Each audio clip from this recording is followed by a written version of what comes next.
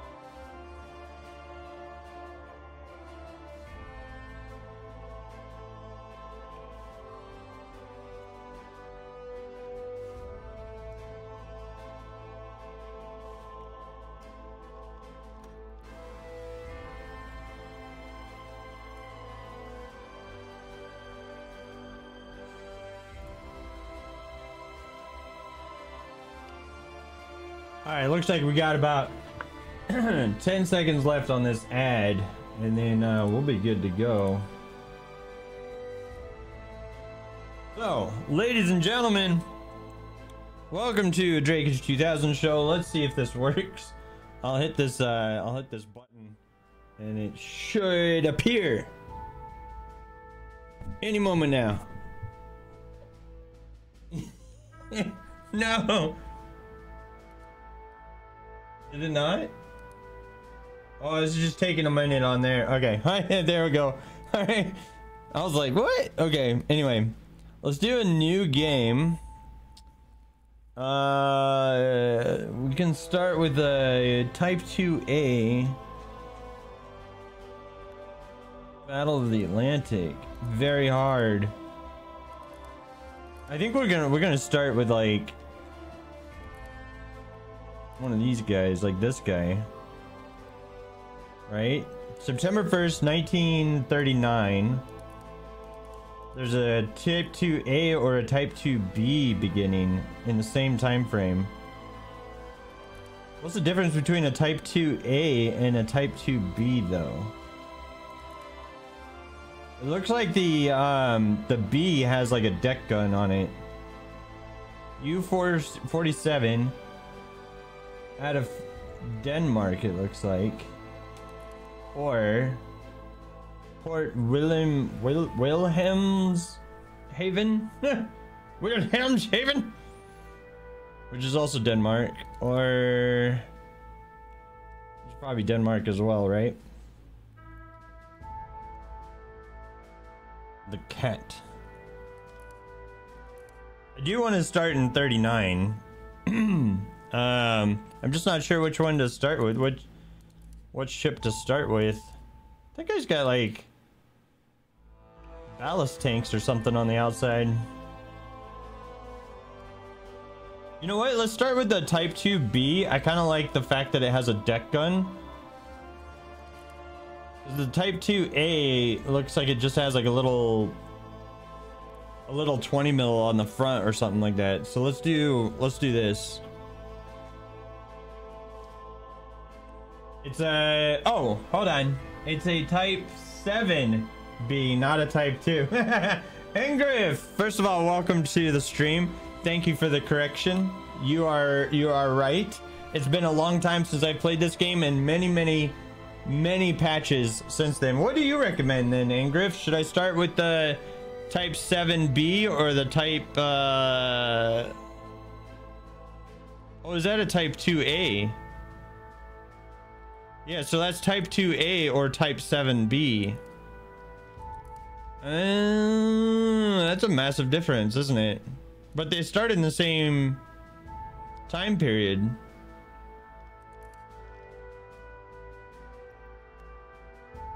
Can you upgrade your submarine in the campaign? I imagine you would be able to. Yeah. Anyway, all right, let's start. We'll start with the Type 7B. Historically, Type 2 is for coastal operation, and the Type 7s were for ocean-going subs. Awesome. Perfect information. Thank you, sir. Let's do balanced. Or can we, like, further that? The game will be adjusted for optimal entertainment. Simulation aspects that don't contribute to an interesting story. It won't get in your way. Realism and simulation aspects will be fine-tuned to make the game challenging, but not excessively so. I'm not ready to do hardcore because I don't know all of like the torpedo mechanics and stuff like that. So I think balanced will be the mode we go. How involved in crew management do you wish to be? Like real people, your crew will require some attention in order for them to do their best, but you can reap extra benefits if you address their needs. Or crew management will mostly be automated. No, I don't want that. Intermediate. The crew will require your attention, but some corners will be cut to remove complexity. For our first playthrough, let's do that. Let's get familiar. Oh, here we can fine tune everything. Okay. Realism is now at 42%. Let's go Darker Nights. I'm okay with that. Immediate damage difficulty. All right, hold on. Let's start from the left and then we'll go to the right. Okay. Gameplay perspective, normal. I'm okay with that. AI difficulty, I'm fine with medium. Economic difficulty, easy? Or should we do medium? I'm okay with medium. Expanded sailor management. Okay. This setting adds new configurable jobs for sailors on the schedule screen. Work in the diving planes, the helmsman station, cleaning, all that. Yeah, I'm actually okay with that. I probably should have chosen extra then. Morale management difficulty, we'll leave it medium. Hardcore aiming mode, no, I don't want that. I am most familiar with nautical miles and knots in real life, so we'll leave that. Coordinate style decimal, yep, we'll leave it at that. Food management, yes, we want that. Mission completion, automatic only if enough fuel. If automatic mission completion is enabled, the game will offer an automated return back to port after mission objectives are complete. It's recommended to use this setting unless you are looking for a comprehensive experience of submarine commanding or commandeering. Automatic only if enough fuel. Sure. Collision damage, yeah, we want that. Torpedo flaws, semi-realistic. Okay, all right, what's the differences? Okay, so the difference is realistic. Torpedo pistols have flaws that match their historical records. If a torpedo with an impact pistol hits the target at a high angle, it most likely won't detonate. Semi-realistic. A perfect impact angle is rewarded with an almost guaranteed detonation of the torpedo, although suboptimal hits usually end up in detonation too, especially if the torpedo is properly maintained by a trained officer. And basic, it doesn't matter. If we hit, we win. High detection hint. Realistic bilge. Use this option to ensure realistic water accumulation in the bilges from sources like holes, from the holes for the propellers, the periscope, rain, and so on and so forth. I don't know if we need that. Damage difficulty. Medium, I'm fine with. Disable torpedo solution previews. No. Mission markers. Only well-known targets. Yeah. Mission selection. This determines how many mission choices will be offered by command, and we can do 3 choices or no choices. 3, 2, or no. And then detection feedback. Normal detection feedback will appear with normal time to react. Limited detection time feedback will appear with short time to react. Okay. Disable health bars. Yeah, we don't need health bars. Contacts mode. Normal, sure. Mission types varied. Headquarters, manually managed. Okay. And then size of convoys. Affects performance. Okay. So default. Just leave it on default for now. We'll see how it goes. Periscope stabilization enabled. And we're at realism 56% with that. I'm okay with that for now. Oh, hey. Here's our person. We're a well-oiled machine. Let's show. Remember your training, everyone. Stay calm and focused, everyone. We'll get through this. Stay calm and focused, everyone. We'll get through this. We're a well-oiled machine. It's go time, boys. This is what we've trained for. We'll get through this together. Okay. Accessory 2. Oh, I can do like an eye patch and or I can do a pipe. Aviator sunglasses. I'm fine with none. Cap. Alright, what about this guy? Skipper's visors cap. Hairstyle bald. We'll do the medium part. I don't know how much this matters. Face type. Oh, we can change that. Nah. Klaus Graf. I think I'm okay with Klaus Graf. I think I'm okay with that name. Thousands of young, brave men enlisted in the Kriegsmarine, enticed by adventure and ideology, motivated by fame and making a good living.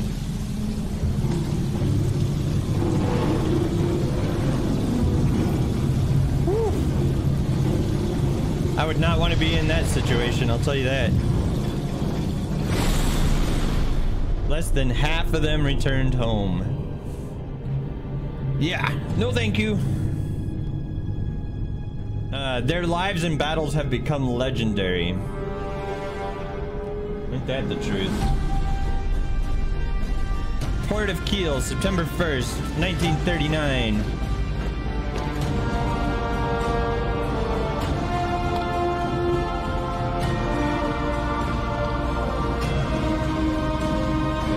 Man, those salutes are sloppy. Welcome to U-Boat. All right, I'm gonna close this window.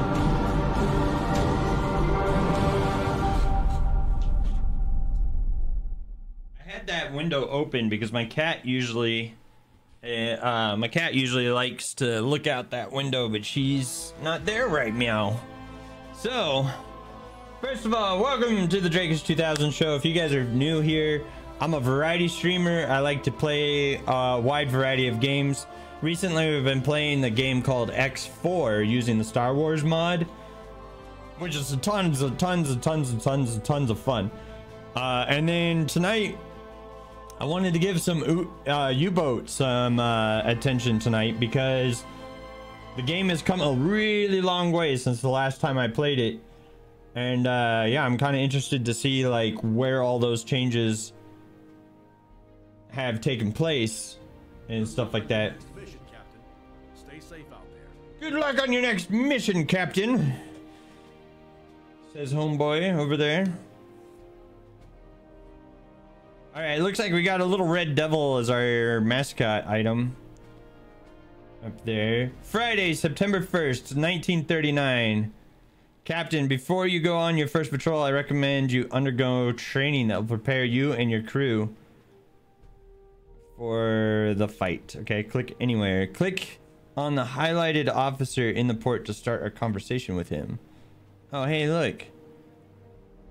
Klaus Schmid is our leading officer. How may I assist you today, Captain? Okay, it says the officer you talk to is an intermediary between you and the Kriegsmarine headquarters. You can choose an assignment for yourself or assign your officers to different tasks at the headquarters. Okay. Okay. To start, select the highlighted option to open a list of training missions. My crew needs training. Open the tutorial menu. Orders from the headquarters. Your eyes only. All right, so then he's gonna be like, hey, here's some missions. Okay, on this screen you can choose a training mission to explore the nuances of the game. If you are playing for the first time, it is recommended you complete the missions in order from first to last. Yeah, okay. I don't think we need to skip the tutorials just yet. Because I kind of want to do them. All right, new mission. Before starting a patrol as a captain, you must ensure that your boat is properly prepared to go to sea. You must provide adequate provisions, fuel supply, and equip the boat to fight. You can provide these things by talking to the warehouse clerk. Click on him to start a conversation. Okay, let's do that. Yeah, okay, I remember talking to this dude. Show me what you've got. Opens the resupply thing. Okay. Here in the port warehouse, you can buy goods and get your boat ready to put to sea. On the left-hand side, you see the goods that are available. Yep, I remember that. And then you got your budget. I remember that. On the right side is your storage. Yep. To buy or sell products, right-click on it or drag it from one window to another. Okay. So we want some food. Buy at least 30 units of any type of food. So right now we got 50 bacon, it looks like. Let's get this fruit. We'll just buy all of it. Oh, it's exotic fruits. You must ensure that you have enough fuel. So yeah, refuel. Tanks are full. Torpedoes. Why are these expensive and these other ones are free? We're gonna take the free ones for now because we don't have like a lot of money. After ordering new goods at the warehouse and loading them on your boat begins. It's not an instant process and takes some time. Click this button to skip the wait. Okay. Oh, it's gonna force me to click that button. Okay, well, we'll click that button and go. I kind of wanted to look at more supplies, but yay, we completed the first mission. Oh, we're awesome. All right, good work with completing the last training mission, Captain. I recommend you hone your skills further to start the next training mission. Click on the highlighted officer in the port to start a conversation with him. All right, and then we got to do more training, and training is travel and diving. So, yep. we'll select that. Okay. Welcome, Skipper. During this training mission, you'll learn how to navigate and dive your boat. First, we must leave port. To do that, click the highlighted button and select the third engine gear forward. Okay. Oh, forward 3.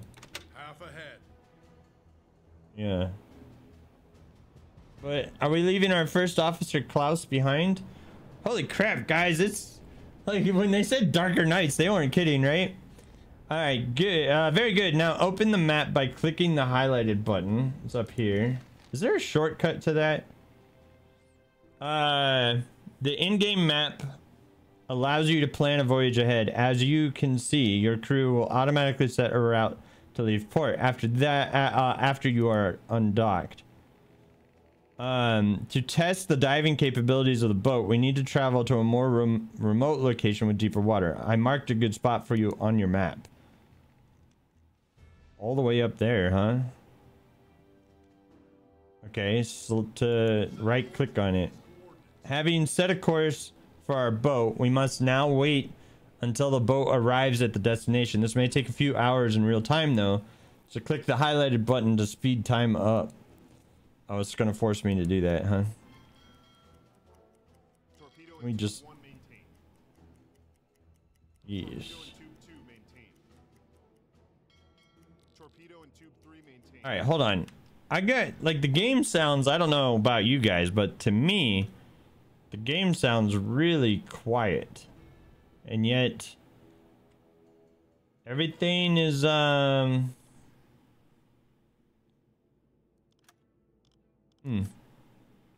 We'll turn up the bass volume here. See if that helps. Alright. So our torpedo guy says that he's maintaining our torpedoes, which is a good thing, right? So, yeah. Looks like that's really nice. Like the system kind of like did our course for us to avoid land and all that stuff. So I think we can actually probably I want to... Okay, so our budget is 3,365. 3,365. The budget assigned to us by the Kriegsmarine for resupply improvements in our equipment. Our initial balance was 4,000. We spent 1,230 on exotic fruits, and we spent some money on fuel and such. So crew, ooh, okay. Tasks, schedule, okay.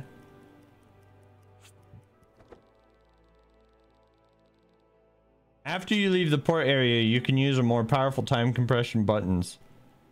Click the highlighted button to really speed up time. Okay, we're at 1,800 times normal speed. Let's go. We're in shallow waters, Captain. We're in shallow waters, Captain, he said. After you leave port area, you can use a more powerful time. Yeah, I did. But then it slowed down again. Okay, so that's what I wanted to know. Okay, so he's in the conning tower looking out right now. What's the distance? It says clear sight, max sight. Where's our little... we should have like a measuring tool, right? A ruler? What's that? That's 3 nautical miles and 5 nautical miles. Okay, cool. Why do I have a... I have like a clicking sound, like a stopwatch. How do I stop the stopwatch? Or is that just gonna go? Huh. I don't know, but we have a we have a whatchamacallit, a ticking sound. I'm sorry if that's annoying. All right, we are now at the target location. We can practice how to dive. Okay, First, we will want to dive to periscope depth, which is just below the surface of the water. Click on the highlighted button to open the depth meter. So that's going to be our second thing. And then it wants us to go to periscope depth, which has a handy dandy button by itself. Yeah. All right. We actually, we have 101 frames, but I haven't streamed this game before. So you guys here in chat, please let me know if the stream is smooth for you guys. If it's not smooth, I'll try to figure out a way to make it smoother. But it should be pretty good right about now. Let me go. Oh, look at that.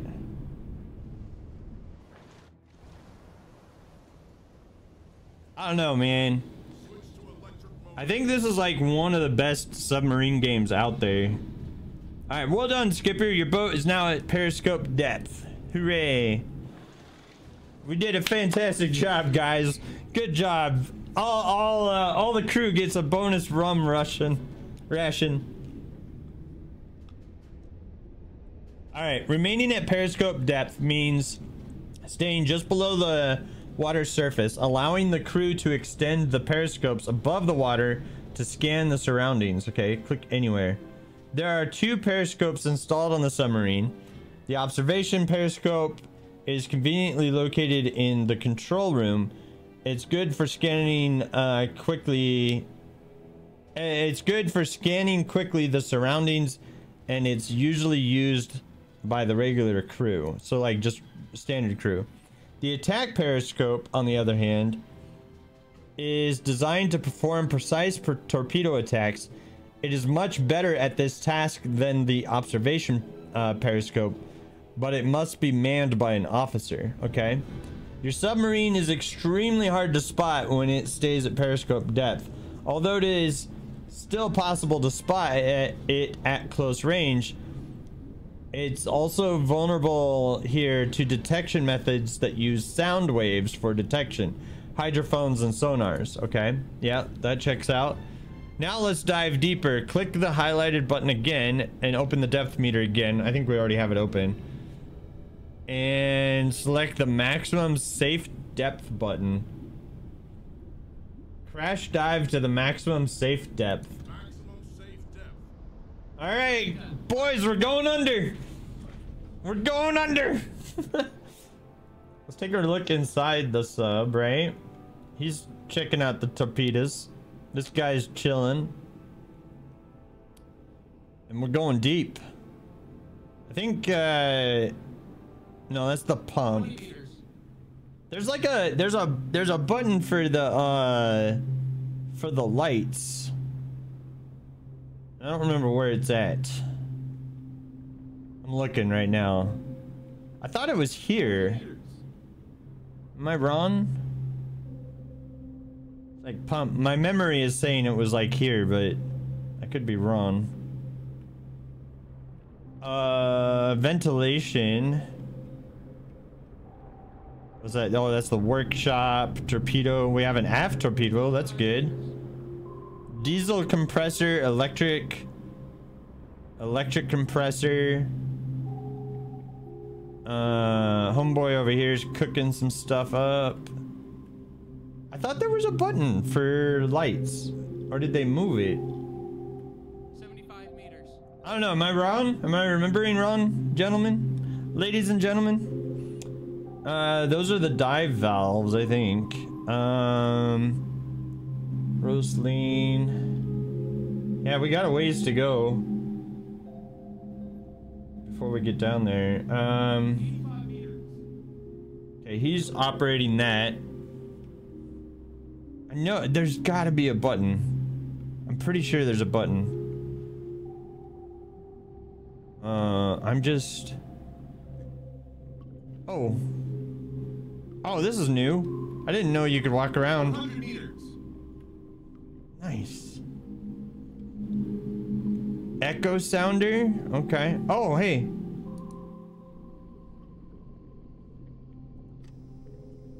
Echo sound. Okay, echo sounder is currently set to operate with ultrasonic waves. Ultrasonic waves are not detectable to the enemy hydrophone operators and can be used to measure up to 400 meters of depth. Oh. Press. Wait. Hold on. Hold on.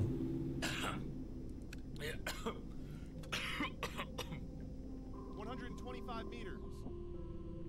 We are now more than 100 meters below the surface. Pressure outside is 11 atmospheres or more. I'll read your comment here in just a moment, Engriff. The submarine was built to handle such a pressure indefinitely, but going deeper than this comes with risk. The rule of thumb is the deeper you dive, the easier it is to hide from the enemies. Your boat also becomes harder to hit with anti-submarine weapons. Staying underwater comes with some problems though. When you remain underwater, there's no way to ventilate the ship and the air quality will become worse with the passage of time. You can always check the current air quality by looking at this indicator. Where's the indicator? Is it this one? I think it's this one. You can refresh the air to some degree by using the onboard ventilation system, but this has a drawback of being quite noisy. Enemies may detect your boat more easily when it is turned on. Let's use this right now. Click on this with your left mouse button. All right. Well done. After you have given the order, one of your sailors will come here and activate the ventilation system. Click anywhere to close. Okay. So he says now the light switch is available through a list of commands by the tab button. Okay. Thank you, sir. I'm glad to have you on board our ship as we fumble around here in the beginnings. Can I rename the officers and stuff? If I can rename the officers, I'll put you guys in here.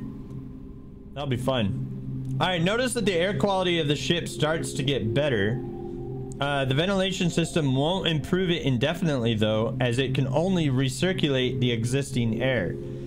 Another thing to watch when you stay underwater for a long time are the bilges of your boat. Your submarine will slowly accumulate water through the holes of the ship, like the propeller shafts, periscopes, valves, and torpedo tubes.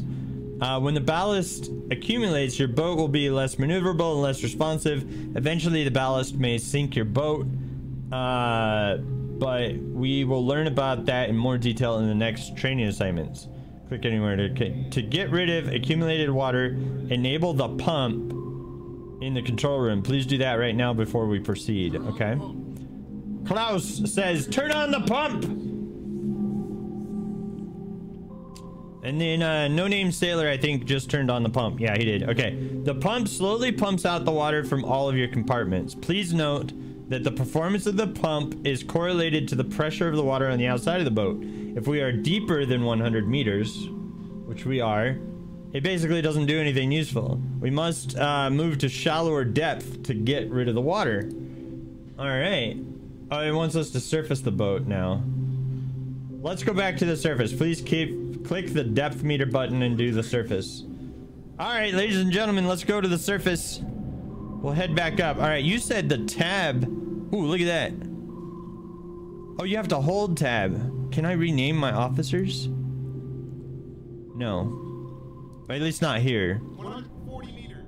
Hold on.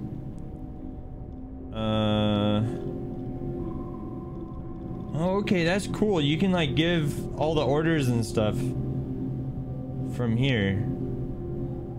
Okay, and then we can like change to like blue lights, right? As we come up to the surface here.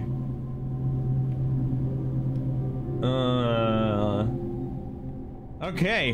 Well, let's work on that. 110 meters. All right, so now yeah, there it is. There's the light switch here too. So we can tell somebody to go switch the lights. Now that he switched it once, it's now showing up again. But we can just go to normal lights. Dive planes electric. Close bulkheads. Oh, okay. Oh, that's cool. I bet you closing the bulkheads before we go into battle might be a good idea.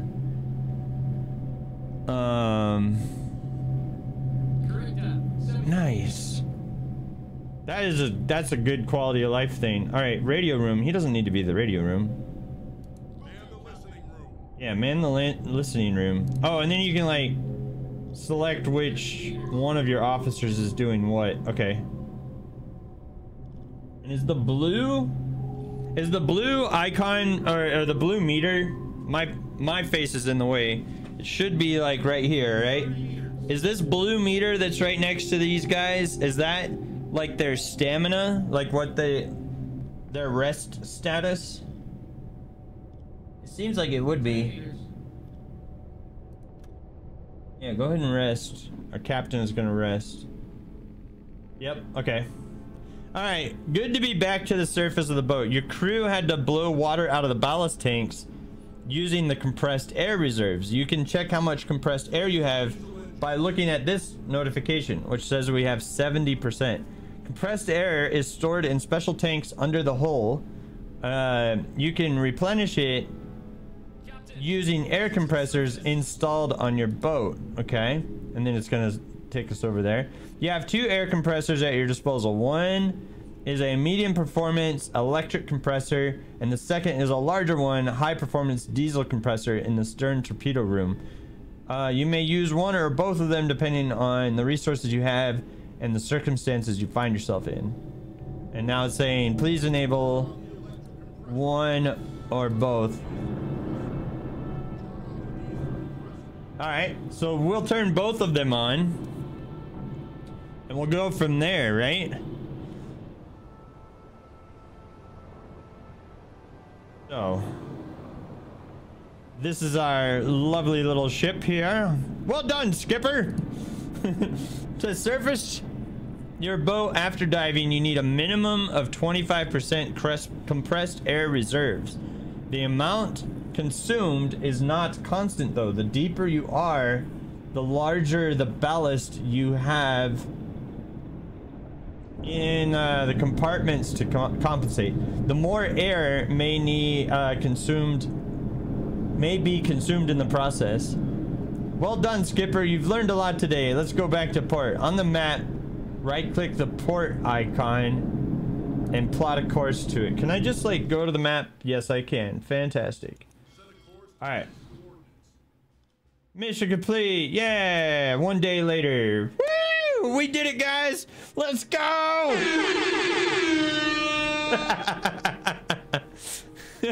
I know it's not like super exciting as we do the tutorial and everything, but like, let's celebrate our wins as we get them, right? So, okay, good work on completing the last training mission, Captain. I recommend you hone your skills further for the next training mission. Click on the highlighted officer in the port to start a conversation with him. And then you're not highlighting an officer. All right. The officer you talk to is an intermediate. Yeah. You've already said that before. All right, and then it's like, hey, go do the last tutorial mission. Training torpedo attack. Okay. Let's do it. All right, select the thingy. Yep. Yes. Okay. Hey, skipper. During the this training assessment, we'll make an attempt to attack enemy shipping. Also teach you the basics of crew management. Please open the map before we continue. Okay. Another U-boat reported a spotting of a few freighters at square AN49 a few hours ago. The other U-boat was coming back from a mine laying assignment and wasn't armed for the attack to attack ships at this time. I marked a spot where we can expect these freighters to be in the near future. Please right click on this spot and set a course. We're going through the river. Everything is ready. We must now undock from port. To do that, click the highlighted button and select the third engine option. Okay. Well, let's set sail. And oh man, Dude, these darker nights are gonna be are gonna be something else, huh? I don't know if we can change that. I don't know. I'll leave it up to you guys. Like, do you want to leave it on the darker nights, or should we go back to like the default? I don't know, like what it looks like from your viewing perspective on, is this gonna be good for us, or should we, you know, mess around with it kind of thing. We can turn that off now.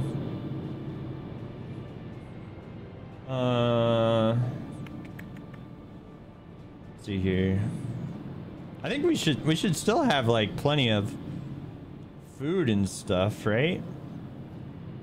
If I click on the store, okay, so the galley has food. Ventilation system, deck gun. Deck gun's got a little bit of ammo, but no extra ammo.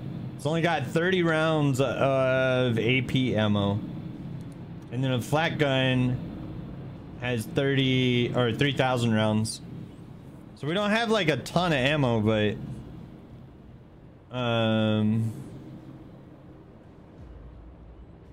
yeah, okay, like I said, we were looking at the map and it looks like we're gonna sail down the river. It reminds me of the Chris Farley sketch. And you'd be living in a van down by the river. Only this time it's a submarine. So yeah, okay, all right.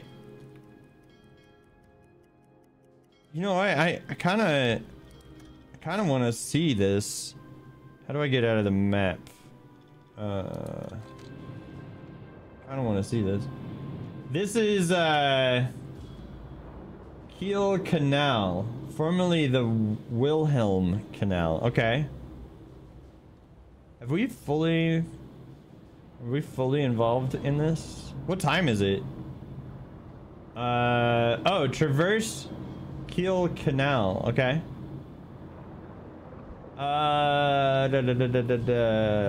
Chronometer? No.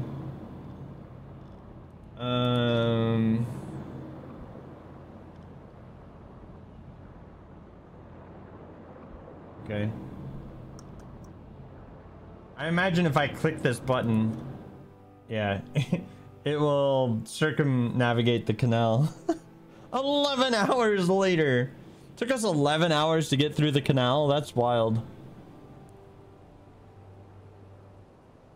Oh, that's kind of cool. It gives you like a little cinematic when you come back to it. That's nice. Okay. Oh, but then it cleared out our waypoint for one reason or another.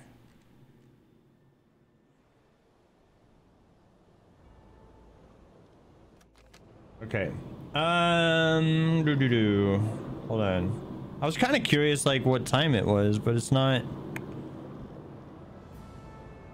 presenting the time. There's depth, rudder, gyro compass.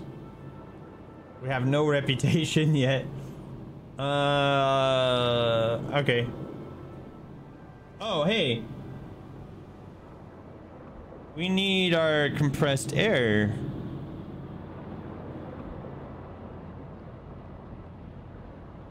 That's our battery up there. Okay. Let's turn on the electric compressor. Ingriff, man, you're becoming our first officer here, man. You're becoming our XO. So, Ingriff says that the time is up here in the top left-hand corner, and certainly it is. It's 14:27 or 2:27 p.m. for those who don't use 24-hour clocks. Alright, so our electric compressor should be on now. We're at 90%. So I kind of want to increase that. We don't really need to be this up close and personal on this. So we'll jump up to 140 times. I don't imagine that they're gonna throw much at us in the tutorial mission. I imagine that the tutorial mission, I could be wrong, but I'm imagining that the tutorial mission is kind of like its own instance. It's not like a part of the overall campaign and stuff, but there's plenty of map to explore. How far can we go? Can we come over to Japan? It's like the map is getting darker and darker over here.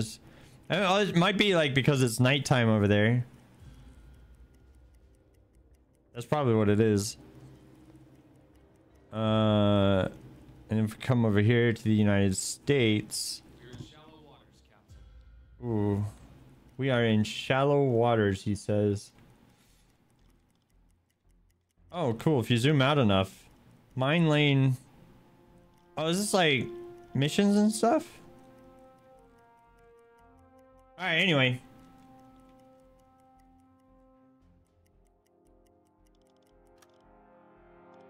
Okay, so the ticking clock happens when you're speeding time up. Okay.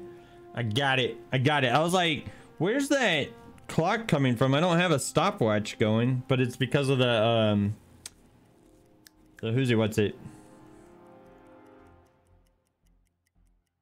All right. Once we get closer, I imagine that the tutorial is going to tell us to put people in certain spots and such. We could probably even go all the way up to 15,000 times normal speed. Okay, very good. You arrived in the patrol area. We should start searching for the cargo ships. Click anywhere. Let's take a look inside the boat for a moment. As you can see, your crew is already active and working at various stations on the boat. They know their tasks very well and don't need directions to perform them most of the time. During long assignments and battles, unusual things tend to happen, and your role as captain of this boat is to adapt as necessary to survive. For this reason, I have asked your officers to leave their stations so that we can train micromanagement during this assignment. You must locate the cargo ships we are looking for. The best way to accomplish that is to use the onboard hydrophone. It is capable of detecting ships from tens of kilometers away, much further than is possible with sight, even in the best of weather. The GHG hydrophone installed on your ship doesn't work on the surface, though. We must submerge to periscope depth before we can proceed. I think we have to be deeper too, like, right? Like if you're deeper, you get you'll get like even more value out of the hydrophone. I think there's like a hydrophone depth of like 50 meters or something like that, if I remember correctly. That's like kind of a little bit more optimal. But it's been a while since I've played a submarine game. I was not a submariner myself in the U.S. Navy. I was a surface guy. I worked on the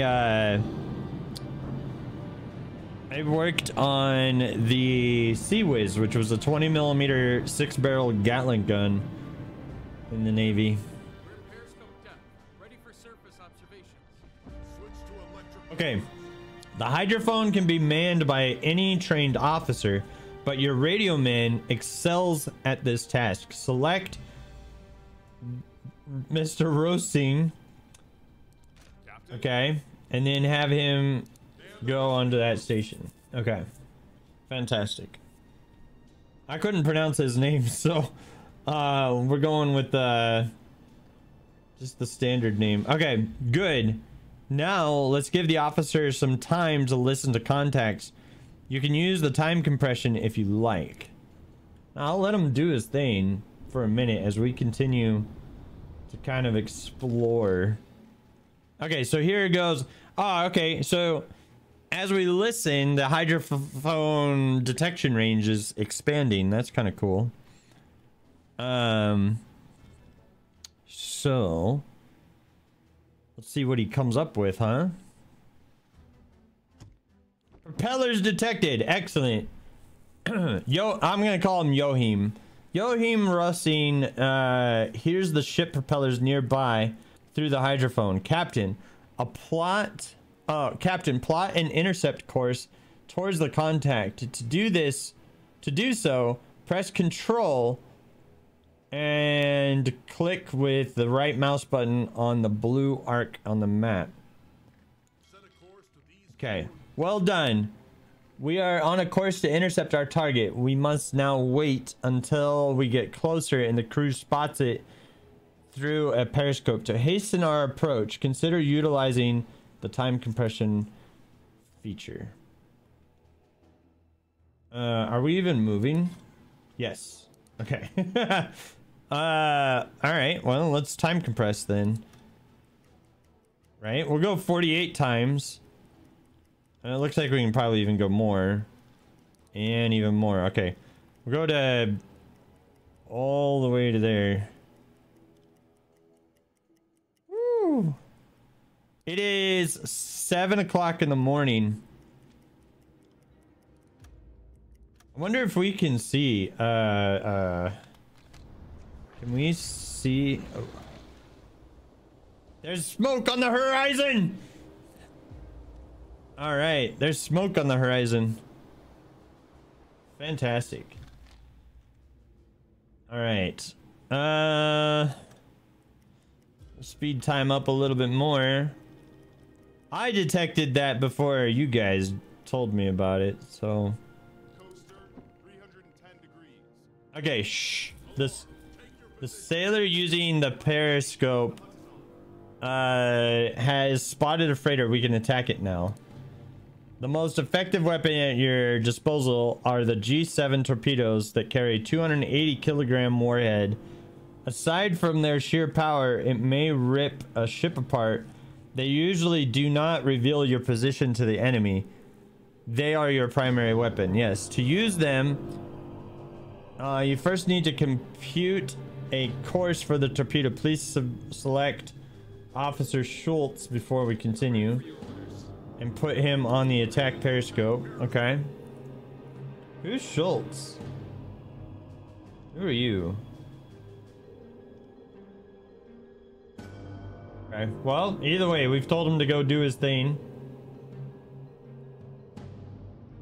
Okay. Having selected the officer, click on the enemy cargo ship using the right mouse button to calculate torpedo course. Very good. Officer Gunter Schultz now calculates the course for the torpedo. We should give him some time to do that. I will give you further directions once that is done. We're periscope depth, ready for surface observations. Oh, estimated accuracy is going down. Estimated accuracy. Well, excuse me. We're climbing in our estimated accuracy, but that's gonna take a while. Holy crap. It's probably because he's not very skilled right now, right? Yeah, I'm gonna leave him alone and let him do his thing. Are we moving forward though? We are. Diesel mortars, alarm, forward 1, okay. Let's do this. Let's go to red lighting.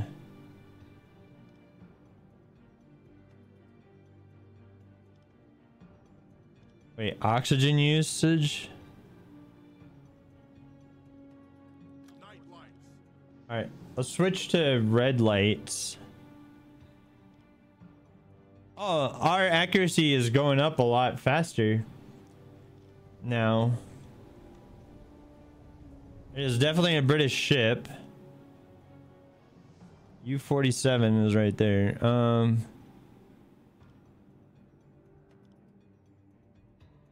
Estimated accuracy is 81% and rising. Officer Gunter Schultz has managed to prepare a decent torpedo course solution. It's time to launch the torpedoes at the target. Select the enemy ship with the left mouse button before we proceed. And then launch torpedoes at this target. Click on at least 3 tubes to flood the tubes with seawater. Flood tube 1. Flood tube 2. Okay. Flood tube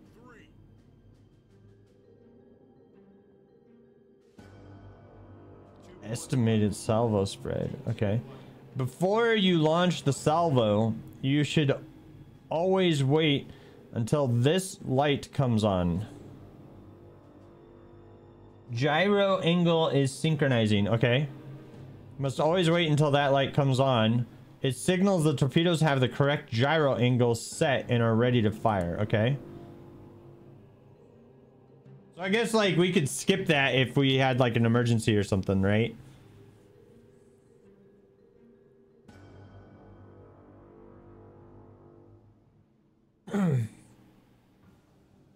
Yeah, gyro angle is still synchronizing. Gyro angle is synchronized. Okay, everything is set.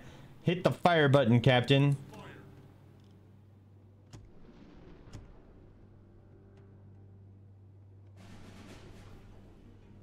New objective. Wait until the torpedoes reach their target. Can I...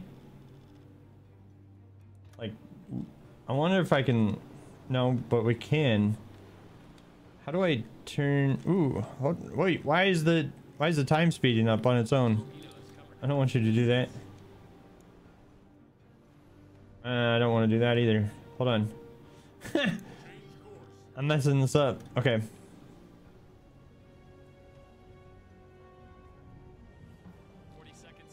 Is he moving fast enough?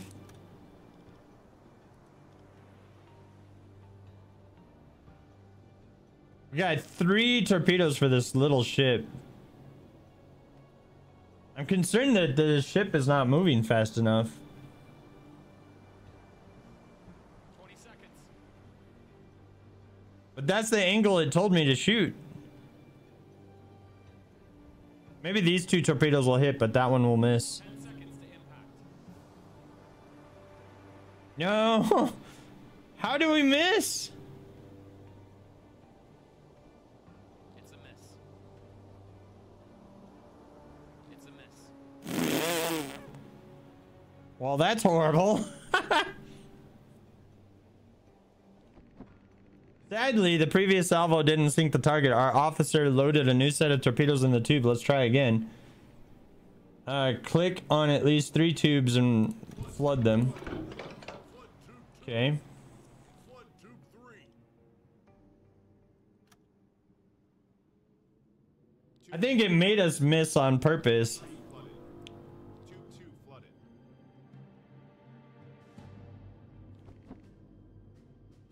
Everything is set. Hit the fire button, Captain. Fire. All right. Try again. He also didn't detect our torpedoes and start dodging, so that's a good thing. This looks like it might be a lot better. Although I don't really agree with using 3 torpedoes on this one ship, but we'll see how that plays out.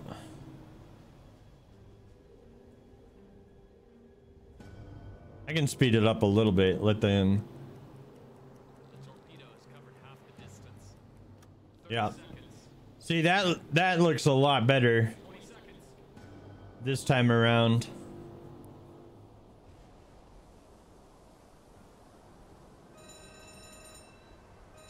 seconds to impact.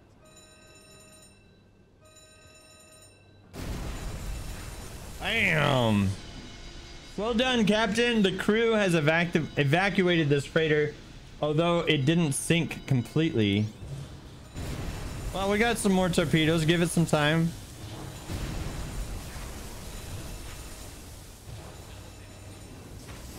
Said minimal damage. We will have to finish it with the deck gun. Let's surface. All right. What is this? Oh, that's the map. All right. Where's the enemy ship? There it is. It's over there. You can follow the torpedo if you select the officer working the periscope and choose torpedo in the list. It should appear in the top left. Okay.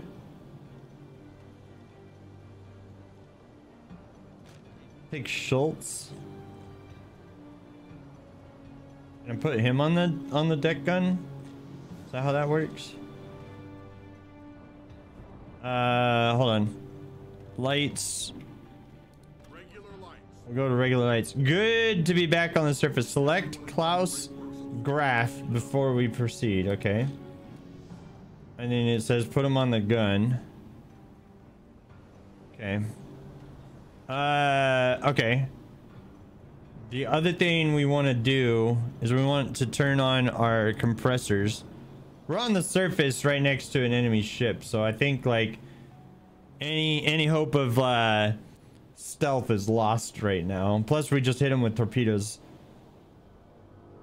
Klaus, are you going on deck? Where are you at? What?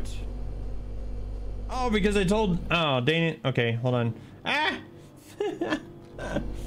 Hold on. Alright, Klaus, I need you on the deck gun, sir. I'm ready for your orders. Come turn on the regular compressor. Oh boy. Okay.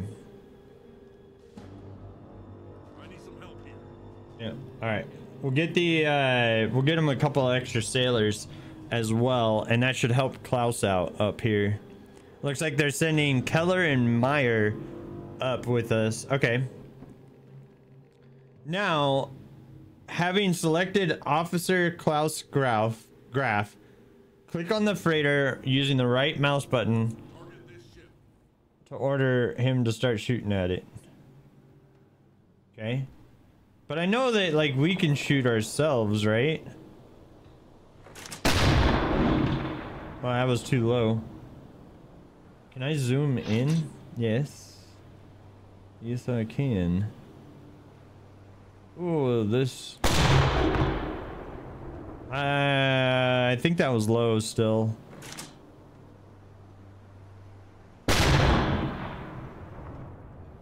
No idea. All right, before I waste all the ammo, let's let Klaus do his shooting. I think that one hit.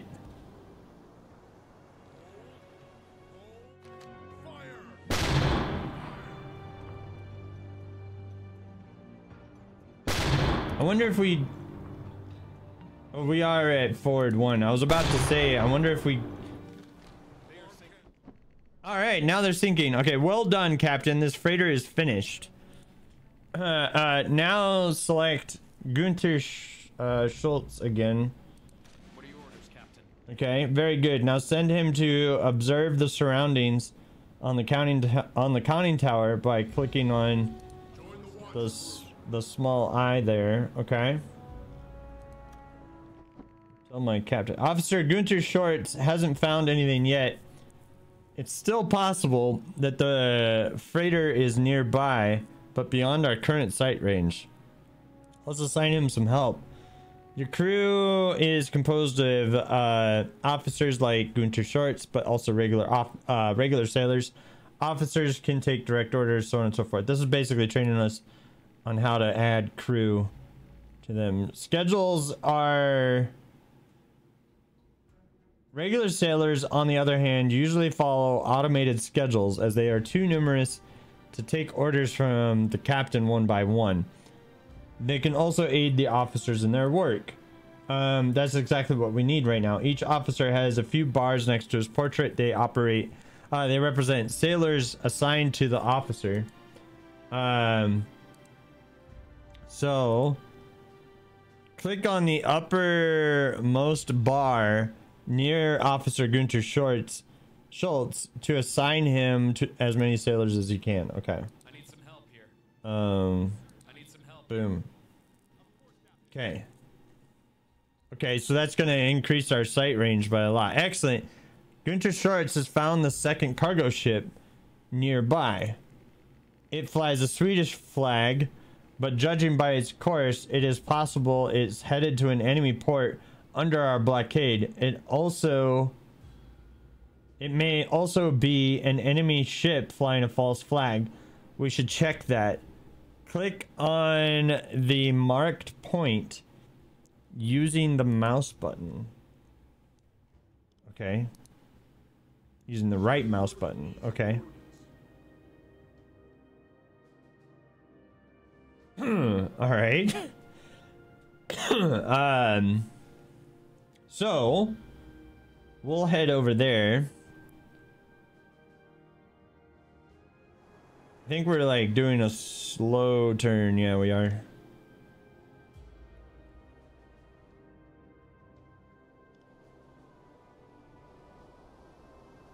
How are we supposed to find out if the flag is fake or not? Like, I don't know, that seems peculiar to me.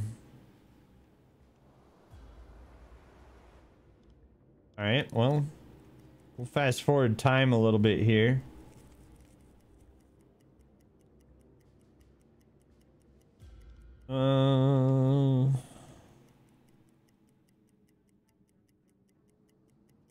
Okay, we got 2 nautical miles before we reach him. So, looks like the ad break will be done here in about 55 seconds as well. Hopefully we'll be like in range of this dude and complete this part of the mission in time. Wait, what? Coaster. Target is too far.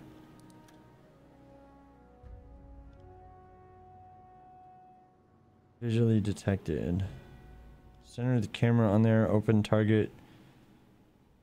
Stations list. Launch torpedoes. I guess we're just supposed to go get close to this guy.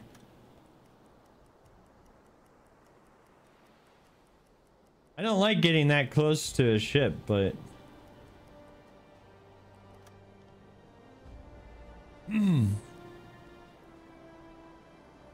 We're not getting any other things.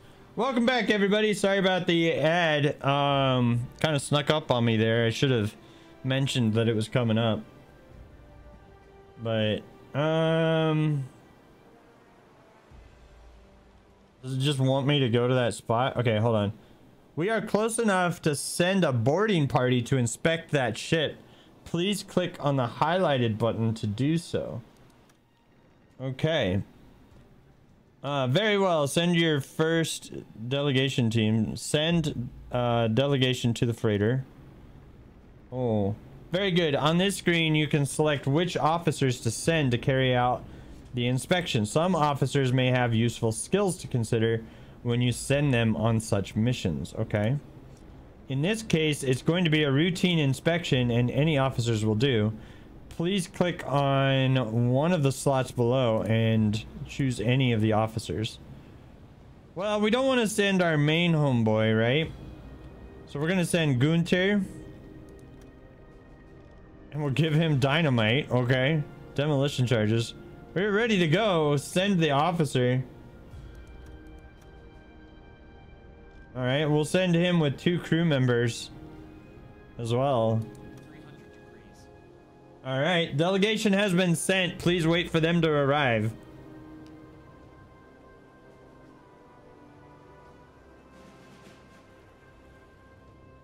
Okay. After climbing the deck, your crew faces a cold welcome from the cargo ship's crew. What do you want? Asks the captain in German without exchanging any pleasantries. This is a neutral ship and you shouldn't be here. Ask the captain for the shipping documents. You request the captain's documents that detail the cargo on his ship and its destination. A flicker of unease crosses his face and he produces the papers with slight hesitation. As you carefully review their contents, his hands clench and unclench. a bead of sweat forming on his brow. According to the documents, the ship is headed to the port of Liverpool and is carrying raw resources. It seems that this ship is trading with the blockaded Allied ports and is a fair prize for you to sink. Oh. Well, I guess it's time to order an evacuation. You tell the captain that your orders obligate you to sink this freighter and that they must evacuate it immediately. The captain isn't happy about this outcome, but clearly accepted that there is nothing he can do to avoid this from happening. He doesn't respond to you, but instead starts to shout at his crew and organizes an evacuation of this freighter. Go to the engine room. Okay. Plant explosives. Okay. Ship is sinking.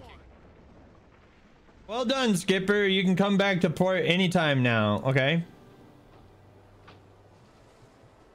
Well, that split that ship in half, too. Nice. Okay. I guess we can just click mission complete. 3 days later, we've arrived back in port. That's a nice button to have, like, to just return home. Oh, we even have a band playing for us as we come home. Heck yeah! Do a little dance.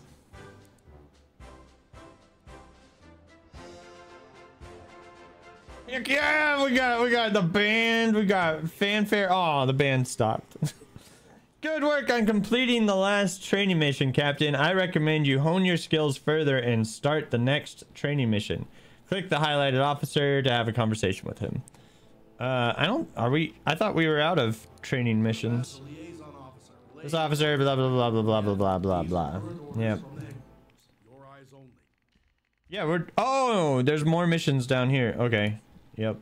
I got you. Okay. I thought we were done. Training, patrol, ship upgrades, and then headquarters. Okay. We've got 1, 2, 3, 4 more tutorial missions to go. Okay. Welcome, Skipper. During this mission, we'll practice our first real-world patrol at sea.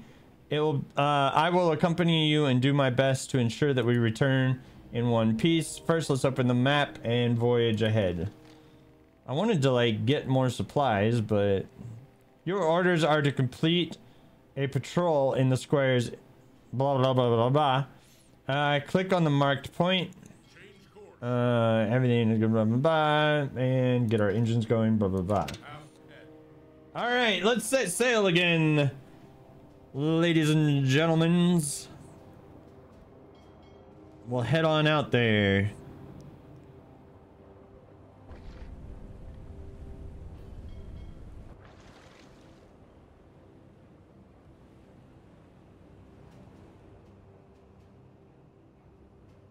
Another sub is in dry dock over there right now.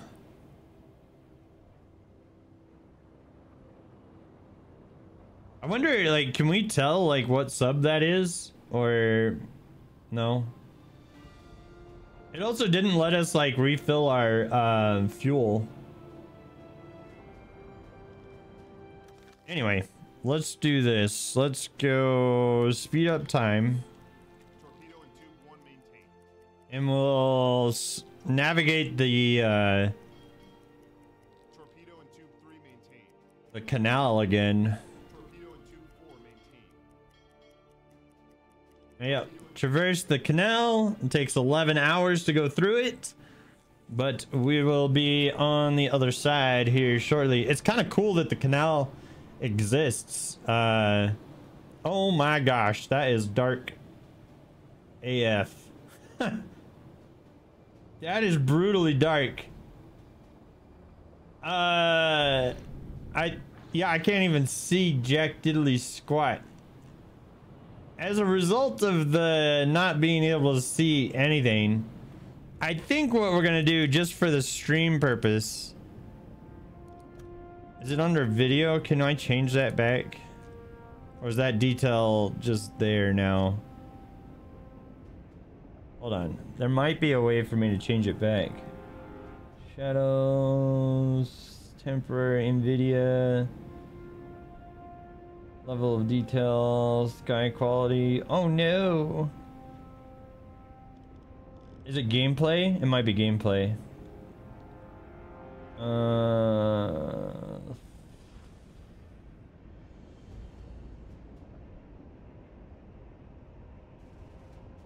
Darker, where is it at?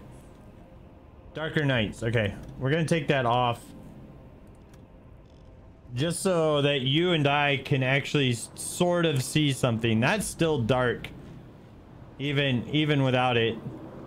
Now, having been in the Navy and been in like super dark areas at night and stuff, I can assure you that that is pretty accurate. But as far as like the game is concerned and the stream is concerned, I think that's too dark for us to really play with on stream, right? I'd probably do that on like a full realism playthrough or something like that, but we need to be able to see for the stream, I think. All right, let's go ahead and speed up time to 140 times. And I think once we get away from land, it'll let us go even further with that. Oh, has he got like a level? Can I look at him? Character screen. Oh, look at that. Skills. Oh. No, I want him to do like... This officer tracks enemy ships with the periscope 25% faster. Yes. There you go. You are now our periscope guy. I can customize him. And we can change his name. So he's no longer going to be Gunter Schultz, but instead he's going to be Ingriff Schultz. Ah, there you go. Fantastic. Okay, so we got our first viewer on our crew. All right, let's head in to our territory, our patrol. And that's all it says. It just says patrol this area. So yeah, let's zoom time all the way up to the maximum time. Okay, good. We are in the target area now, and we must plan a patrol route ahead. There are many ways to plot a patrol route, and the technique is up to you. As a rule of thumb, try to plot a route that avoids traveling over the same areas multiple times, and one that has as much... Wait. As a rule of thumb, try to plot a route that avoids traveling over the same areas multiple times, and the one that has as much vertical movement as possible. Please do that now. Plot any route inside the target area that is at least 863 nautical miles long. Use shift to add points at the end of the current route. Okay. So go there, there, there, there,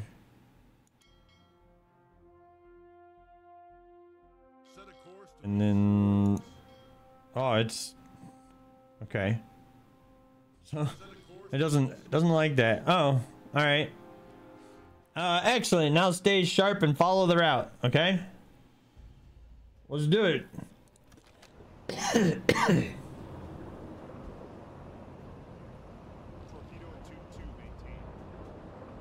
All right. I'm gonna send this guy to bed. Let him relax. I think I might send Schultz to bed here soon too. Let him get his stamina up. I guess I should call him Ingriff now because that's his name now.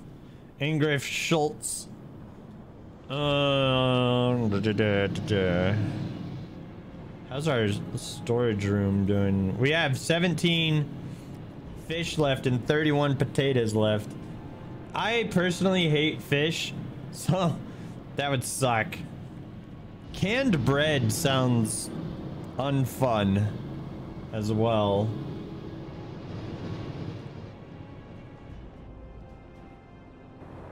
Does it tell me like how our bilge is doing? I guess like since I don't see any water in there that we're okay. Yeah, torpedoes are wild, man. Like how large they are and such. Like that's just pretty wild to me. All right, well, let's go back to the map and I guess it just wants us to just patrol this whole thing, right? The patrol has been uneventful until now. Let's check the radio. Okay, click on Rossing and have him get on the radio. Okay.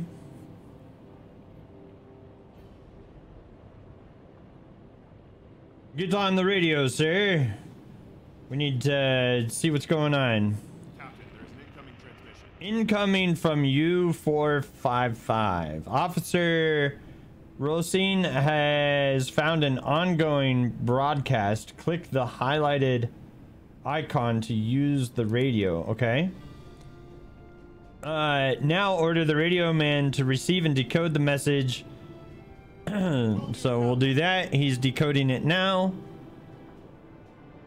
And there we go. SOS, SOS. U455 attacked by aircraft. Sustained heavy damage. Position is AN 2794.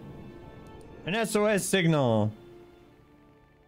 Okay, the radio man is tracking this message using the direction finder antenna installed on the boat. Order your crew to plot a course by doing control and right click again. Okay. So, yeah. Well, looks like... Yeah, okay, so it's nighttime. In fact, it's midnight. And we'll just head on over there and see what's going on. Watch, it's a trap or something like that, right?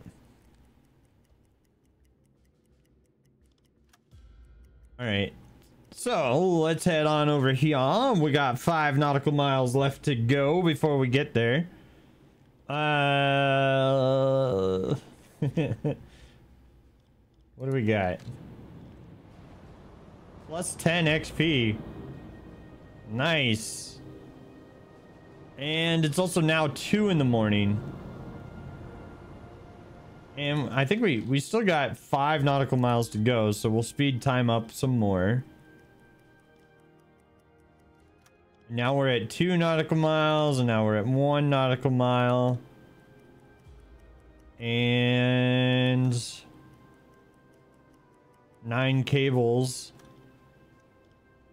I've never heard of 9 cables before.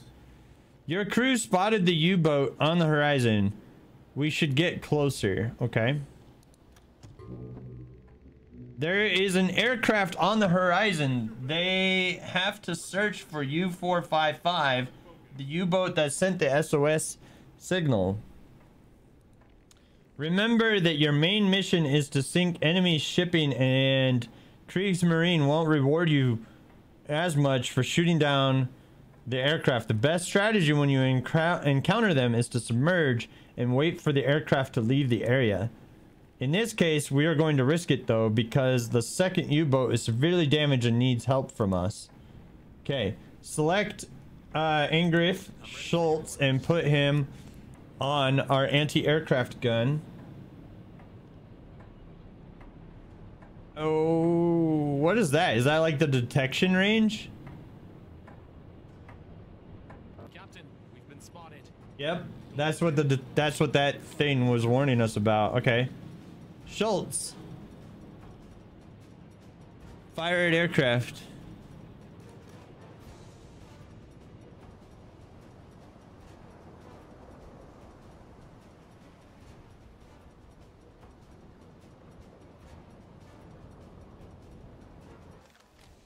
Why are we not shooting?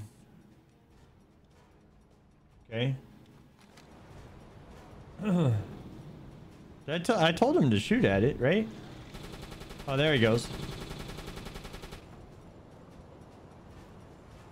Did you hit him? Angriff, did you take him out? Take him out, man.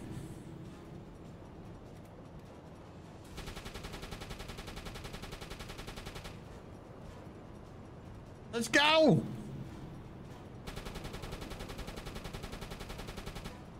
Die, devil bird, die.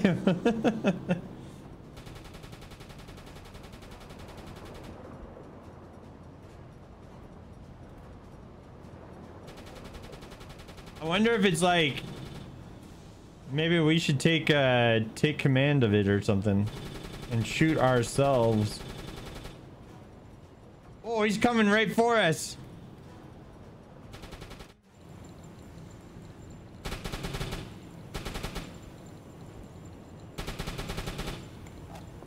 Target position reached. No, no, no, no, no. I think he missed.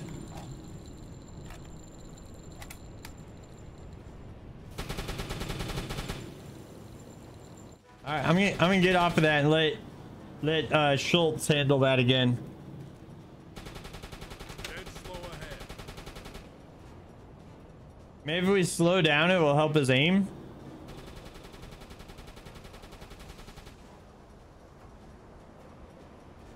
Oh, the water is pretty choppy here right now.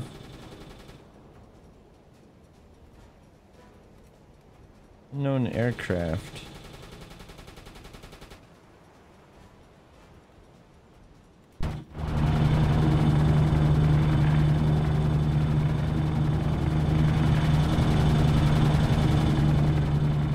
Well, that's kind of cool.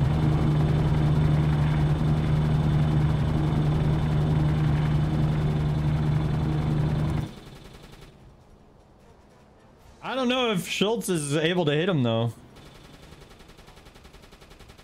He's certainly trying.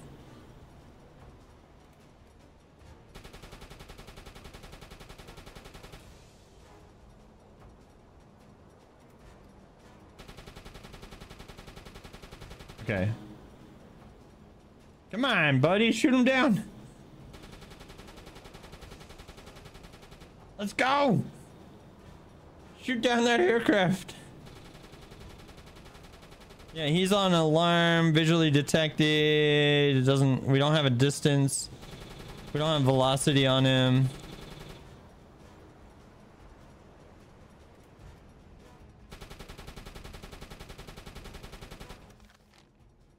I select him like that. Change course.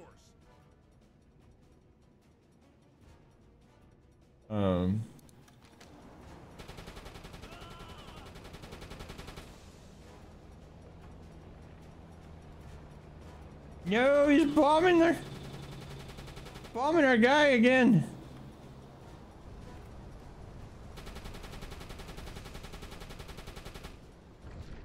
I think it's probably like, I don't know, he's not hitting him though. If he circles around and comes straight at it again, Change course. we'll figure it out from there. I think we might have to take over and try to shoot down the plane ourselves. But it didn't look like I was getting any hits on it when I was doing it myself.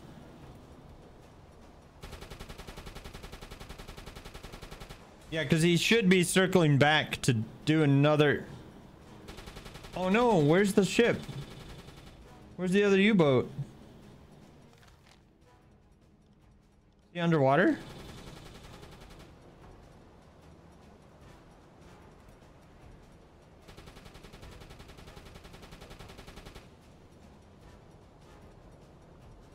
Should be like right here. He might be sinking or sank. Or he's like right. It's like right there according to the green marker. Dude, Gunter, come on, take him out, man. This guy, Angriff.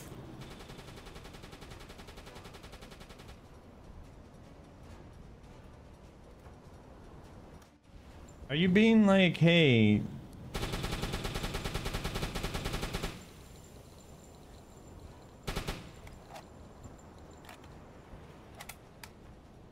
Press Alt. Okay, no, that's not it. No, that's not it. What's it? Oh, we only have AP ammo. Yeah, he's like outside of our range.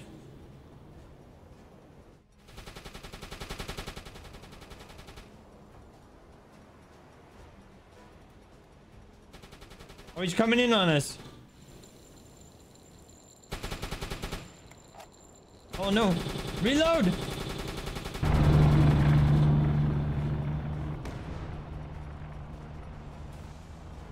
Ooh, can we give full reverse? Slow us start. No, no, no, no. Ingrid Schultz shot the aircraft down, but they hit us hard too. We must plan how to proceed to get out of this situation. We have a few problems to deal with. There is a massive hole in the pressure hole. Our boat is going to sink if we don't patch it up fast. Luckily for us, it's located in the upper part of the hole. Such breaches usually don't leak water in a constant stream as long as your boat stays on the surface. Okay. The second problem is that Ingrid Schultz was seriously wounded by the explosion. He saved us all by shooting down. Maybe we named the wrong guy after you, Ingrid. But he saved us all by shooting down the aircraft, and it's up to us to return the favor. Select Hans Rudolf Speck, our engineer, and now assign him to the hull breach by clicking on it with the left mouse button. Okay. We must start pumping the water out, leaking into our boat. Click on the water pump with the left mouse button to order it being turned on. Good. Now let's ensure that Ingrid Schultz will get the medical help that he needs. On U-boats, radio men are always trained in some form of medical help. Select Rosine. What are your orders, Captain? Okay, now click on Schultz to tell him to go heal him. Everything is done now. You can unpause the game. Oh, the way that this looked, like right here, right? Because of the way that this wave is coming in, I thought we were like pointing straight down, and I was like, oh no, are we going down quickly? Is there a quick button for pause, by the way? I wonder. All right, so Speck is fixing that. Our pump is online, pumping water out. Pause is spacebar. Thanks, man. Dude, you continue to come up with like everything. You're good. You're a good XO. All right, so and we healed you, so that's good. And Rosine got plus 20% XP, or 20 points on XP. Flow rate is 6,000 liters, or 645 liters a minute. External pressure is only 1 atmosphere. Let's stop the ship. Stop the boat for right now. Yeah, so okay, so now we got water in the boat. The breach has been repaired. We are fine now. For now. Okay. Destroyer, 145. Your crew spotted a destroyer on the horizon. They must be searching here for the previously sunk U-boat. Destroyers are heavily armed units, and you should never face them on the surface. Skipper, order a crash dive. We got water on board. But okay, all right. I guess the destroyer's in this direction, but I don't see his smoke. But okay, all right. Crash dive, crash dive. Woo! Batten down the hatches. Crash dive, gentlemen.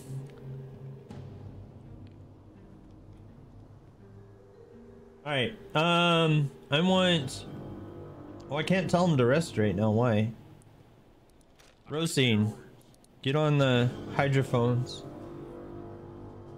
Smoke over the horizon detected. Oh, shoot. You know what? It probably will help if we go forward.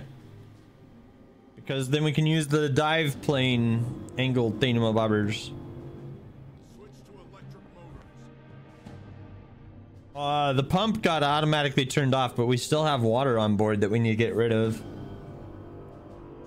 Can I tell this guy?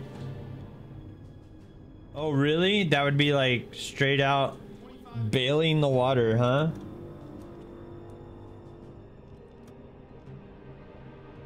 Yeah, bail the water.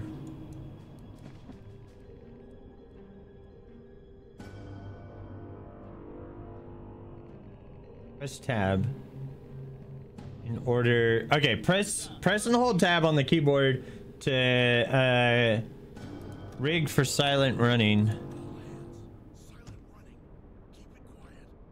All right, and we'll go to blue light as well. We're gonna be underwater. If we're going to silent running, we need to go down to 1 speed. We should probably go to like even lower than that.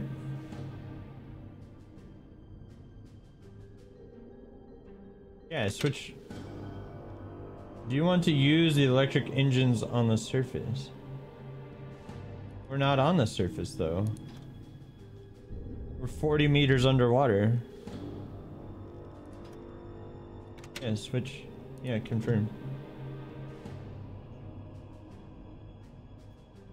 We shouldn't be using the diesels while we're underwater. I'm wondering, like, we should probably even just stop the engines. I imagine, right?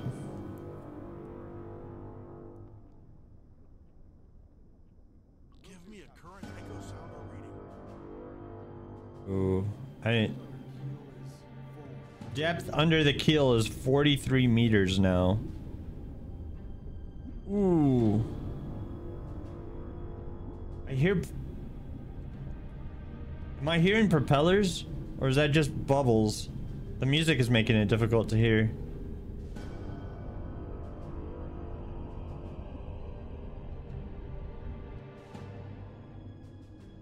Alright. We got depth station. Command station is manned. Okay. I'm gonna give him a couple sailors.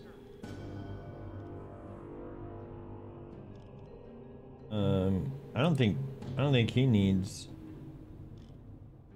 as many, right? All right. Well, are we just like... Oh, there it is. Okay. Hydrophones contact. Working ship propeller. Range 1 to 2 nautical miles and closing. Okay. Can we go there? And we'll go slow. We'll go ahead slow. And we'll just sort of like turn around and like try to avoid him. Because if he's coming straight down this blue path, then he's headed right for us. Running low on spare parts. We have an alarm. Strain and stress. Many of your members of your crew are close to the limit. If stress rises further to the maximum value, one of your sailors may break and reveal his weakness. Oh no. Nice. Well, I don't want to stop the alarm yet though, because we got a destroyer next nearby. One thing I do want to do is close the bulkheads. Right? It might take them longer to get through places, but that should make us more watertight if the bulkheads are closed.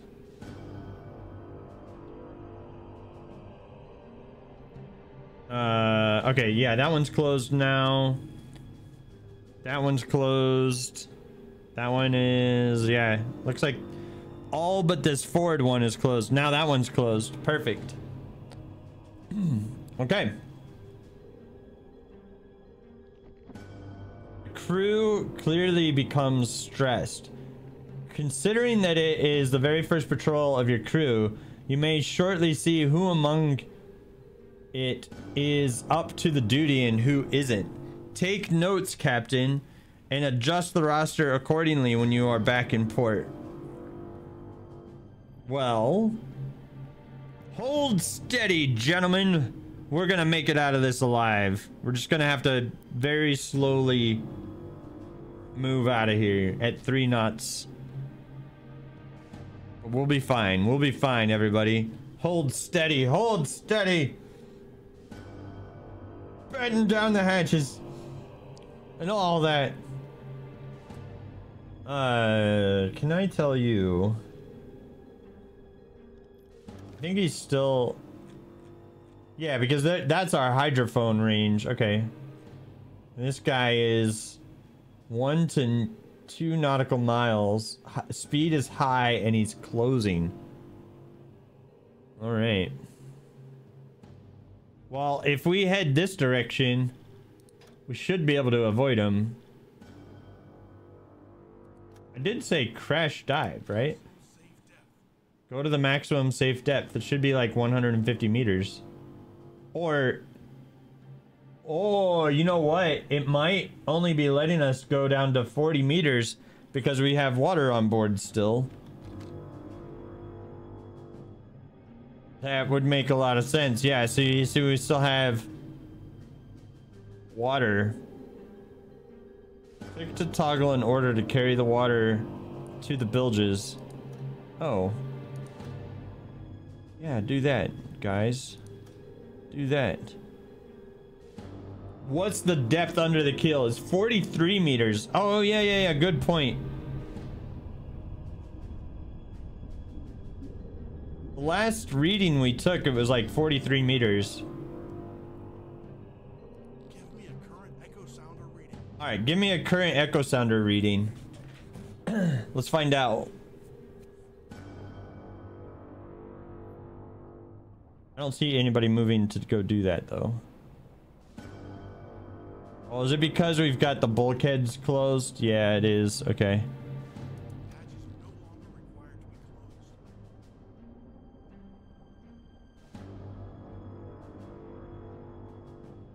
closed. All right. I've told them to open the hatches. I don't like opening the hatches when we have a destroyer nearby. But yeah, let's open that back up because apparently they're unable to do their other orders. Okay, carry the water to the bilges. And I want a oh, okay, that guy's like selected and doing that job. I don't want the officer to do it though.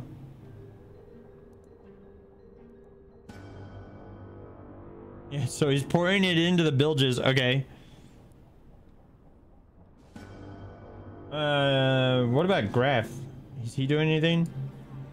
No, give me a depth under the keel. What do we got? Oh, he didn't actually do it though. Why are you on the navigation station? I told you to give me depth under the keel. Do that. He's still not doing it though. Okay.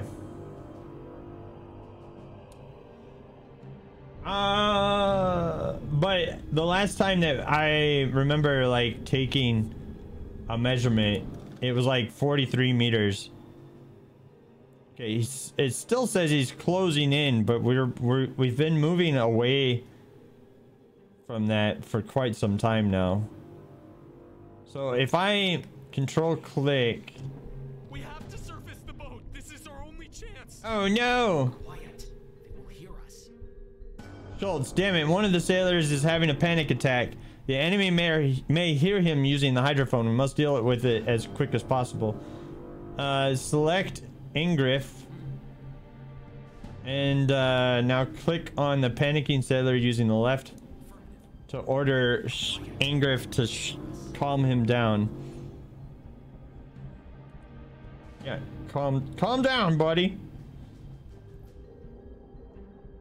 Like you really. Oh, okay. He's in the process of calming him down. So right down here, you see like there's a little progress bar that is showing he's in the process of trying to calm him down. So hopefully that will be successful. You need to calm down. We have to stay underwater. We cannot surface the boat with a destroyer only a mile away from us. All right, we are now through the crisis, Skipper. The destroyer seems to have left the area. Click on the highlighted button to return back to the surface. Okay, well, the tutorial is telling us to go ahead and go back to the surface. So we will make that happen. And I guess since he's no longer around, we'll have Schultz turn the pump on. Oh, we no longer need to run silent, right? Return to normal operations. 15 meters. Alarm canceled. We'll return to normal operations. And Captain, we've risen to what's up? Pretty Taff just rated the channel with 5 viewers. Welcome everybody. We're playing a little bit of U-Boat. Thank you so much for the raid, Pretty Taff. So lovely to have you here. What game are you guys playing? Let's find out. Let's take a look at Pretty Taff here. So if I do this command, shout out Pretty TAF. It should give us... Oh, you were playing U-Boats. Nice. So it should give us like a little preview window of you here in just a moment. Let's take a look. I'm giving you the moment. Sorry. Okay. That was an adventure. Luckily, it should pop up. It should have... Like, do you have any clips on your channel? It should be like displaying a clip. Anyway, welcome everybody. I'm so glad to have you here tonight. We are getting back into you. Oh, there we go. Hey, bud. Just had a cracking stream with the chaps. 117,000 GRT. You do, but they're old, lol. Yeah, okay. What do we got going on in this one? Kind of looks like you sped up to a warship of some sort. It's hard to see on my screen because I got like a tiny little preview window here. All right. Welcome everybody. I'm so glad to have you here. Thank you so much for the raid. So when you say 117,000 GRT, is that like your whatchamacallit? Is that the total tonnage that you sunk on the mission that you were just on? Or is that like your total score? It's been a while. He did... Oh, thank you so much for the follow, John Doe 3. He did hit a substantial amount of tonnage. Nice. Awesome. Great job, man. Yeah, I haven't played the game in a long time, so we're doing the tutorial at the moment. That was an adventure. Luckily, we are now back to business and can carry on with our orders. Okay, so we just had a recent follower. Let's, wait. What was the button? Oh, here it is. Customize the character. Okay. So, we just had a new follower. And our new follower is John Doe. So, John Doe, welcome to our crew. So glad to have you here. One trip with 117,000 tons. Oh, okay. That's probably like gross tonnage or something like that, right? Okay, so you did 52,000 on one patrol, 48,000 on the next patrol, and then 117,000 on the third patrol. Way to go, man. That's awesome. Okay, and then we also got this guy, right? So Hans Rudolph. Yeah, I don't know how to say that. But we will name you Taff. Like T-A-F. Taff Speck. Speak. I don't know how to pronounce that. But there you go. Okay. All right. Thank you so much for the raid. I really appreciate it. We can also switch back now to diesel engines. Do you want to use diesel engines on the surface? Yes, I do. I told you to do that. You are honored. Yes, sir. Okay, let's oh, we don't need the blue lights anymore. We can go back to normal. And let's get the water out of here, huh? Have you come and... Oh, the pump is already on. Okay, so we're still getting the water out. We're just having some issues with that. How's our ballast? We need ballast as well. So if I tell Schultz to come here and turn the compressors on, he should do that, right? And then Speck. Yeah, we still have water. Let's get rid of the water. I want the bilges empty. This compartment contains 0.5 meters of water. Buoyancy impact is like negligible. And yeah, there it goes. That's the last of the water. Fantastic. Okay, cool. We did that. Okay. Our radio guy, we can send the message. So let's send this message. It's gonna be worth some points. Okay. So unfortunately I don't think the tutorial is gonna let us save this other U-boat, the U455. I don't think it's gonna let us do that. So what we need to do instead, we will try to avoid hitting him. And then come down here, come over here, and then we'll skip up to here. And then down, down, up. And then all the way over here. And we'll do that. We'll see how that works out for us. And we can increase our speed. But yeah, I think this is one of the best submarine games in recent years. I used to really enjoy the Silent Hunter series. Like, I enjoyed like all of them, honestly. I didn't think there were many. There were some people that were like, oh well, this Silent Hunter's bad or whatever. I personally liked all of the Silent Hunters. There was one, I think it was Silent Hunter 4, that I thought was like really good.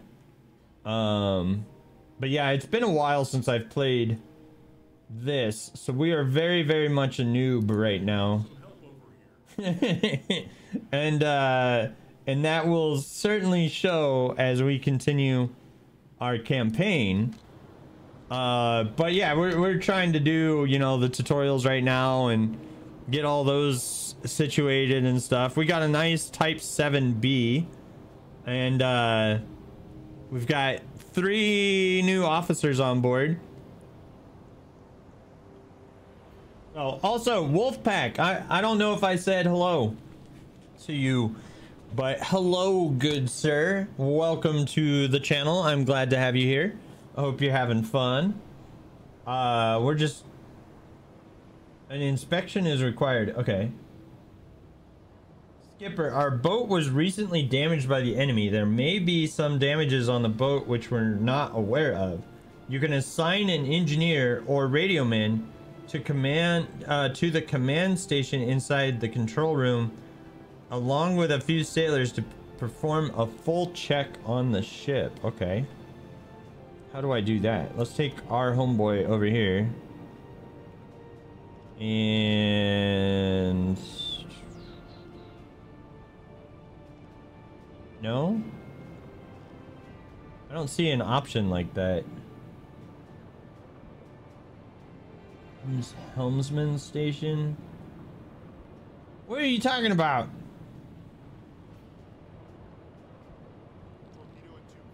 Can I click this and it will do it? You need to go to an alarm state to assign crew to that station. Okay. Acton, alarm! Alarm! Okay. Take him and assign him. Wait, is that assigning him to this station? Are you assigned to the command? No, you're not. Get on the command station. Why are you not doing what I told you to do?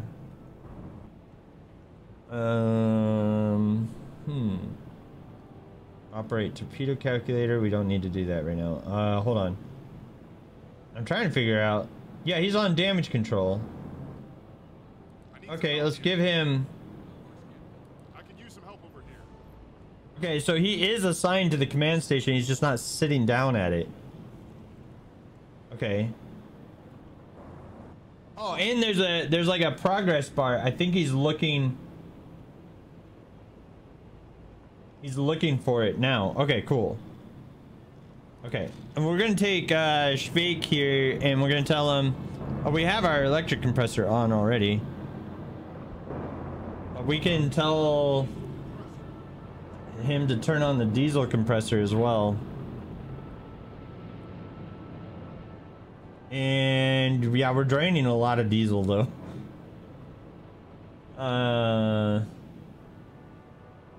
Okay, so progress is being made, it looks like, on damage control. I'm wondering if at the end of that, like when that progress bar like fills up, and it might be difficult to see. It's like right here, but it looks like it's filling up, and it looks like it's full now.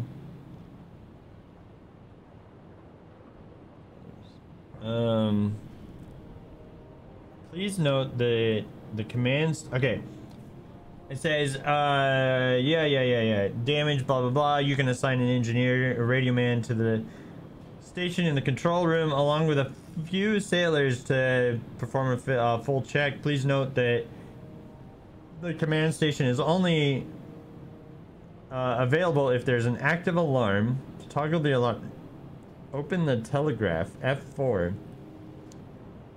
and click on the button.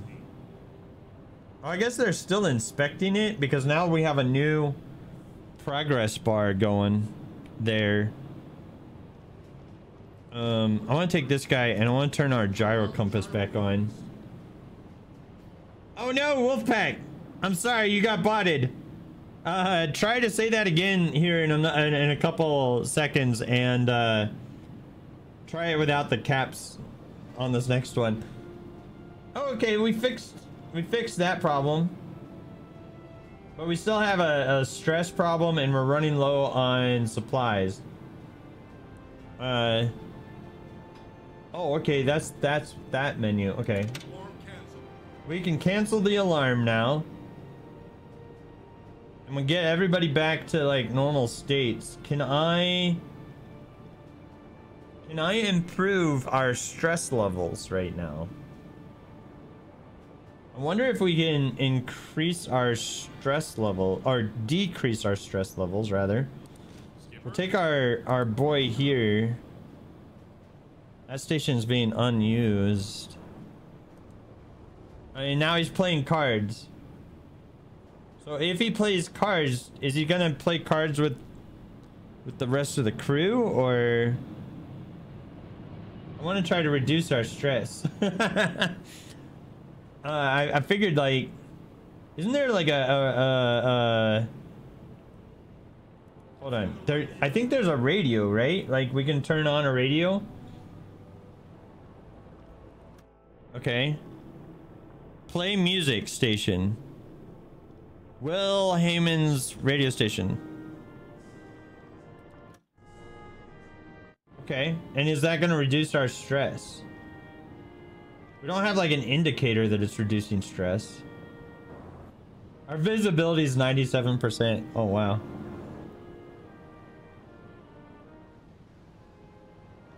What's this? 5 of 6. There's currently 7 of 18 sailors are on duty. It drains discipline by 4 a minute. Oh, okay. So if I take away that guy's crewman, right? If we take away his crewman, then that should be... No, it still says 4. I don't know. I'm still learning. Wolfpack, you should be fine. I'm sorry that the bot did that. Go ahead and repeat what you said, but without the caps. I have these protections on because of the bots that come in and ruin our fun. So I'm sorry that the bot got to you on that one. Speaking of, let's take a look over here. Oh, we've not gone anywhere. We're barely gone anywhere. Okay. The music should help the crew, right? Like, I imagine. It just basically, it wants us to travel 860 nautical miles total in this area. So we'll kind of handle that. I think I want to, one of the things I want to do, hold on, forgot to slow time back down. One of the things I think we should do is have our captain go rest, and then we should be able to take Letchfort,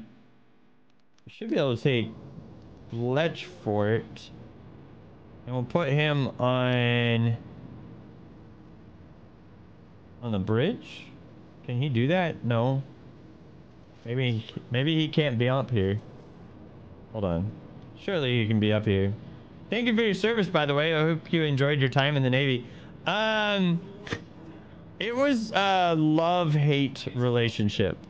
I saw some of the coolest things I've ever seen in my life while I was in the Navy. But then I had to deal with like some really unsavory types as well. Like, you know, some of the officers weren't that fun to be around and stuff like that. Some of the orders that we were given were just like ridiculous. Like, for example, I'll tell you one of my favorite Navy stories that kind of like shows off like the level of bullcrap that we have to deal with, right? I was on armory duty one watch or one duty day, and basically like what armory duty is like you have to stay in the armory 24/7 with only brief breaks to like go grab a tray of food or to go to the restroom or something like that. But you're also carrying around this key, and like the armory is like really heavily locked down and so on and so forth anytime you leave. And you're not allowed to leave for any reason other than the two that I mentioned, a quick bathroom break or a quick go grab a meal kind of thing. But when I say grab a meal, you're grabbing like a tray of food and you're bringing it back up to the armory because you need to stay there. Well, one day, so there's a part of the ship called the quarterdeck, right? And you can sort of think of it as like this aft part of the submarine, right? And it's where ceremonies of people coming on and leaving your ship are held. And it's basically the only way for you to get on board the ship or off the ship when you're in port and such, right? Well, one day, this chief was on watch there, and it started raining while I was on armory duty, and he called all E4 and below, and I was E4 at the time. He called all E4 and below down to the quarterdeck for like some sort of duty thing that he wanted done, and I didn't go because I'm not supposed to go, right? Well, then he called me directly, and he called me down to the quarterdeck, and I was like, all right, you know, hey chief, what's going on? And he was like, why didn't you come to the muster? And I was like, because I'm on watch. Like, I'm not supposed to leave the armory. And he didn't like that answer, so he told me to sweep water off of the deck while it was actively raining. And I said, Chief, are you serious? Like, I have to be on this watch. Like, so the importance of this watch is, like, if the ship gets attacked or something like that, I'm supposed to be there to hand out the guns to everybody to defend the ship and stuff like that, slash keep the armory from being overrun should we get boarded or something like that, right? Like, that's the whole purpose of that watch. Anyway, so he was very unhappy with me, and he made me sweep water off the deck while it was raining. And then the thing about the Navy and the military in general, especially like the United States military, and I can't really speak for other nations out there, but in the United States Navy, if you are given a bullcrap order like that, but it doesn't endanger your life or other lives, you have to do it and then complain about it later to their superior, right? Hi, kitty. So that's exactly what I did. I complained to the officer. I forget the term, but I complained later, and he got in trouble, and then he was very much not my friend for the rest of my deployment on that ship. So, but it was like, dude, you messed everything up by doing that. Like, I don't know. So there was like moments like that I hated in the Navy. But there were some really cool parts that I absolutely loved, right? For example, there was one time when we were close to the equator, and the water is being pulled in like both directions, and so they're being pulled in both, the water's being pulled in both directions. The night was like perfectly pitch black, like it is here on the screen, and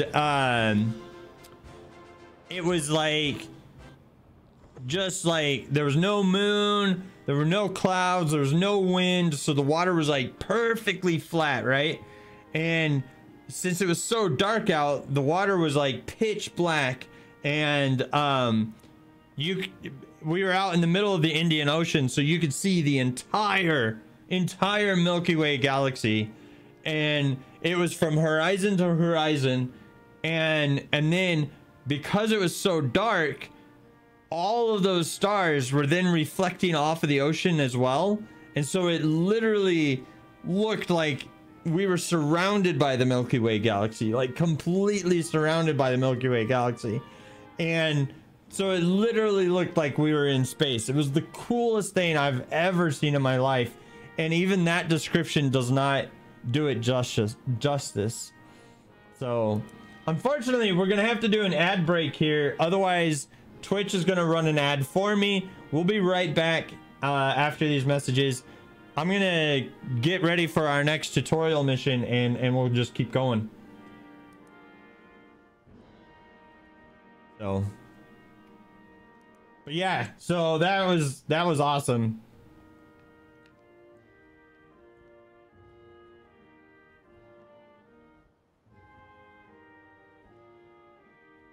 Yeah. All right.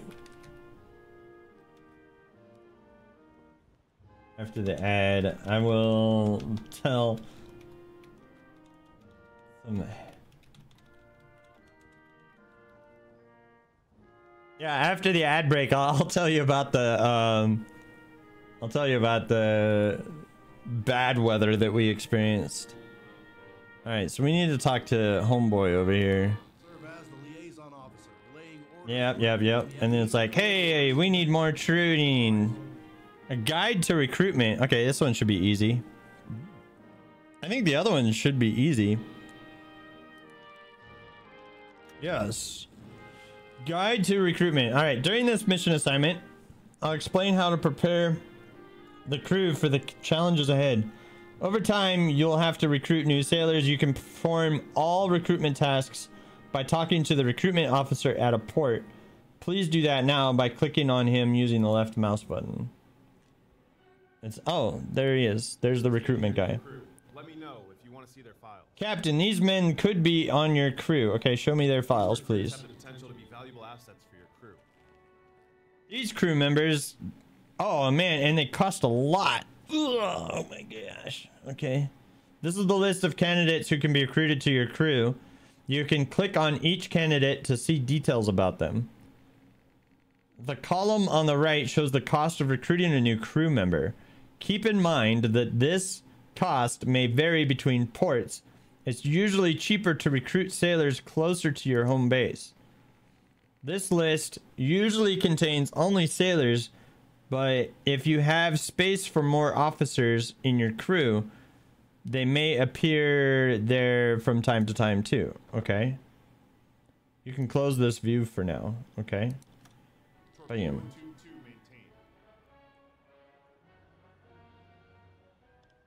All right. Goodbye.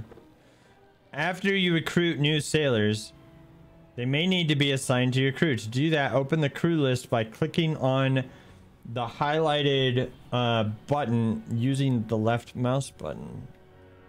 Oh, menu. Okay, menu, crew. Okay, this screen allows you to specify which sailors will join you on the crew and which ones will remain on port. Okay.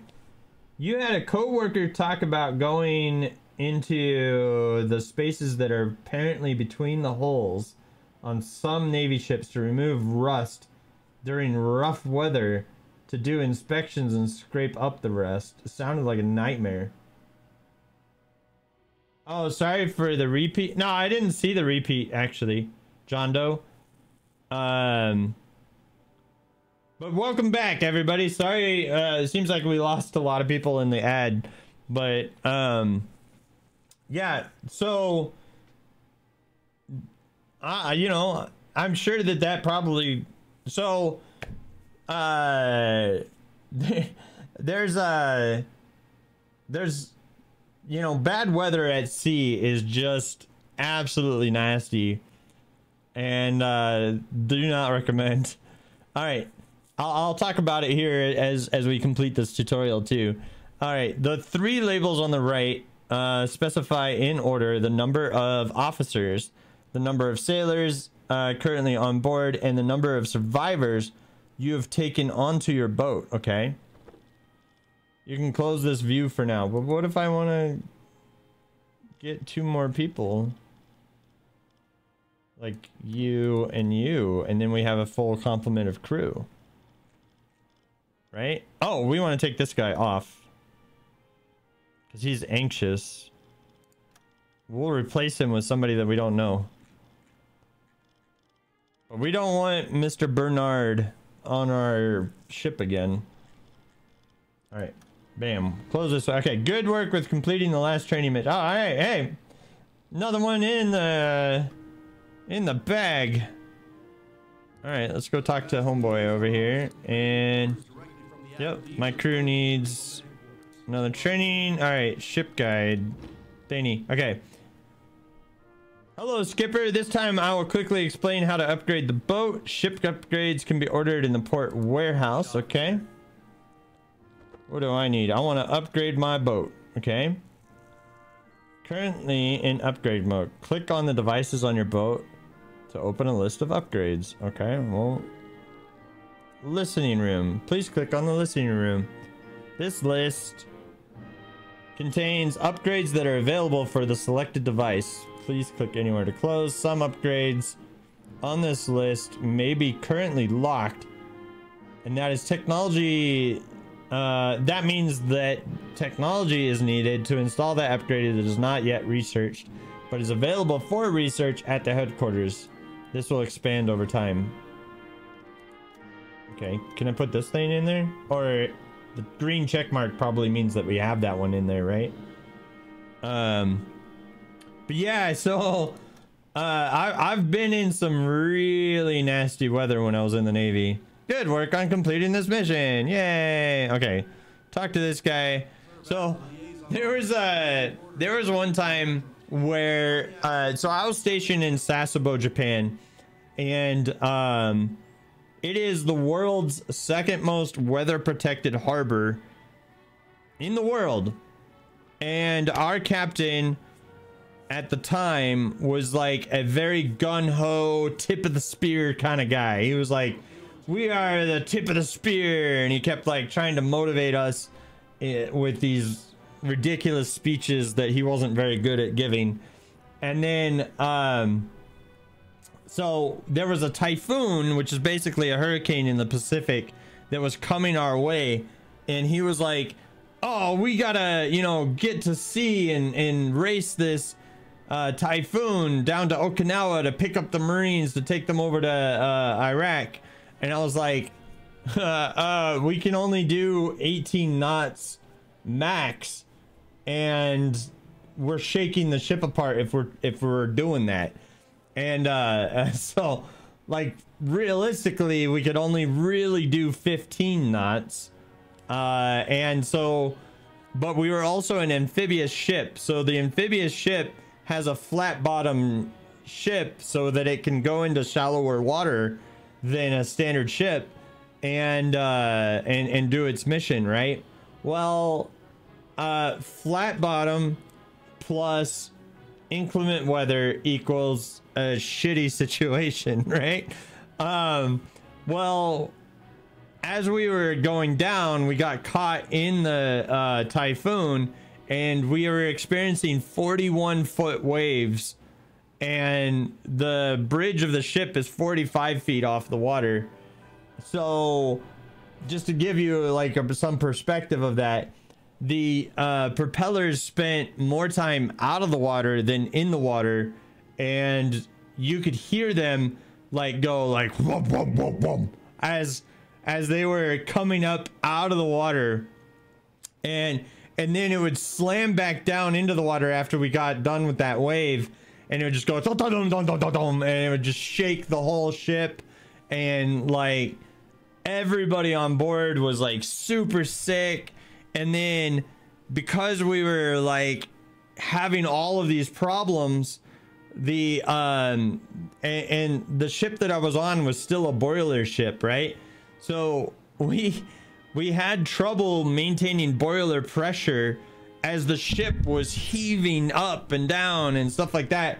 And like there was a time where we lost all power completely, and so like we got these 40-foot waves coming in on the ship, and we could no longer steer the ship. It was like, I don't know how we survived or how the ship didn't sink, but it was through the dedication and hard work of the entire crew that we were able to get the boilers and everything back online, and we got power back, and we were able to get out of that situation. But oh man, yeah, that was that was something else. That was so horrible.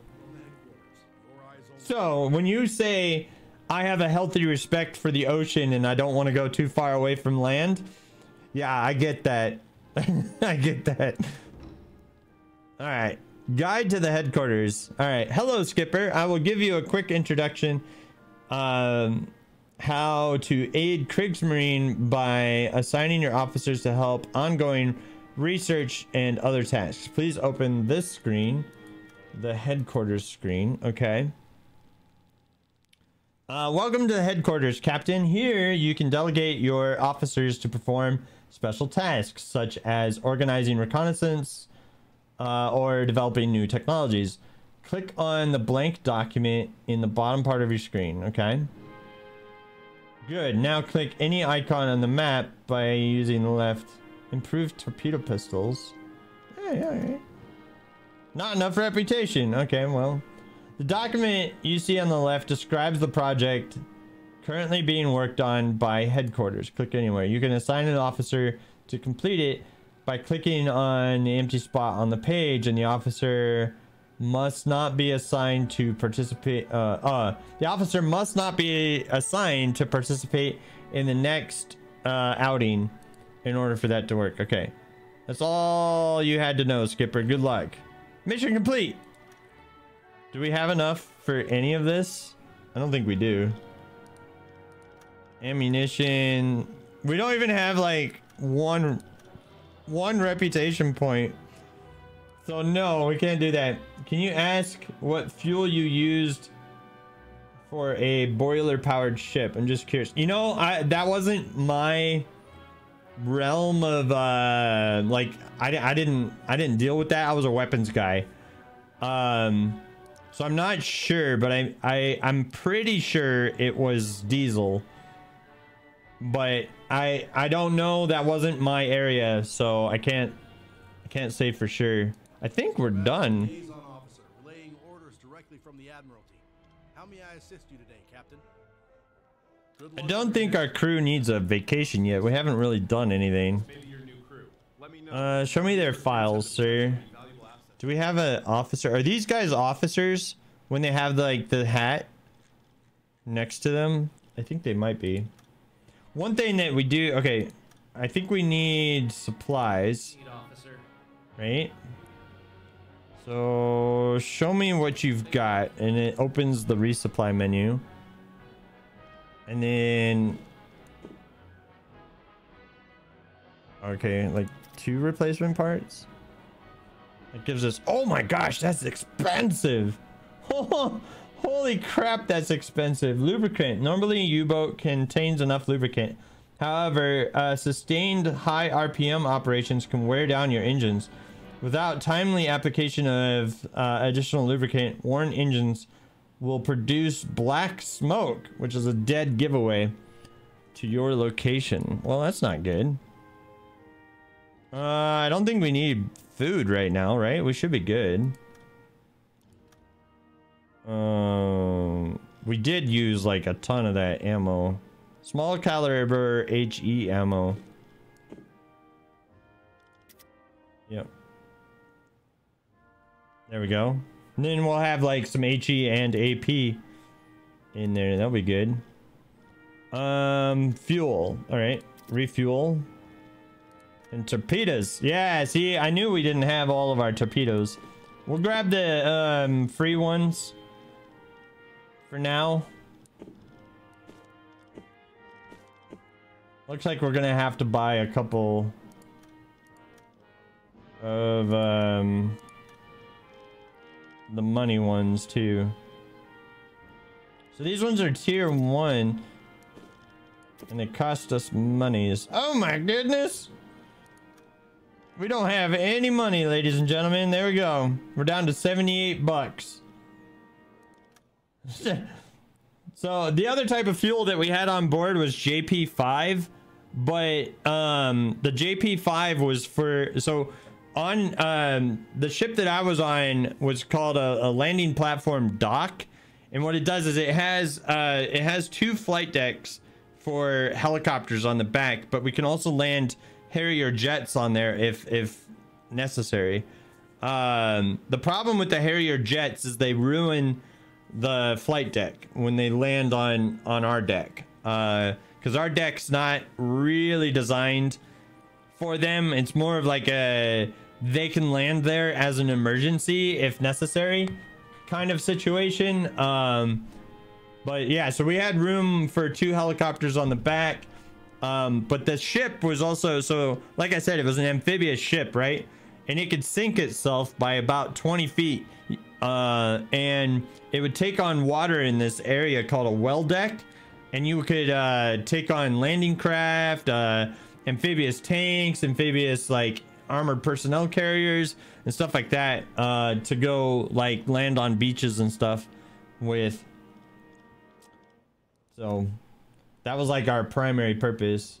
All right, U-boat is off duty for 3 days, so let's skip our days and go through that.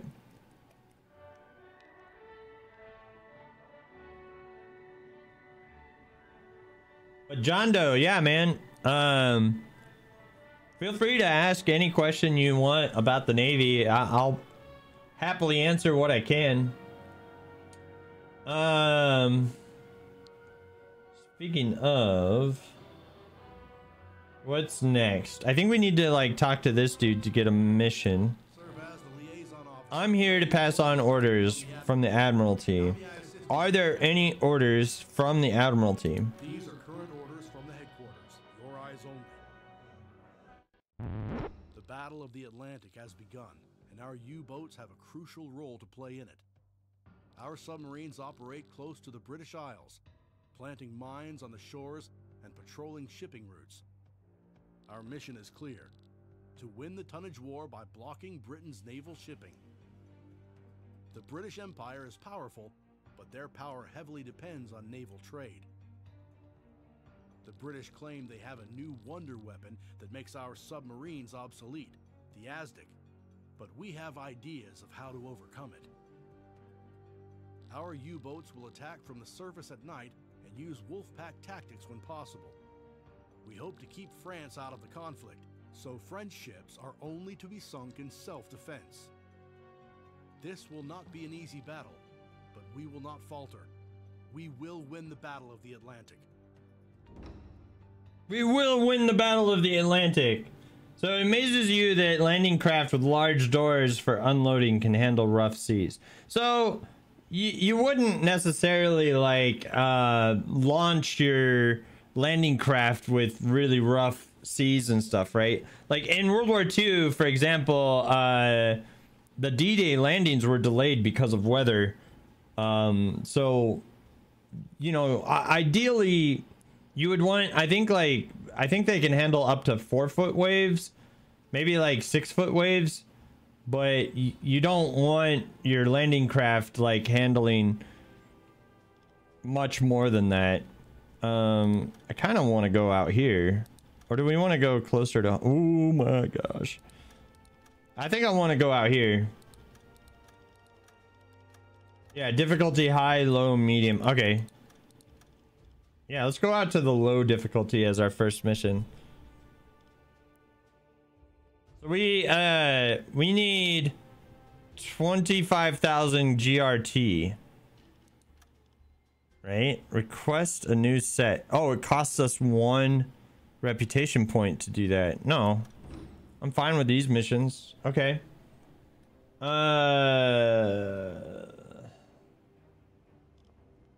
Okay. So, how do we get out there? What path should we take? I'm thinking the safe route and go up and around and down. We could get a little bit cocky and come through right here, but I think safety is better. So let's go here, here, there, and then we'll circle up here, and we'll come down here, and then we'll deal with it once we get there. Let's do that. Half ahead. All right. Let's go half ahead, gentlemen. Ladies and gentlemen, we're setting sail on our first official mission. Hopefully, we can kick some serious booty as we do this.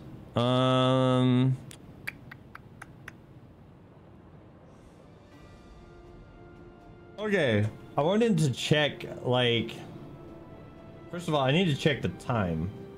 It is 8:48. Oh man. Okay. Is there a way for me to like check our... I want to make sure that we got all of our torpedoes on board and such, right?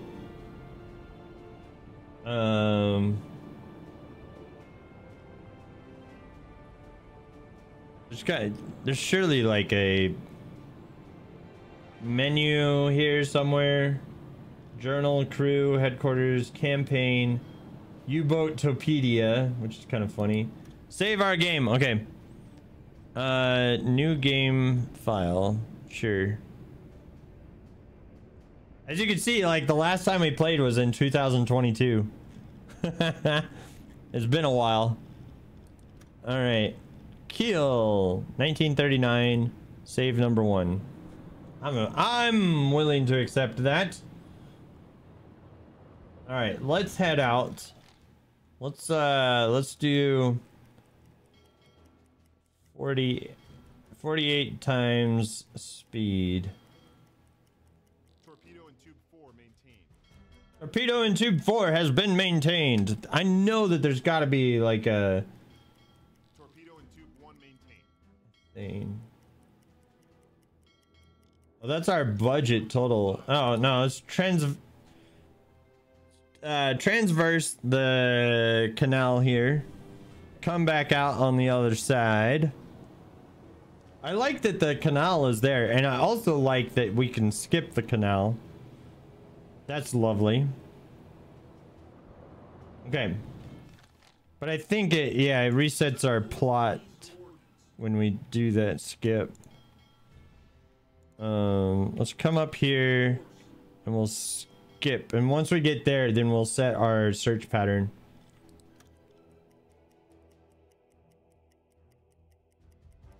I think what we'll do too is Smell of fresh air and sunshine. Being cooped up in here for weeks takes its toll. oh, John Doe, you said being cooped up in here for weeks takes its toll. I'm glad to get some fresh air. That's lovely. Torpedo in tube 2 maintained. Crew. Okay. Yeah, so we don't know anything about the rest of this crew, right?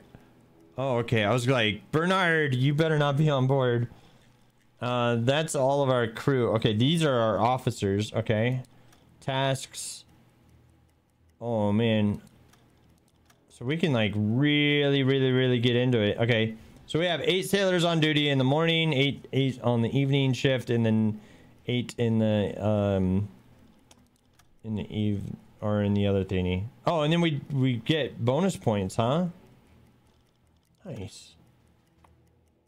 Boat dive schedule. Oh, cool. Okay, so we can like dive and resurface and blah blah blah blah blah.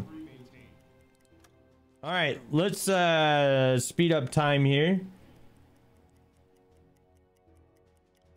The tonnage war, AM 1 and AM 4. Oh man.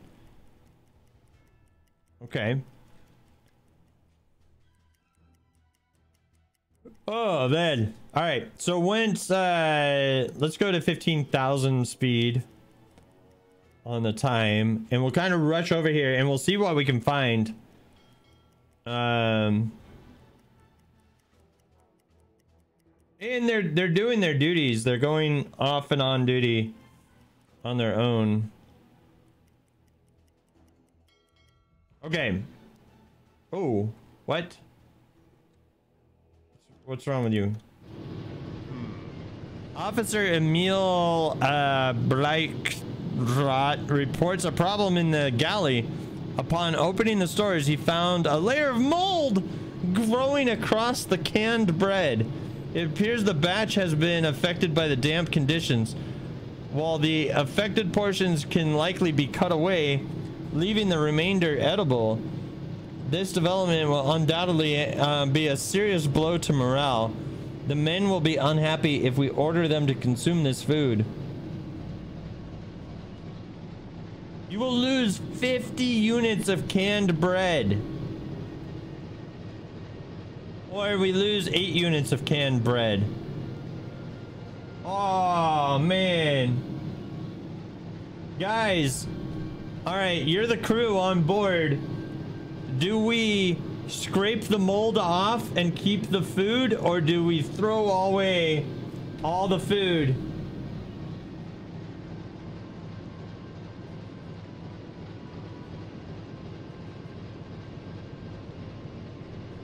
Yeah, so it depends on the landing craft, right? So like amphibious tanks and amphibious APCs and such, they can't handle quite much. How much food is left? I think we had like oh gosh, I know we have some bacon and some fruit, but I think losing 50 bread will kind of hurt us a lot, Martini. Also, welcome to the stream. Glad to have you here. I hope you're having a good night. Yeah, scraping the mold off is standard operating procedures for naval voyages. I think I'm kind of leaning towards scrape the mold off. What do you think, Martini? Should we scrape the mold off or should we throw away the bread? I know we don't have a lot of food on board because this is the very beginning of a campaign. So you guess it's scrape time? All right. Well, guys, I'm sorry. We're going to have to scrape mold off of our bread. And we'll just have to deal with that. Ugh, gross. But morale is going back up. Can we turn the radio on? Let's turn the radio on and get people happy. Right? Okay. Too much work from the officers. -3 discipline. Fatigue, -3 a minute. Playing cards. How do I check the stores? I think it's like,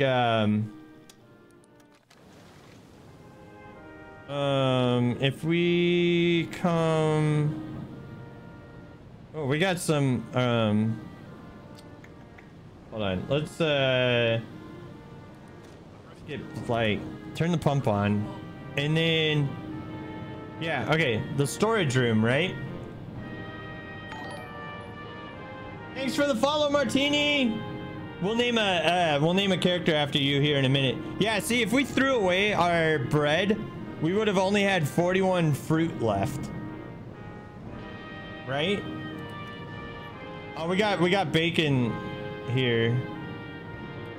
Let's put some of our exotic fruits in there, and we'll put some of our moldy ass bread in here. Okay. Yeah, so like we don't have, I don't know how long this food would last for, but it's not much, but we can check. Yeah. Banana bacon. Banana bacon actually doesn't sound that bad. Oh, we need to name a character after you. Hold on. Okay. So Emil is now not Emil, but Martini. Martini Blykrot. Okay. There you go. You're an officer on board our ship. Welcome aboard, sir. Glad to have you. Didn't I turn on the pump? Why do we have water on board? Thought we were good. Woo! It's hard to find something that doesn't go with bacon. Yeah, I know, right? Dude, bacon is like God's gift to everybody, isn't it? Bacon is so good.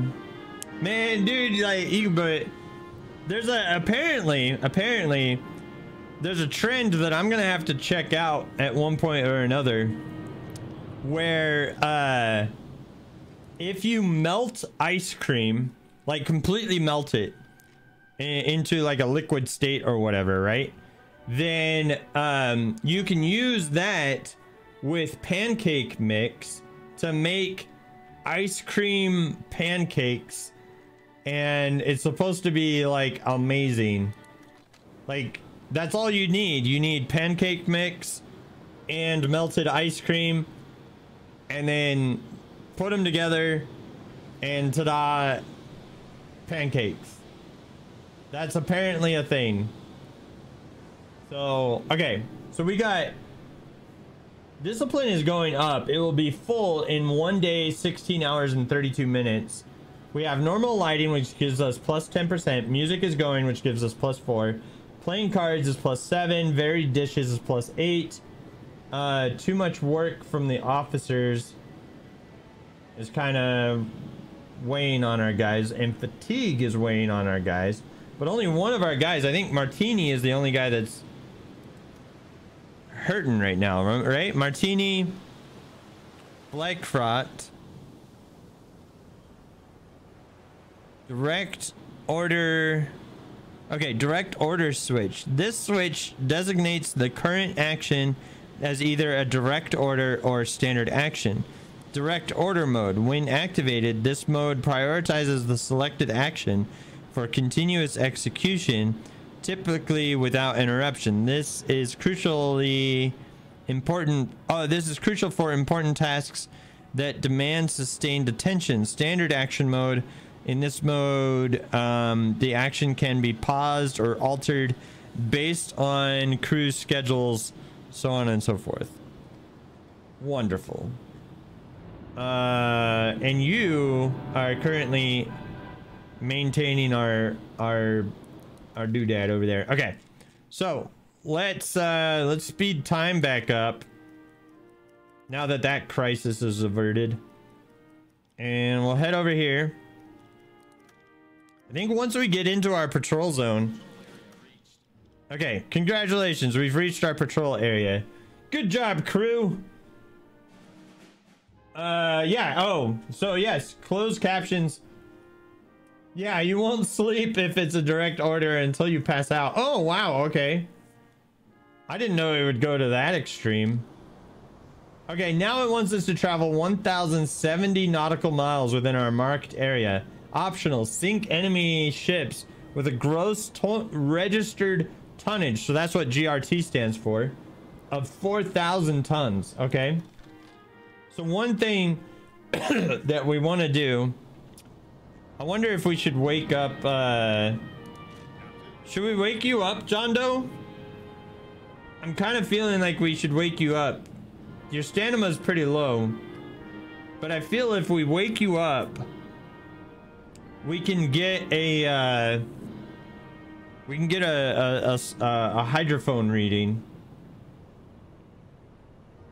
I don't know, John Doe, do you need your sleep or should we wake you up? Let's find out. We can go to, I don't want to go to periscope depth, but we can go to 50 meters.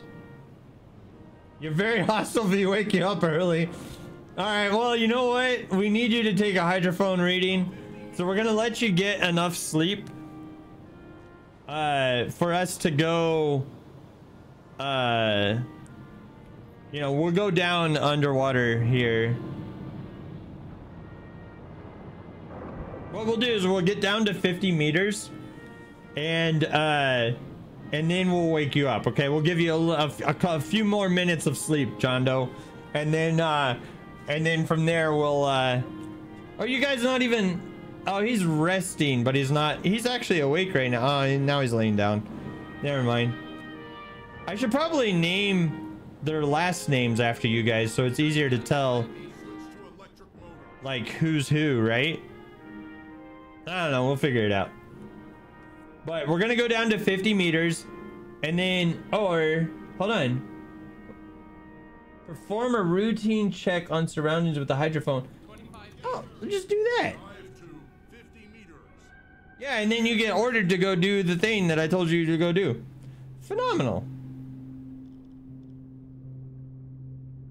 Okay, so let's see. So we got the hydrophone going out. That's wonderful. We'll see if we got anything in range. We should be like, oh, we're full stop. We're doing, because we're doing the hydrophone check. Okay. Yeah, look at that, dude. That's like 52 nautical miles and expanding even further. And we are inside of our patrol zone, so that's fantastic. Time to write on John Doe's face while he's asleep. Yeah, martini. Maybe I should add that as like a channel feature and find like some sort of mod or something to be able to like write on the face. That'd be kind of funny. Dang, look how far we can see with that. We want the ruler, 50 meters. right? And if we go like here to here, that's like 65 nautical miles that we can hear. Does it finish this itself? Okay, it says air compressors are disabled. Perform a routine check of the surroundings using the hydrophones that involves the following steps. The air compressors are disabled. The U-boat dives to 50 meters or lower at shallow waters. The most rested radio man goes to the hydrophone station. The radio man listens for screw sounds for 5 minutes, and the U-boat goes back to the surface. Air compressors are enabled to replenish the lost compressed air in the process. Fantastic. That's exactly what we want to happen. So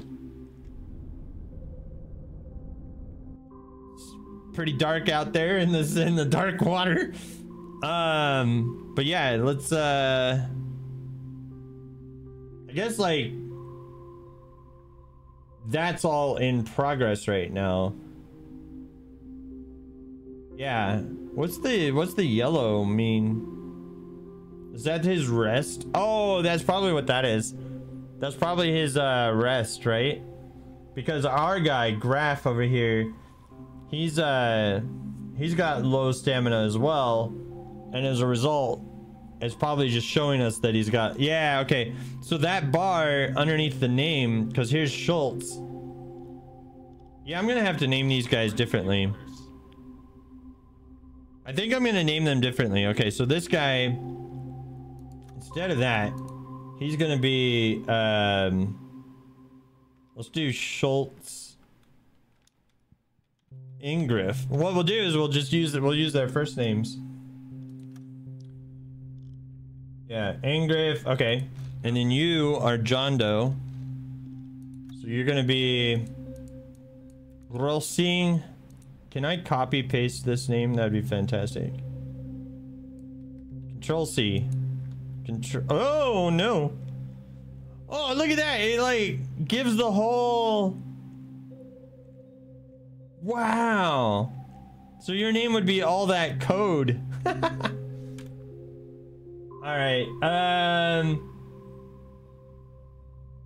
We'll call you Hans Jodo. John Doe. Hans John Doe. Okay. There we go. John Doe. Okay. And then we got I'm ready for your orders. Taff. He's not here anymore though. Okay. Martini. Leichrot. Okay. So instead of that, we're gonna do Martini like that. And then that way we can more, so it's Martini Bleichrot, right?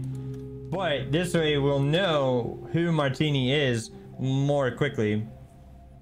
Yellow is a direct yellow, yellow Reen on the current order law. What?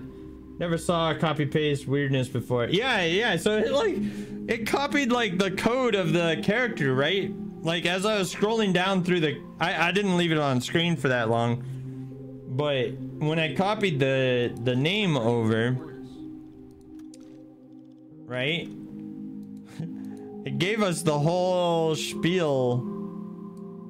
All right, whatever. All right, so if I control C and then control V, right? So it gives us the whole code of what the character is. So language, German, voice is that one. And then it's like voice pitch is that. And muscularity is that. And weight is that. Complexion, eye color, tattoo type, mouth type.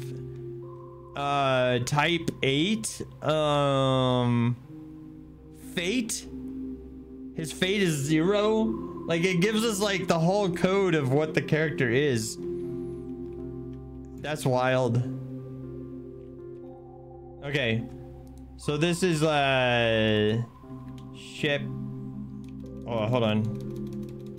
Okay, enter text. No, alright, hold on, cancel. Alright, it was not liking that at all. Alright, so this is going to be Taff. And accept. Done. Alright, perfect. So now we can more easily see, like there's Ingriff, there's John Doe, there's Taff, there's Martini. I'm going to change the name of my main character here so that we can more easily see that.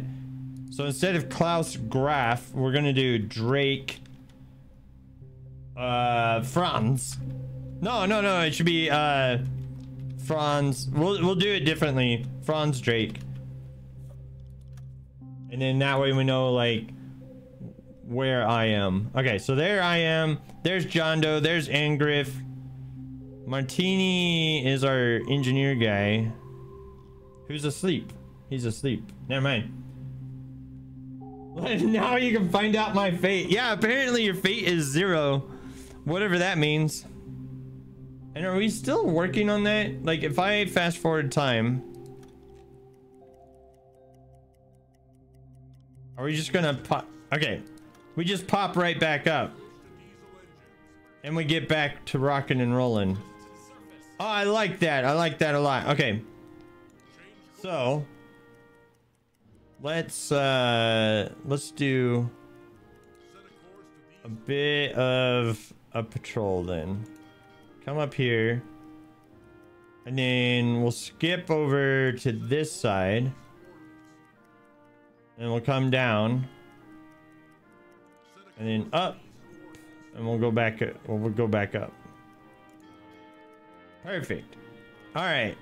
Let's save the game one more time. Where's our thing? There it is. So we'll save our game, confirm, and we'll get going. Fate equals 0 is too real. Feels bad, man. I know, right? That's wild. All right, hey, John Doe, I need you to go ahead and report back to headquarters that we have reached our patrol zone. Let HQ know what's going on. And then we'll go back into radio silence. Report sent. All right. Report is sent. Okay, you can go back to bed now then. And you can go to bed too. I am already in bed. Ingriff. Ooh, Ingriff. I think we want you on watch instead of down below, right? So let's get Ingriff on watch, and he'll be looking out visually for the enemy. It is currently 10 p.m. Half of our crew is asleep. We got some music going, trying to get our discipline up. And yeah, let's go ahead and fast forward. What I'm thinking we'll do is when we get down here to like AM 17, we'll take another reading at AM 17. We'll see if we can't find anything. All right, just wait until you hold on. Just wait till you pop up that Martini has a gin and vermouth hidden in his bunk. Oh no. Well, if anybody were to have it, it would be Martini, right? Okay. So our clear sight doesn't seem to be 5 nautical miles. Okay, you can go to bed. All right, I want to do a reading though, so we're gonna do all right, we're gonna dive to 50 meters. Dive under the ocean here. And we'll do another sound check and see what we got going. Martini says, shh, don't give away my secrets. I snuck those booze on board fair and square. You would have gotten away with it too if all the olives didn't disappear from the galley. He's there making martinis and stuff, like shaken but not stirred and such, you know. Oh man, I don't personally do alcohol, but a lot of sailors did. And I do mean a lot. It was like pretty much a problem. Boom! Oh, that's a good shot. As we go under the waves like that. Oh, that was sweet. But yeah, so we'll head down to 50 meters, take a reading from our as we're celebrating 100,000 tons sunk. Oh man, I don't think we're gonna get 100,000 tons on this trip, but we will hopefully get some ships sunk. 40 meters. And I think what we'll do, right? So we took a reading here, right? And then I think we'll take another reading down here at AM 44. And then we'll hook around, rinse and repeat. We'll take another, I think we'll take another reading here at the 87 nautical miles thing. And then we'll just take some more readings coming down and yada, yada, yada, whatever, right? We'll just keep doing that for a little bit. And hopefully the first thing we find is like a British ship or like an enemy ship of some sort. Like that would be nice. And we'll go from there. As a heads up, right? I'm probably going to stream for another 45 minutes. And hopefully we'll catch something within that time frame. Because I do have to work in the morning. So I can't go all night. All right, it says low air reserves, but it should be automatically turning everything on, right? That's a part of the thing. No. Okay, Martini, I need you to come back here and turn on the compressors. I don't know why an officer has to do it. I don't know why we can't just order like an enlisted guy go back and turn those on. Like, why does Martini have to walk all the way from the front of the ship to the back of the ship to turn these compressors on, right? Here, turn this one on too. No. Hey, listen to me. Do the thing I told you to do. He's going to bed. He's like, screw you. I'm going to bed. I turned on the one compressor. I'm fine.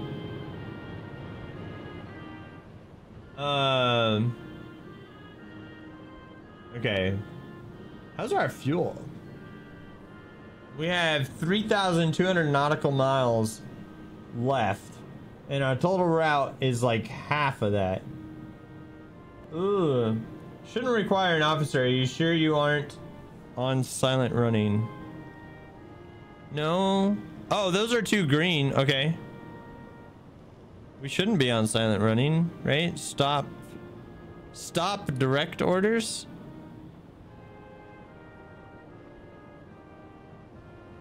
Oh, wait, hold on. It won't let me click on that again though. Yeah, silent running is disabled.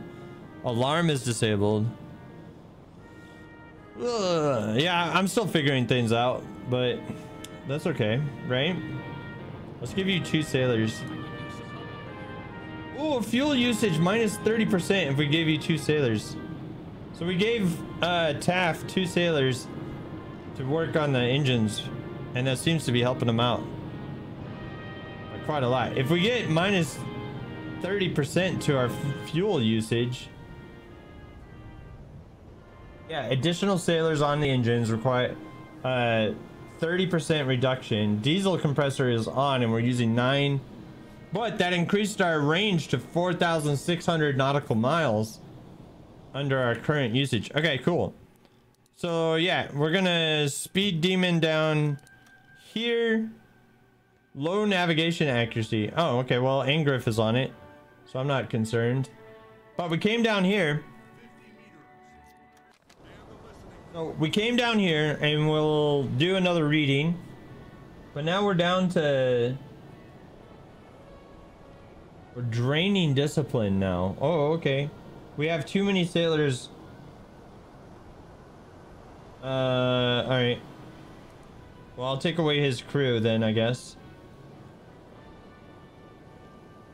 We have too many sailors on duty. But I only have like, I only see like Or, you know what it is? I bet you what's going on, right? So,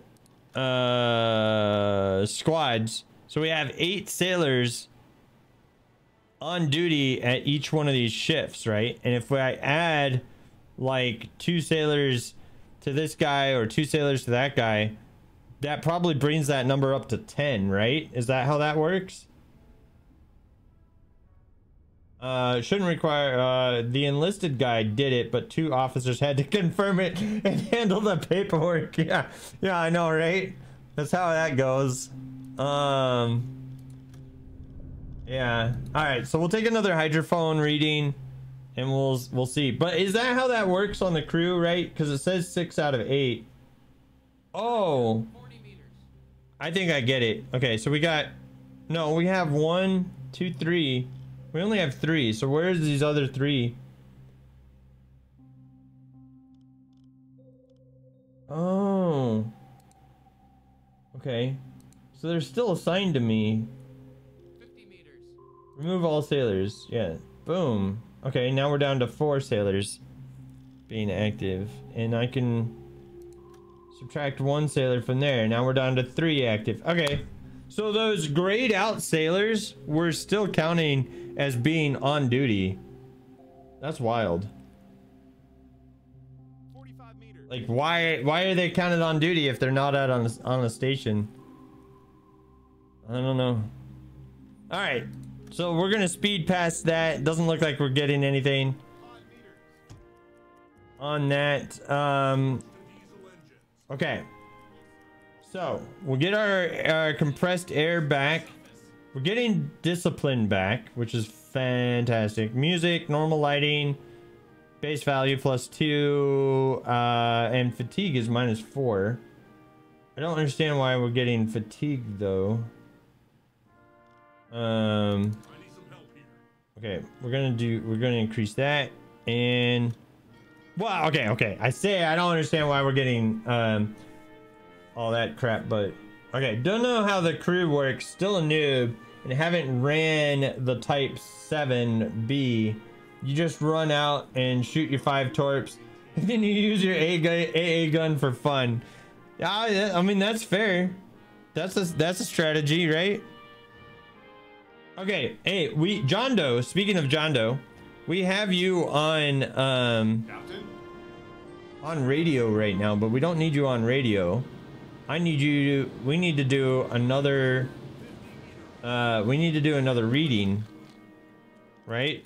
So we'll come here, we'll do another reading, we'll resurface.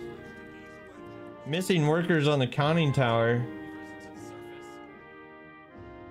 It's 7 in the morning. I'm gonna give him 2 sailors. We're gonna take 1 sailor away from John Doe. I'm gonna take all the sailors away from me right now because I'm resting. I don't want to lose sight of like where we're at. Okay. I think we take another reading maybe here at the like AM 17 mark. Let's do that. Let's take another reading up here at AM 17. Yep, we'll assign those sailors up there. Remove those sailors for now. Everybody's happy. Normal lighting. Yep. Okay, we're good. Let's go to the line and we'll do another reading. Especially here at night, right? Because we're not gonna see Jack Diddley squad at night. So we'll dive. We'll dive in the ride of the Valkyries, right? We'll dive during the ride of the Valkyries. What a perfect song to dive to. All right. Hopefully I want to find a ship before I have to call it a night. Doesn't look like we found anything. Yeah, and then we should just be able to continue on our trip there. We got 5,100 nautical miles of fuel left. We're gonna have to take like a... Yeah, I hope we find a ship, right? But my thought process is... let's slow time down just a little bit. We'll go back to real time. So my thought process is... If a ship was leaving, like... Let's say New York, right? They wouldn't necessarily sail straight across because they would end up in Portugal, right? So if they left New York, they might come north and then into Port Oban or Liverpool.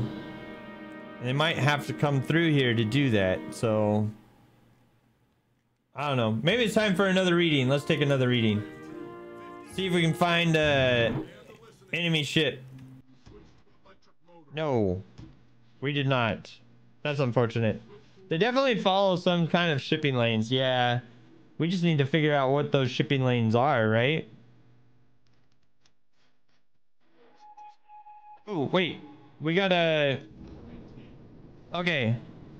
From BDU, a very valuable radar prototype is being transported on a Silver Star Part cargo ship headed to the port of Halifax, where it will be fitted to a dedicated warship for testing. Sinking this ship will noticeably slow the enemy progress in developing this technology.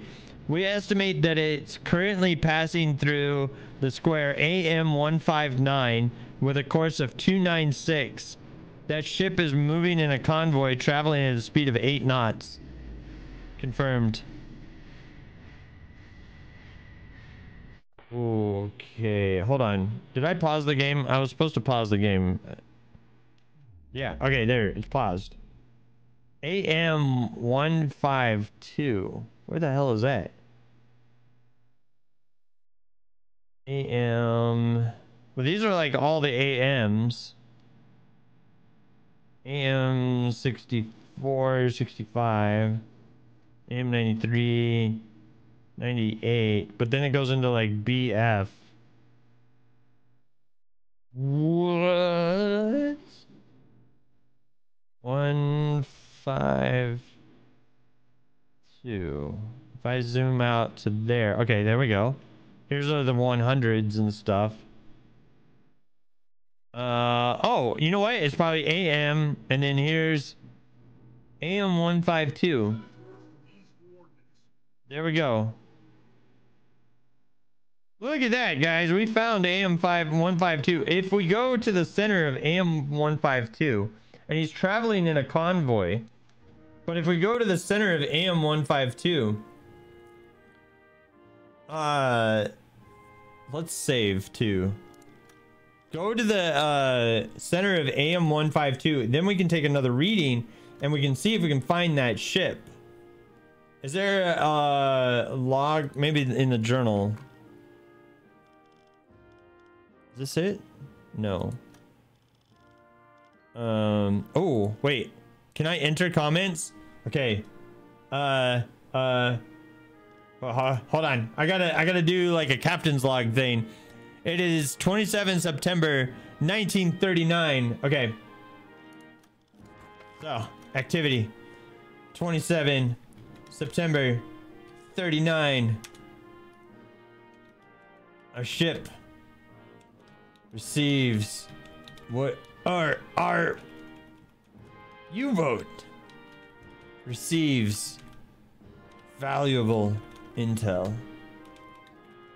We shall act upon it. Bam. Yeah.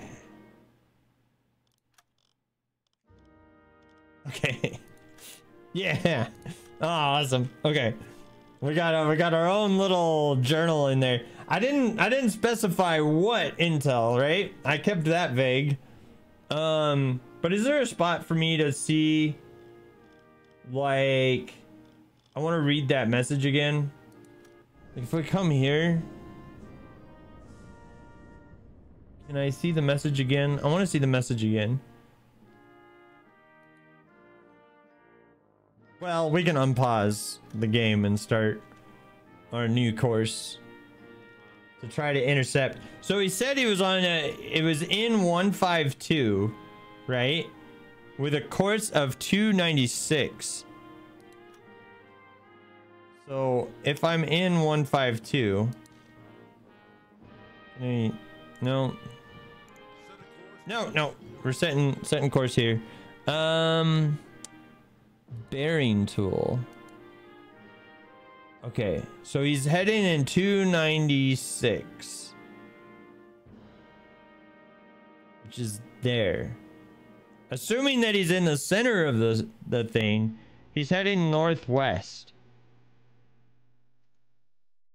If we come here, we might be able to intercept him. I don't know if he's in the center or whatever, but if we come over here, we might stand a better chance of intercepting him if he's headed at 296. And let's say he's at the center, right? So 296 would be like right there. I don't know. If he's in the center of, 152, then that's logical to me.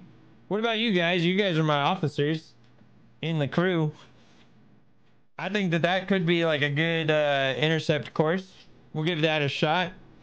See what happens. All right. Let's head down there. You usually assume it's in the center of the box. Yeah. But they're also moving, right? So what we're going to do is we're going to take a reading once we get down here into 152, because we were kind of far away from 152. All right, let's take a reading now. Let's do a reading. And after this reading, we'll be right back after these messages, okay? And then we'll get the stream going for a little bit longer after that.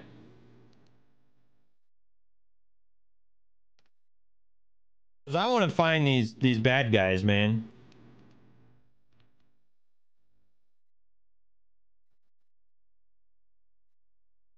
Yeah, so we should be diving right now. We are inside 152's like general vicinity.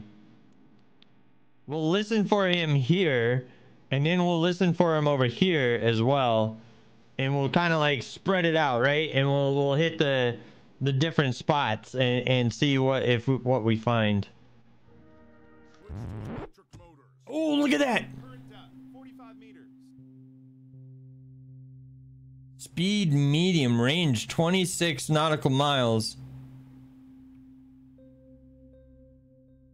Set a course to these coordinates. I don't know if that's the same guys, but it is a guy. 50 meters. And an intercept course. What is that intercept course? Hold on. Is that 296?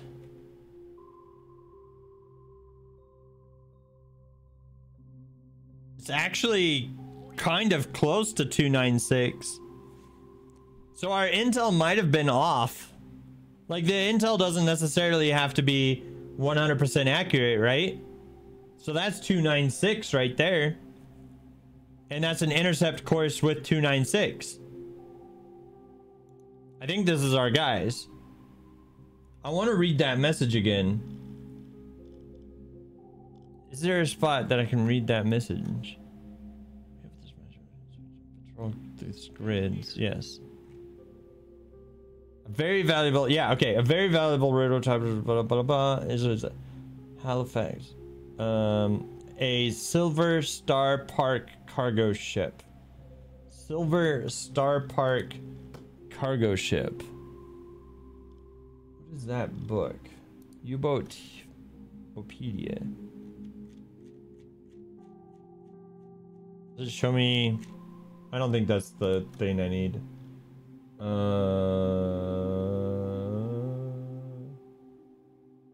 We got 30 seconds left on that ad.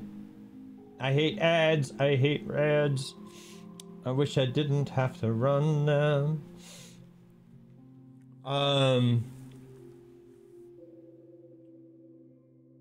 Is there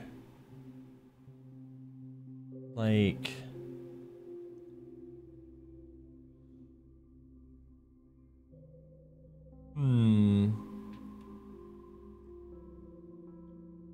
said he was in a convoy too, right?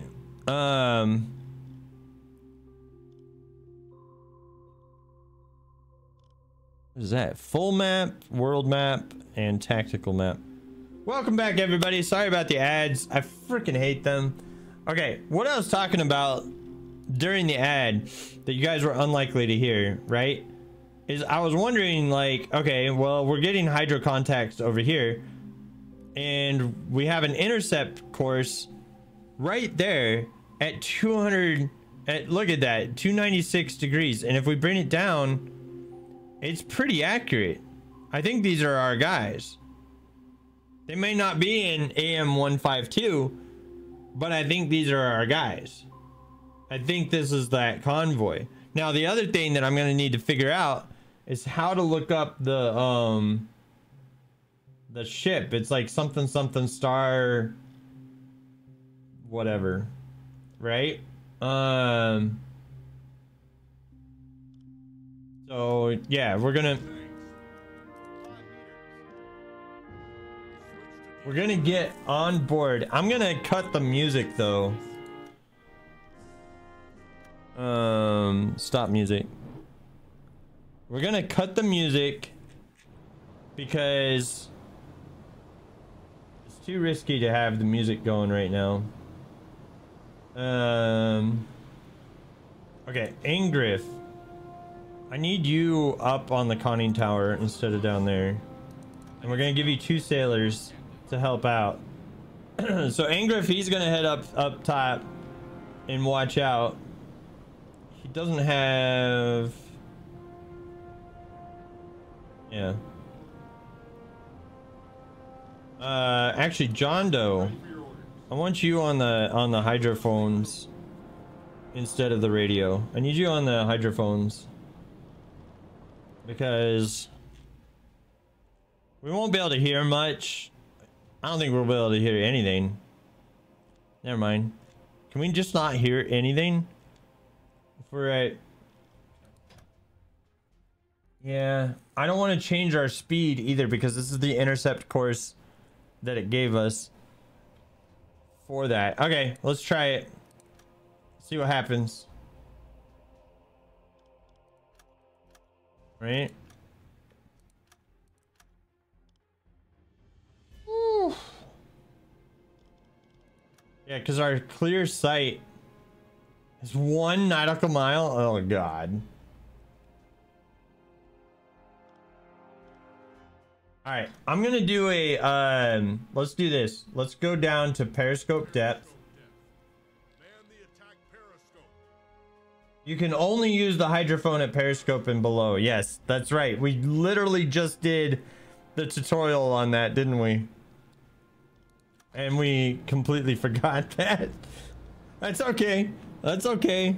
We you've been listening to the sound of our engines and going like, yes, Captain, I hear engine sounds for some reason. It's like, oh, well, now we know why.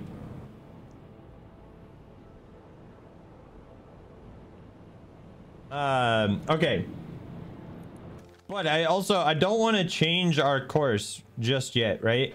Because this is the intercept course that we were able to determine based on those sounds that we heard earlier, and I don't want to change that up. Even though like the report said AM-152, we found them in AM-155, which is pretty close to the report, right? So Captain, we're at periscope depth, ready for surface observations. okay, do the thing.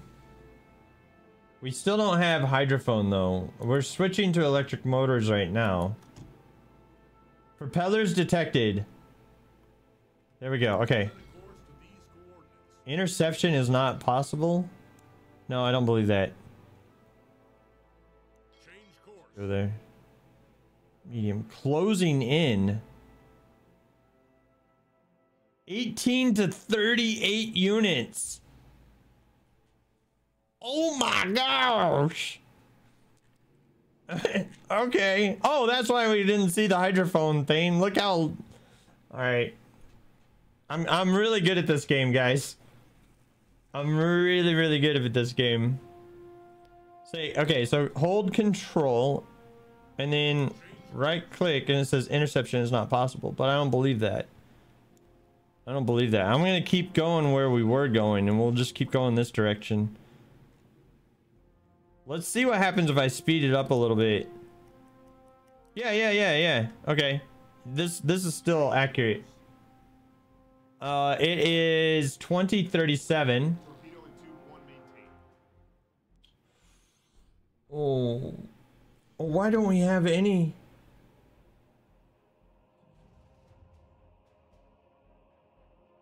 We don't have any air compression. Okay. Current depth, 5 meters. What I'm gonna do, I'm gonna surface the boat. We're gonna get this situation figured out over here. Ready for your order. Let me get Taff. And I'm gonna tell Taff to turn on yeah, come turn on the diesel compressor. Missing workers on the conning tower. I'm gonna tell my guy, tell Drake, come on, get up here, buddy. Okay, everybody on deck. We need to find the enemy here. By the way, if you're just joining the stream, we're hunting down the high value convoy right now, and I'm hoping to oh, that was, oh, okay, I was looking at the wrong thing. This is buoyancy versus this is compressed air reserves. Okay, anyway, we're hunting down a high value convoy right now, and I'm hoping that this could be an extremely successful first outing. And I planned on stopping the stream in 20 minutes, but we'll see where we're at with the hunt. I don't want to like stop the stream and we have like targets in sight and stuff like that. That doesn't make sense. So we'll just kind of see like where we're at here in a few minutes.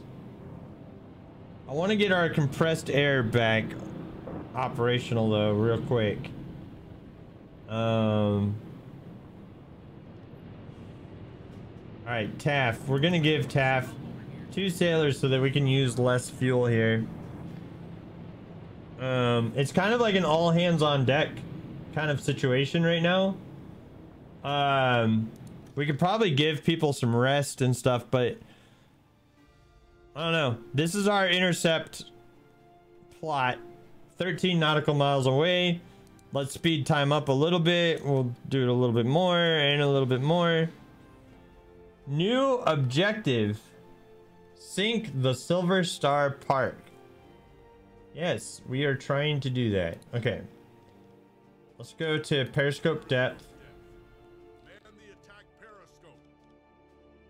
Right, and then we'll send you to rest and you to rest as we are doing that.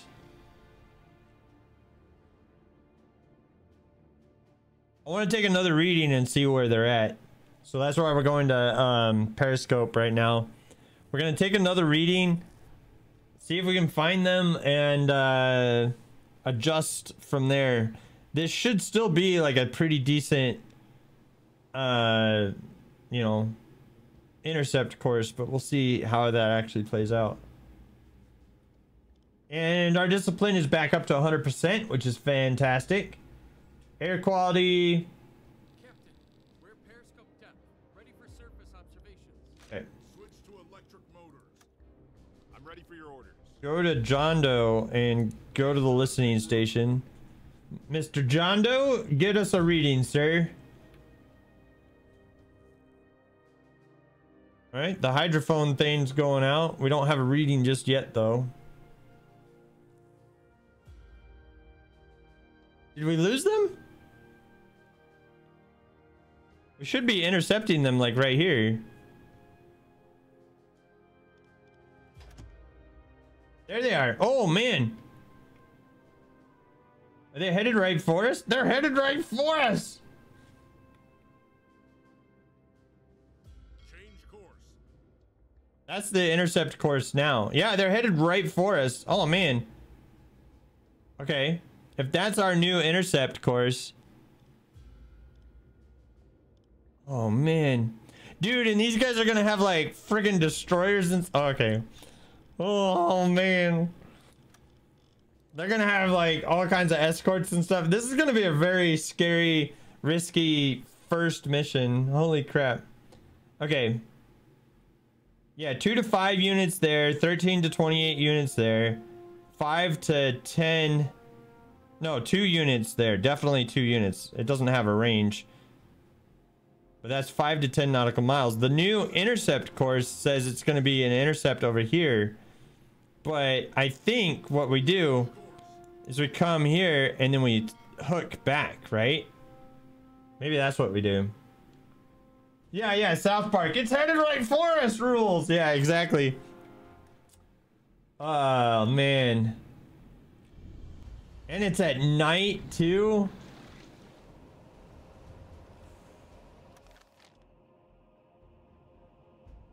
Okay. How far can we see? I bet you it's not far at all. How far can we see with our periscope right now? 7 cables. We can't even see a freaking nautical mile. Oh, man. Okay. What do we do here? I think we surface. I think we surface. Fill the compressor. And get ready for some shenanigans. I'm gonna put John Doe to sleep. John Doe, go ahead and rest. Get some rest. Cause we're gonna need you. We're gonna need you. So I'm gonna take you guys off duty. I'm gonna take your guys off duty. I'm gonna take your guys off duty. Let everybody relax for a little bit. Boat buoyancy. Our boat has positive buoyancy at this time and will float on the water surface. Oh, that's why it's like giving us a warning, right? It's like, hey, warning, warning, warning. You're in a situation. All right, and we'll have Taft come back here and turn on the compressor. And go ahead and turn on the electric compressor too. Let's get this done. Let's get our oxygen refilled real quick.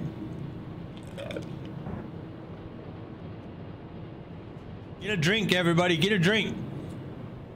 While you can. Okay, everybody. The other thing that we need to do. I think I need to take myself and put myself on the bridge duty up here. Because we're so close to them. We're actually pretty dang close to them. That increased our visibility to a mile. Which is not much. How do, no. No, I want to keep doing our course. Okay. How do I delete that? I want to delete this. There we go. Oh, and delete that. Do I have like little marks on the map in other spots? No. Okay. Realistically, we should probably be at periscope depth and like cruising around that way.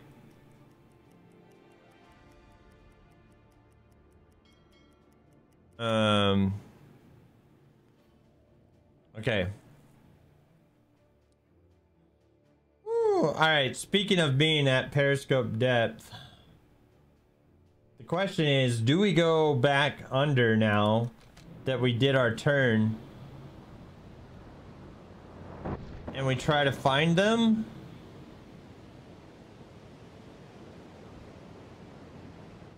John Doe kind of needs his rest. According to Taft, red lights increase night vision range. You haven't tried it yourself, but it would make sense. Let's do it. It does say sight range in dark plus 15%. So you're not wrong. We'll switch over to red lights. We gave the order, and we got an enlisted guy going to go switch the lights right now. Boom. Okay. We should see our vision increase, right? So we got... Yeah. We got up to 4 nautical miles instead of just 1 now. Good call, John Doe. That's why you're one of our officers, man. Torpedo and tube 2 maintained. Alright. Can I give you 2 crew members? Does that do anything for you? I think it probably just makes it so that you can do the maintenance easier. Alright. Let's go to periscope depth. We'll go to periscope depth. We'll get another reading with John Doe. And we'll find out like where the adjustments need to happen. So let's find you. Yeah, you're sleeping. I'm gonna let you sleep as long as I can, and then we'll put you on the listening room as soon as possible as well. As soon as we're underwater. Being at red light is gonna kind of suck, but we kind of need to be, because we need to find the enemy, and they're very close. And I would rather find them first than have them find us first. Speaking of, let's look on the horizon and see if we can see their smoke yet. Oh, no way. I think that's them. I think that's them right there. It's hard to see, and it's probably impossible for you guys to see, but there's like, there's smoke right there. There's definitely smoke right there. Okay, hold on. Pause. There's smoke off our... It should be starboard. It is starboard. Okay. That's them right there. Oh, is there a way for me to like free my camera from the ship? But that is definitely them. Okay. So, John Doe, get us a reading. Get us a reading. I want proof of this. They're gonna be directly off starboard, right over here.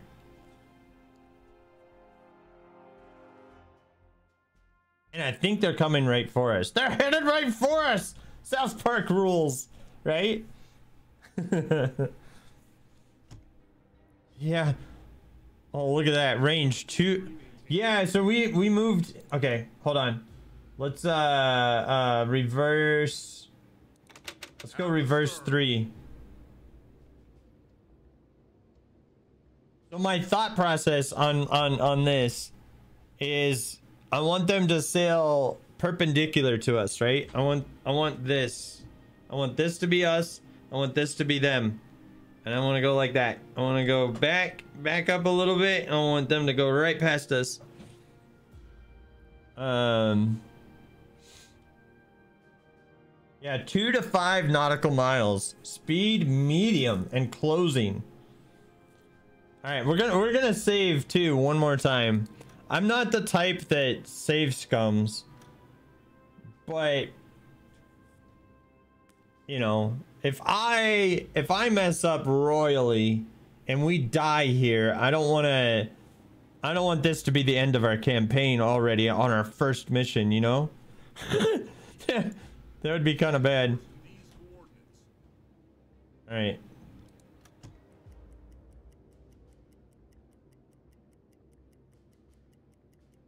Hold on. Are they going this way?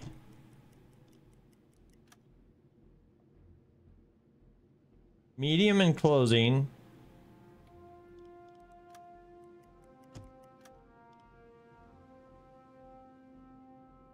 We're still backing up, by the way.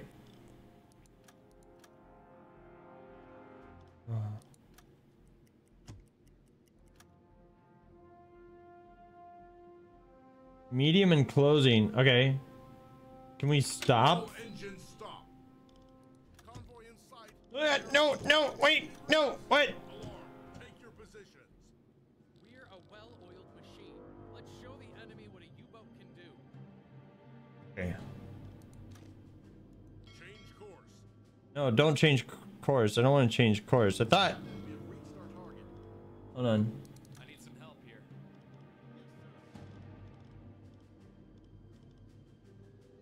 Hold on. Oh my goodness. That's a lot of bad guys. Okay, hold on. I want you, Angriff. Okay, we got somebody on observation. Okay, we got Vogel on observation. Unknown ship. There's a destroyer. Another destroyer. Oh my gosh. Okay. I go here. I can't see jack diddly squat, man. Where's the enemy? What is this? Why are you... Give me some tooltips. What does this do? Okay, hold on. Torpedo tubes. AOV tubes. Chronometer. Identification book. Okay, I want... Yale class. I want to know what this thing looks like. Oh, okay, here's freighters. Okay, Empire. What does this thing look like? No, no. Hold on. Empire. Oh, okay, that's the name of the ship. It's not the type of the ship. Okay. Ugh. Okay, apparently the observed periscope has filters. Once again, you haven't tried them, but it might help. Okay, hold on.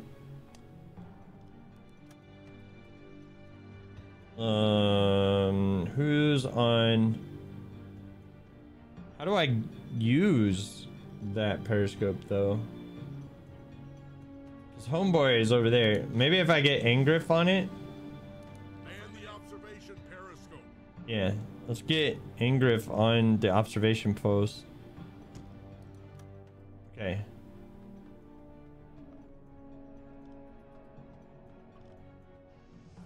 What's this? Oh. Okay. Oh no! Hold on. No, hold on. I did that again. I'm really good at this game, guys. I'm not... Can we move more quickly? Like, just... Oh, okay. If I hold shift, it will move more quickly. Where the heck is the enemy? Did I just do a full 360 and we didn't see them? Kind of feels like I did. Okay.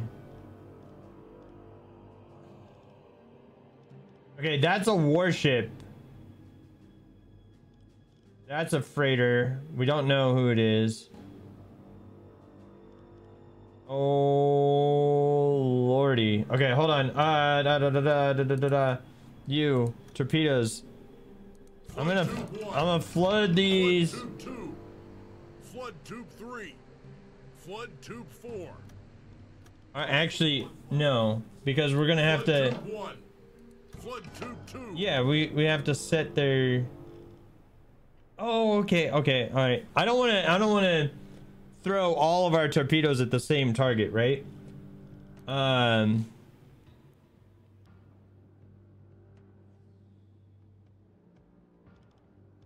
don't know how we're gonna get out of this alive. I don't know how we're gonna get out of this alive at all. Okay, we got 1 nautical mile there, and then it's 2 to that target, and it's 3 to that target. And I don't know which one of these ships is the guy that we're supposed to attack either. And we don't have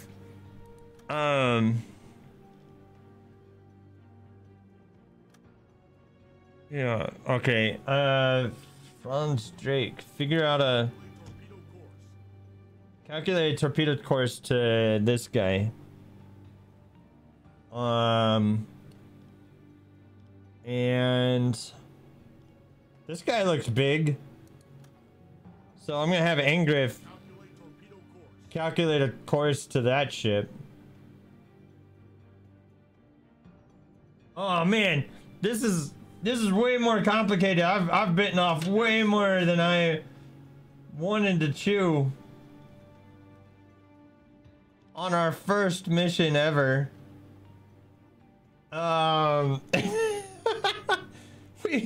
We've got like 1, 2, 3, 4, 5, 6 warships, and we happen to be on like the heavy end of that, of course. They're all on this side. And then there's another unknown contact over here. Page up can raise it. Apparently the observe, yeah, okay. I believe you can sink all of them, so you don't have to worry about identifying them. Yeah, about that though. We don't even see them. We're using the hydrophones to detect them. Hydrophone range plus 25%. I don't think that's necessary. I think though it's probably time to run silent. It is probably definitely time to run silent. We are only like a mile away from these guys. Are we still at periscope depth? We are. The good news is that we have a lot of water underneath us, so we can dive and get the heck out of Dodge if necessary. Oh man, I wish I knew which one of these ships was our target.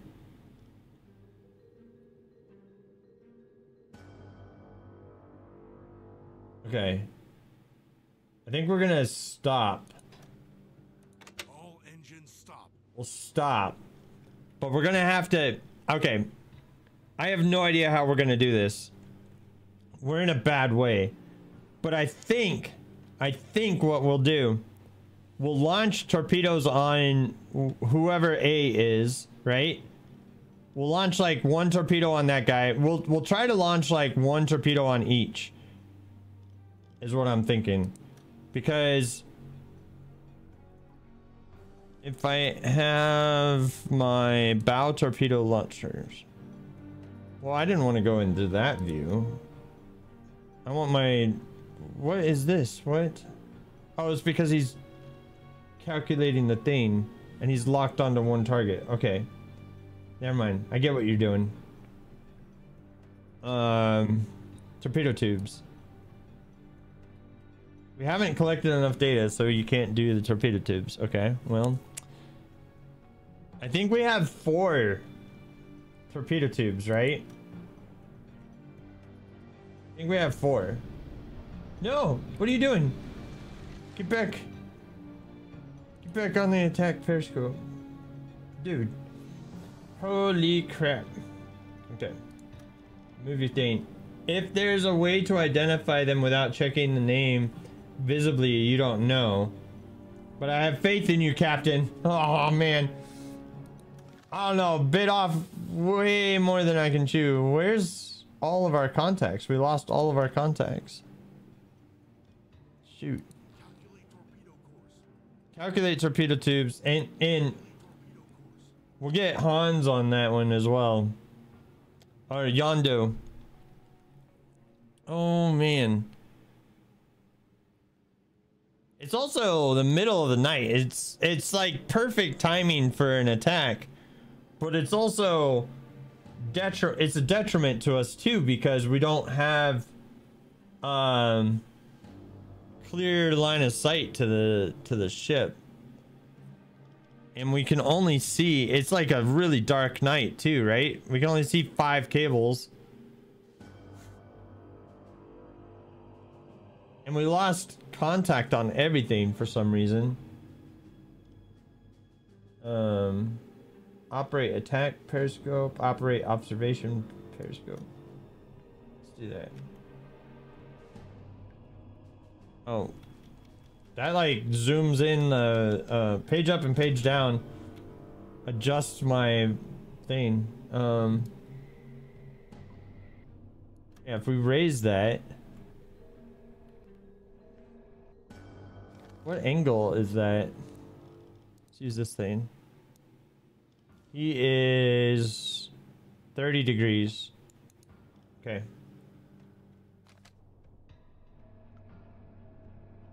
So we should be able to see.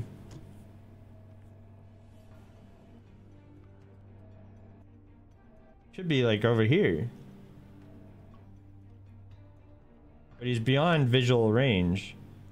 It says unknown ship. If we can kind of, yeah, it's a freighter.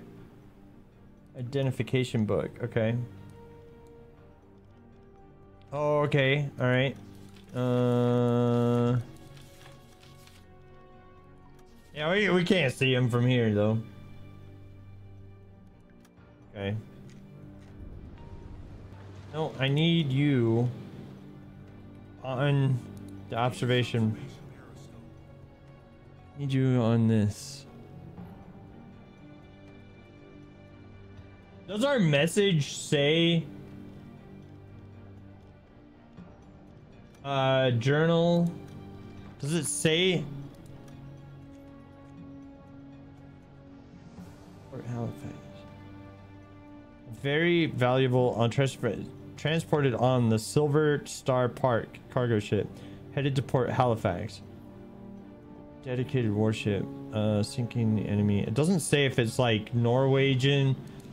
It doesn't say like what nation it's on. Oh my gosh. And we're not like getting, oh man.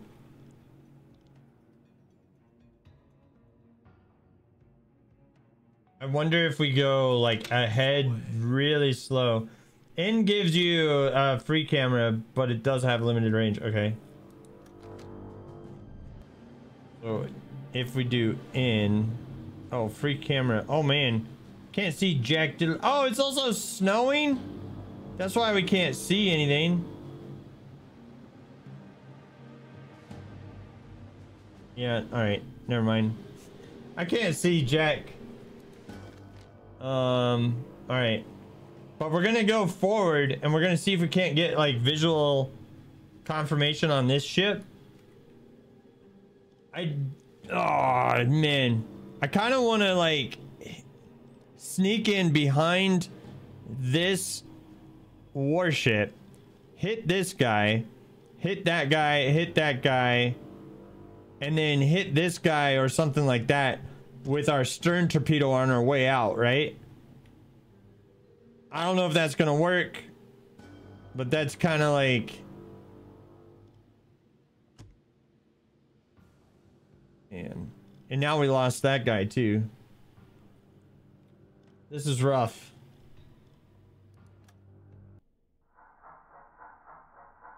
We can hear them. Oh man. Okay. No, John Doe, I need you on the station. I really need you on that station. It's so dark and everything. Oh man. Okay. I'm gonna stop complaining about the situation that we find ourselves in.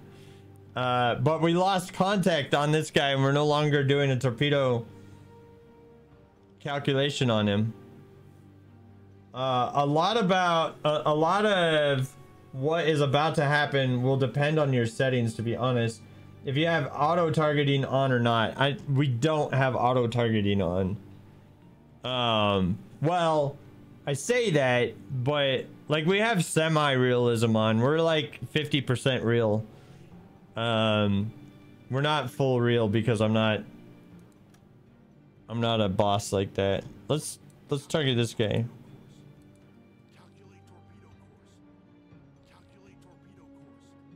If we get everybody on board, like calculating torpedo course on the same guy. Set a course to these coordinates. Oh man. Okay. The fact that I have like a destroyer here or whatever the heck this thing is. Can we see that ship? I can't see jack diddly squat.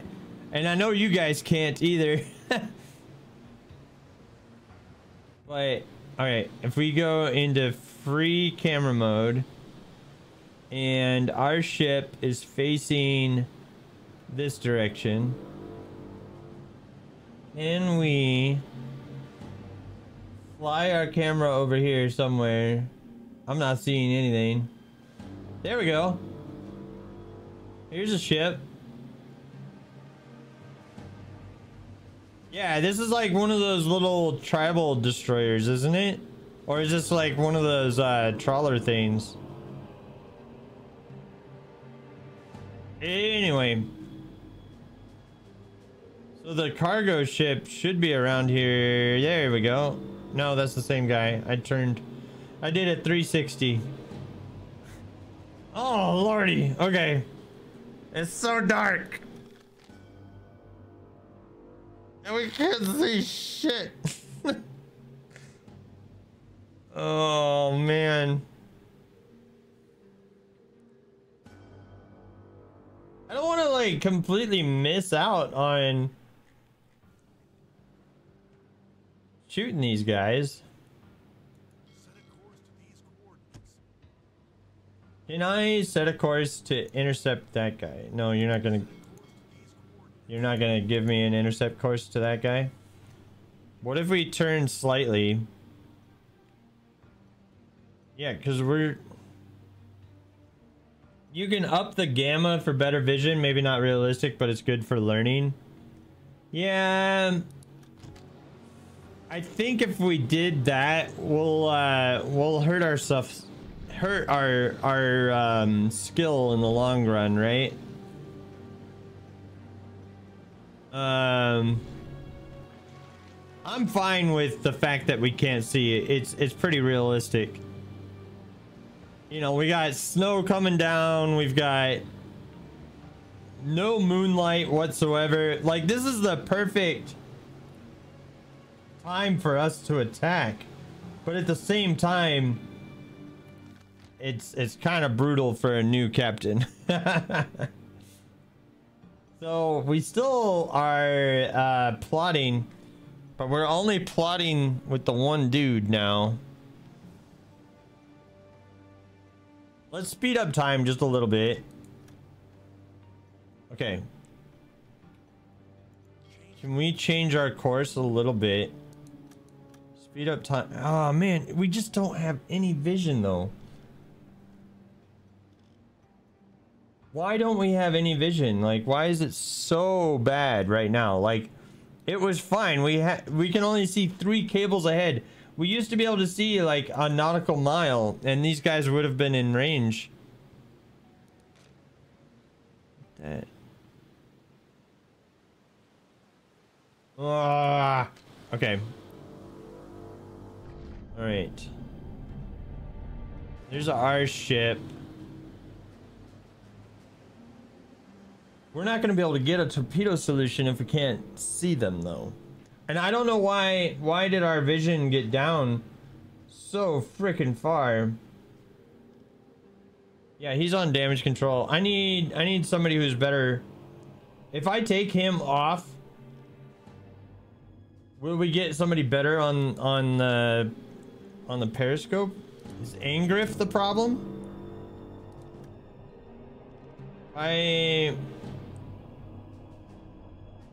Maybe Angriff is the problem.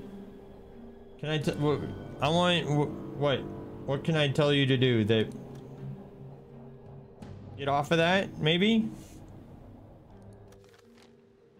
Maybe we'll get somebody better on there. You know better than us, but a cloudy night And a silver moon. Yeah, no, you're very right. I've been there, done that in real life. And you're very, very, very right. So he's currently commanding. And if I add 2 sailors to him, we get a little bit more vision for some reason. We're now up to 4 cables.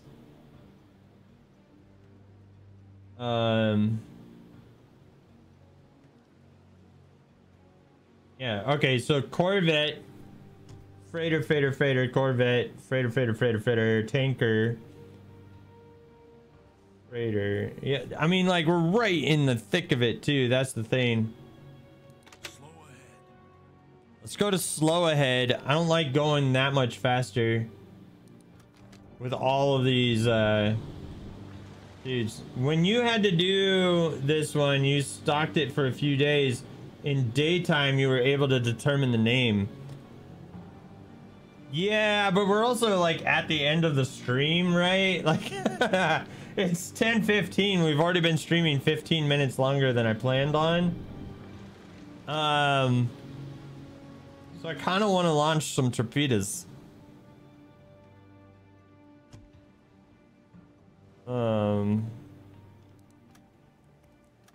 But the problem is we don't see jack diddly squat. This guy might be coming into view range here shortly. Whoa, whoa, whoa. Hold on, pause. There we go. Empire Antelope. Is that the name of the ship? It's an unknown ship, but that's the name of the ship. Okay. You. What are you doing, Martini? Martini. No, I need Angriff. Yeah, I need Angriff on there. Martini, what are you... Your damage control. Okay, I'm cool with that. We have a ship that we can actually see. Let's calculate torpedo course. Oh, and let's go Full astern. not full, that's too loud. We'll go astern. The Empire Antelope is not the ship that we're looking for. Right? It's not the ship we're looking for. But it's a ship we could sink. I don't think we're gonna find the ship that we're looking for. Just based on, you know, it's 22 at night, so it's 10 p.m. It's basically the same time in game that it is in real life right now. Which is kind of a coincidence. It's kind of fun. Empire Antelope. What are you? You got 1 single smokestack, and then you got 2 cranes. Are you looking at... Oh, it's saying an Empire Bell. I kind of agree with that. Kind of agree with that.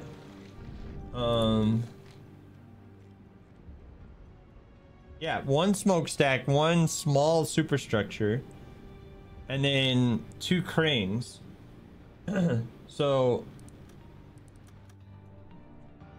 yeah, why are you not on the thing? Why do you leave the thing? I told you just... Ah! It's probably because I take control over him. Right? Yep, I need you to calculate torpedo course.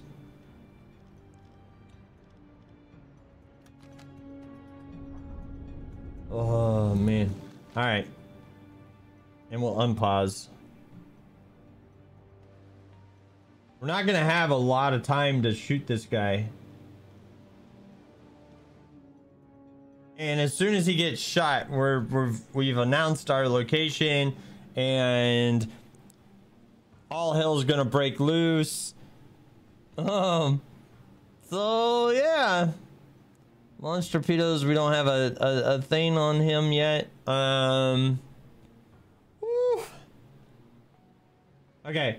I'm nervous because this is a lot to deal with right now.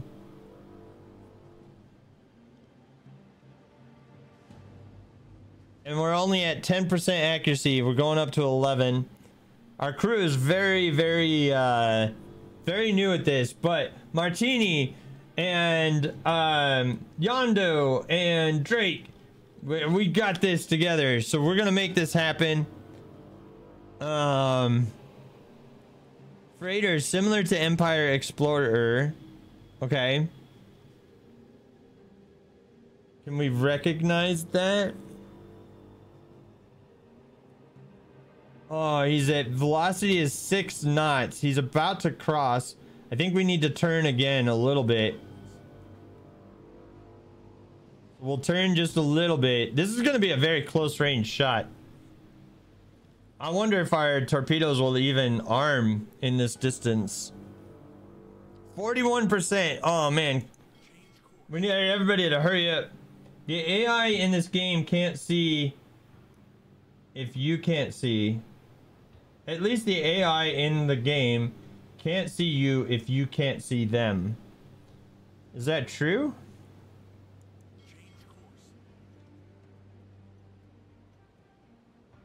Estimated accuracy is 52%.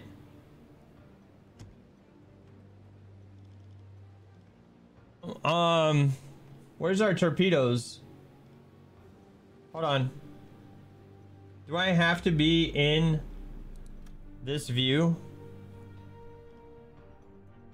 for my torpedoes? 300-meter minimum arming distance. Okay. I think it's an Empire Explorer. I'm gonna go ahead and recognize that. That's very, very much one of those torpedo tubes. Okay, there we go. Flood tube 1. Flood tube 1. I want to. How much is your draft? Is 8.9 meters.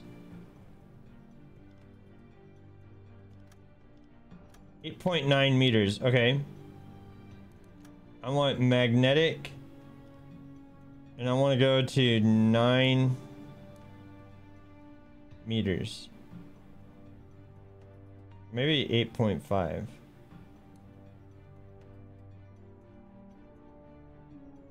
Go to 9. Let's go to 9 meters. Dispersion. I don't really want a dispersion. Let's do dispersion of like 20 meters. The other one will I also do magnetic pistol.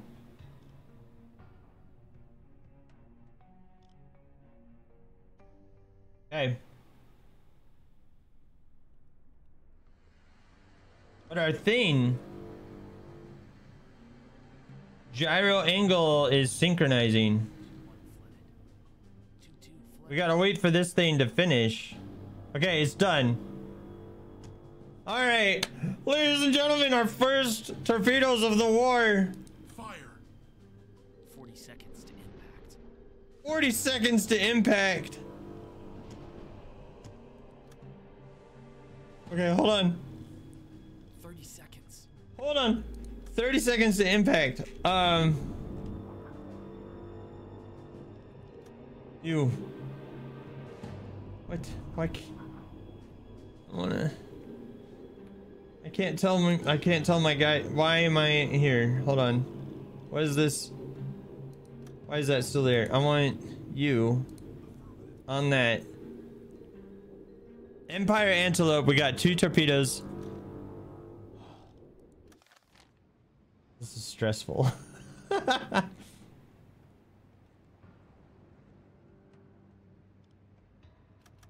Can I center camera on this vessel?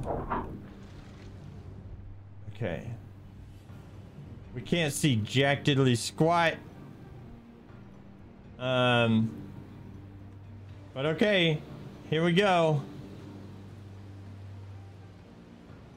Let's see if we're accurate. 20 seconds.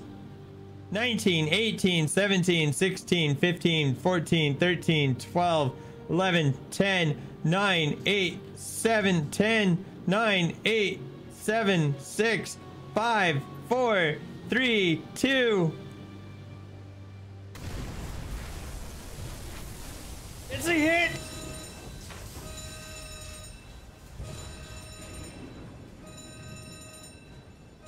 Okay, wait. We can't celebrate though. We just announced ourselves. The other torpedo missed.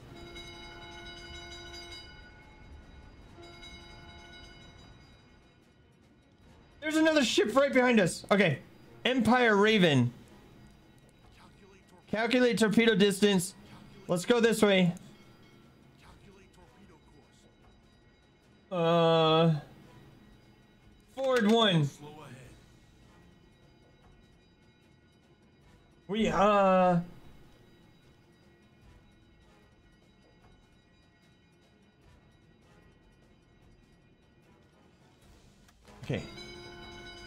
Leave that view. There was something I needed to do. Okay, no, that's already off. Thank goodness. Okay. Okay.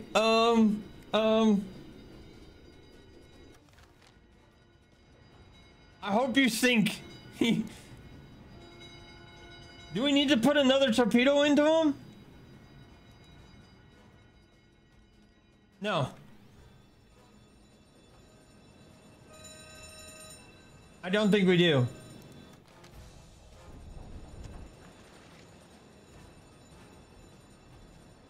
Oh, they're launching flares. This might help. Might help us. They're launching flares. Okay. This guy's going down, though. Look at that. There's no way. There's no way he's not going down.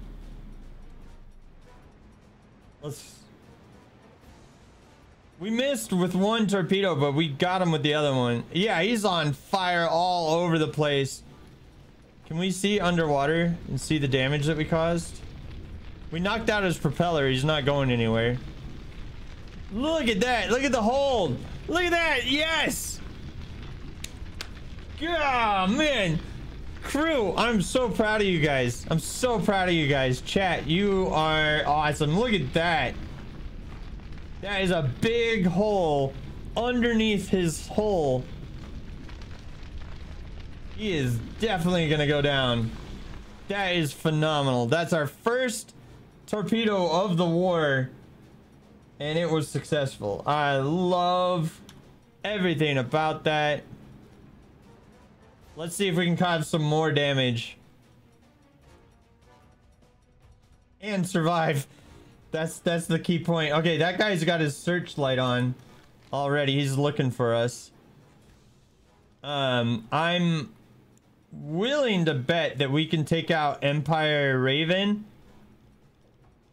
Yeah, okay, they've abandoned ship over there. Okay. I think we can take out Empire Raven and maybe one other ship. And this torpedo is still going. It might hit something. Because there's a lot of ships over here. Oh, I don't care about your transmission right now.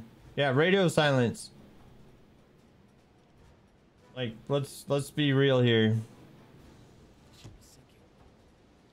Yeah! And we have visual confirmation that it sank. So good job, crew. I am so proud of you. Who's that? This is the Gustav E. Ruther. Empire Raven. I wish we had visualization on the guy that we're supposed to sink. But I will take what we can get, right? I will take what we can get. I wonder, can I put, let's put Angriff. We're calculating on this guy. Okay. But then we can use our aft torpedoes to target this guy, I think. It's gonna be harder to hit these other dudes, though. So we need to turn around a little bit faster. Ooh, who are you? War Sudra. Okay. And who are you? USS Neris? It's a Canada ship. Nah, I don't think that's accurate. I don't think that's actually that ship's name. Yeah, it's gonna be impossible for me. Well, not impossible. It's gonna be really hard for me to hit the Empire. Unless we can turn around really quickly. Ooh. Speaking of.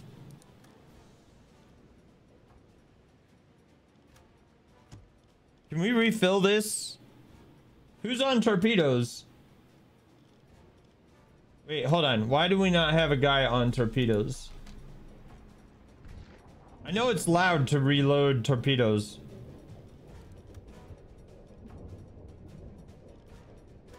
What? You're not letting me click on Martini. Get on the torpedo tubes. Oh, yes, sir. Which ones would be better? Tier 2s or tier 1s? Martini, let me know. Come on, man.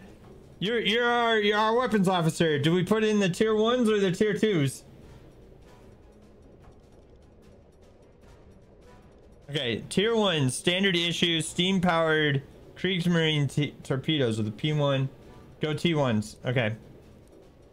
Our weapons officer says tier 1s.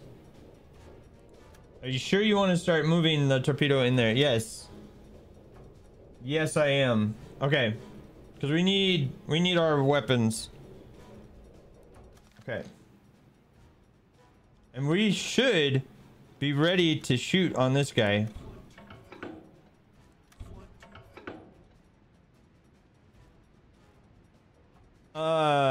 Do we know what kind of ship the Empire Raven is? He is similar to an Empire Explorer. So if I go to this screen, this is similar to an Empire Explorer. Okay, 8.9. I think we do the same thing. We go to the 9. We go 9 meters depth. I don't want an 85. I want something like 20 meters spread again.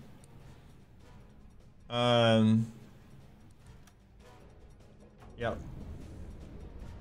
And then for whatever reason, like when I get out of that, it takes me off the attack periscope. That's not what we want.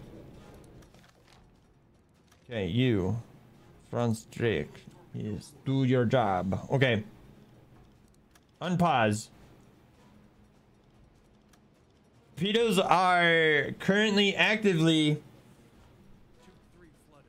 flooding. They're flooded. We're calculating. Gyro is synced. Loose. Fire the torpedoes.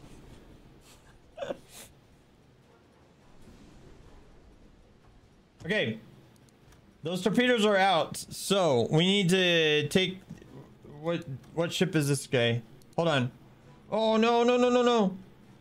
Okay, Neros. Ah, we pissed off that guy. Okay, Sweden, War Thunder, this guy. Okay. Calculate on this guy. We see him. We got 2 torpedoes in the water. They're on their way. 40 seconds to impact. Okay, hold on. 40 seconds to impact. Let's go that, and then camera focus on this ship, and boom. Okay. So now we find out if we get a second victim. And there's a storm. Oh, it's gonna be perfect. That's gonna be so loud. It's gonna be hard for anybody to see. 20 seconds to impact. I'm not sure what side it's on.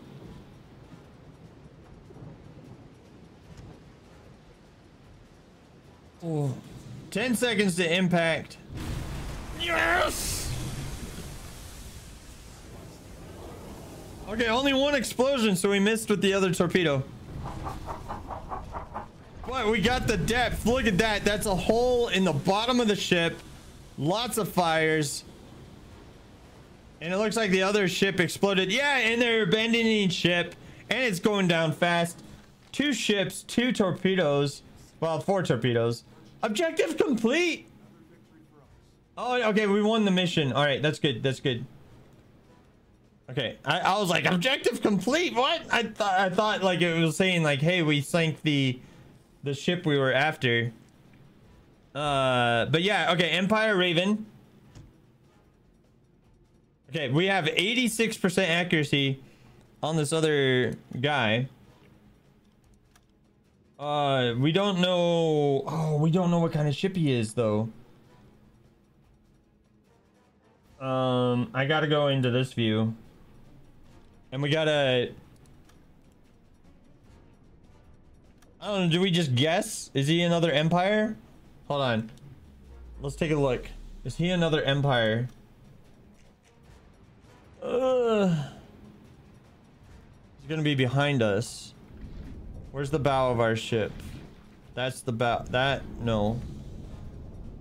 That's the stern. Okay. So, he should be over here.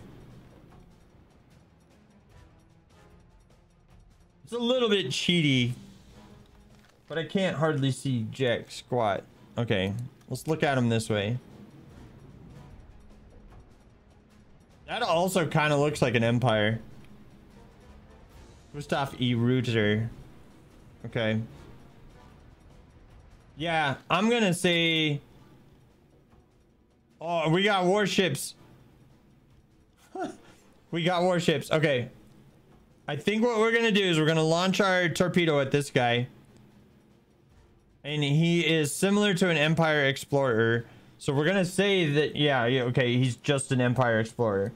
So we're gonna say that, yes, he is, so we're gonna keep it at, we're gonna keep it at 9 meters because we've had extreme success with that.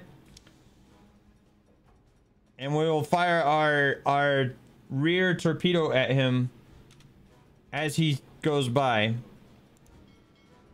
So we're gonna turn this way. Tube 5 is flooded. Captain Adonis, you was USS Nimitz from 84 to 90. I was on so I was on 2 ships. I was on the USS Juno and the USS Thatch. And I served from 2000 to 2008. First of all, Captain Adonis, welcome to the stream. Glad to have you. This is our first mission in the game. Well, it's the first mission in the game since 1.0 and since like 2022. So, we're actually doing extremely well. I'm hoping that as we make our escape, right? Our escape plan is to come south here. I'm hoping that we can fire this last bow torpedo at this ship on our way out. So as a result, I think what we'll do... No, never mind. Can't do that. Okay. We are actively trying to shoot this this guy right now, but I want to shoot this guy on our way out, and then we can have like a lot of sunk ships on our first outing. That would be dope. That'd be so nice. Oh, okay, hold on. That problem happened again for some reason. I don't know why this happens, but for whatever reason this happens. Thanks for the follow, Captain Adonis. I appreciate it. I'm out of officers right now, but we will name something after you soon. You, Mr. Drake. Mr. Drake, I need you to get back on the freaking attack periscope. I don't know why you're not on the attack periscope, but I need you to be on the attack periscope. But yeah, thank you for your service as well. You just finished your first mission stream and saw a vet and thought it would say, hi, shipmate. Yeah, man, what's up, dude? Give you a swab? Hell yeah, man. Can I do that? Hold on. Crew. Can I rename, like... Kurt? I can! Oh, awesome! Okay, fantastic. Okay. So this is now Adonis. Okay, no longer Kurt. It is now Eisenecker Adonis. And we'll know because it will be last name, comma, first name. And we'll know that that is your guy. So you are now on board. Welcome aboard, sir. Glad to have you. Okay. So I want to tell Drake to calculate torpedo course on that guy. So the plan now, we're going to continue to try to escape. But the plan now is to hit this guy and then hit this guy and then GTFO. So let's hope we can make that happen. All right, unpause again. Torpedoes. We're still getting the gyro sync turned around there. And I don't know, it's gonna be a bad shot if we take it now. I think we need a little bit more distance. Says the gyro is good to go, but we only got one torpedo in our booty. Do we fire? I think we wait.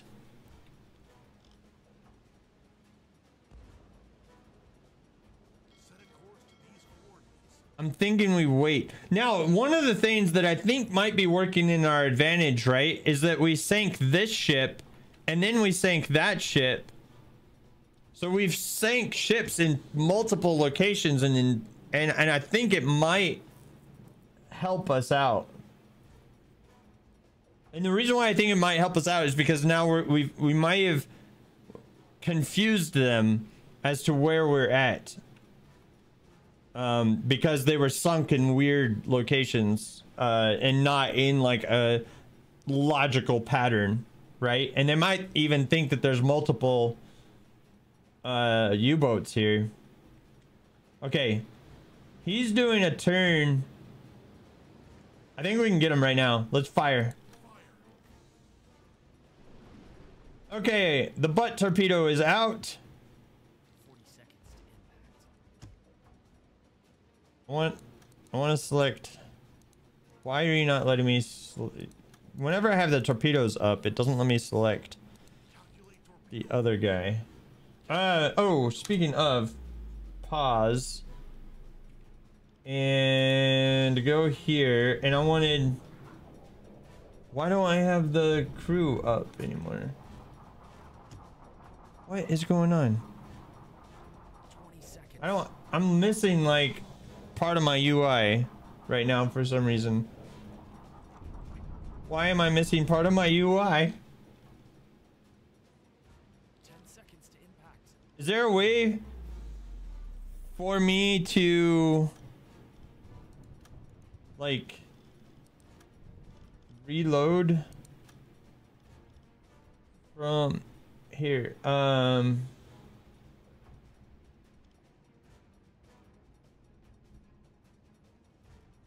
don't know how to reload.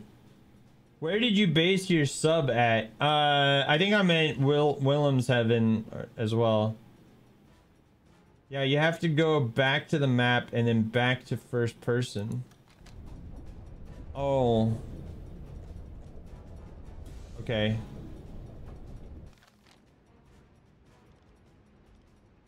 So like, if I enter first person perspective and then pull, okay.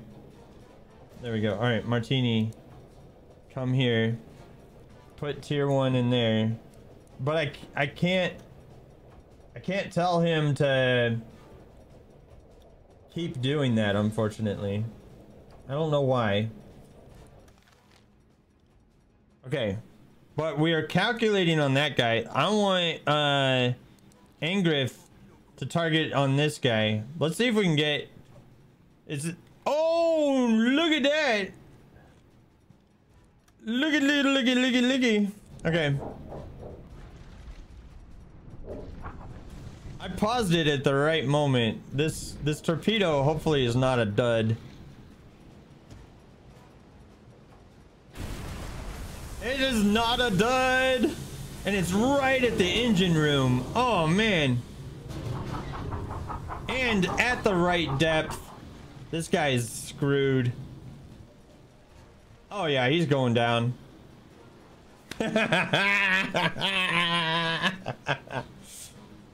He's going down. He's definitely going down. Yep, they're abandoning ship. That's another one.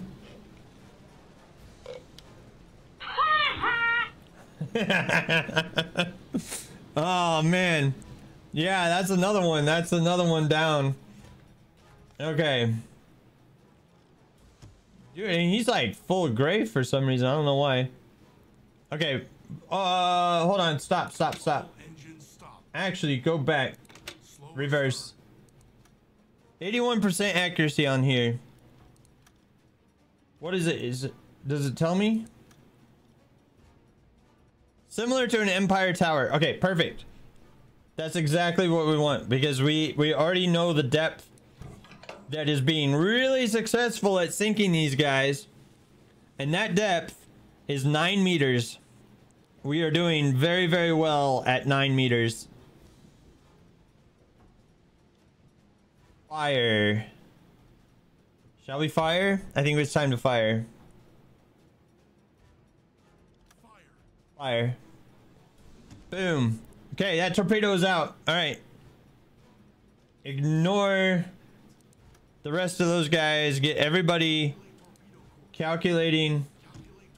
Who's that? 30 seconds. The wrong dude. 30 seconds.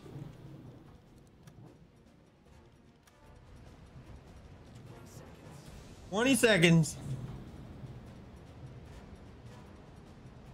Dude, this is our first outing. Oh, and I think we're gonna be able to get out of here too. Yeah! Oh yeah. Oh, it's beautiful. That's another back broken right there. You can see it right there in the bottom. Oh, look how fast he's sinking too. Oh my gosh. Oh, hells yeah. These guys, oh, I'm sorry. USS Nereus, I'm sorry. You guys didn't have enough time. Oh, no, okay, good. Oh, shoot. Hold on. We've been spotted. Okay, all right.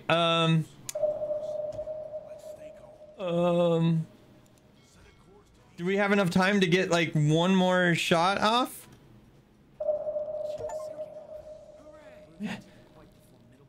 Okay. All right. What's our accuracy? 58%. Oh, they know where we're at with the freaking sonar. Oh no! Oh no! Okay. All right. There's a bad guy right there. We're gonna get this last torpedo off, and then we're beating feet. We are beating feet. We only have 65% accuracy on the Empire Fisher, but we need to beat feet and get out of here.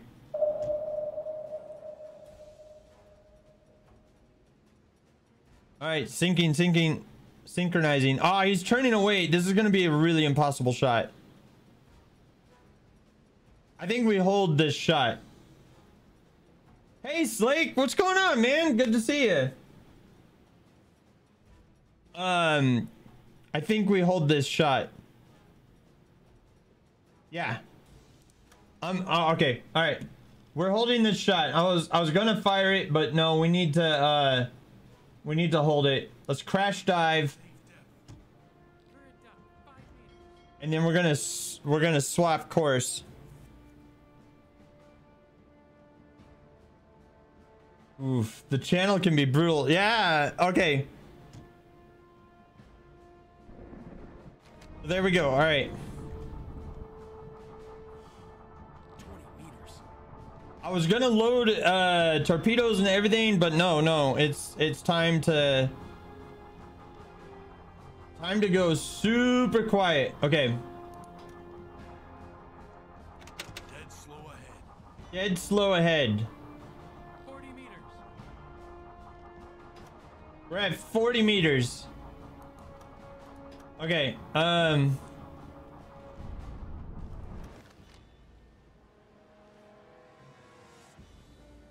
Actually, hold on. What if we stop? All engines stop. 50 meters. No, because they know that we're here. Dead slow astern. Let's go dead slow astern.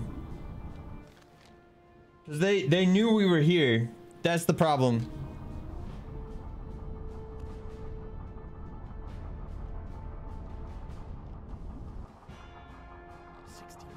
Oh, all right, guys. After we get clear, I'm gonna have to call it a night. But okay, okay, all right. Let's see. Good to see you too, bro. Just managed to catch your stream for the first time. Yeah, you know, Australia versus US. I usually catch you in my morning just before going to work. And then John Doe says, oof, the channel can be brutal. And then we got, did I work on subs in the Navy? No, I did not. I was a surface guy and I would never be on a sub. I'm also 6'2", so like, I was already too tall for the Navy and I bumped my head on many pipes on ship. And I was stationed in Japan. Same, you tried once, you didn't have the depth to hide. Yeah, we're gonna try to hide. We got quite a bit of depth right now. I think this ship right here is our guy.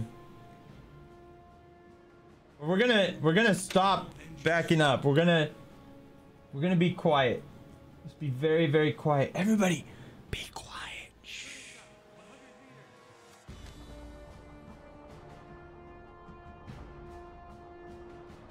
I was in Sasebo, Japan.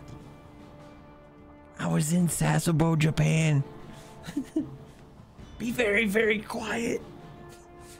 We gotta live. 105 meters.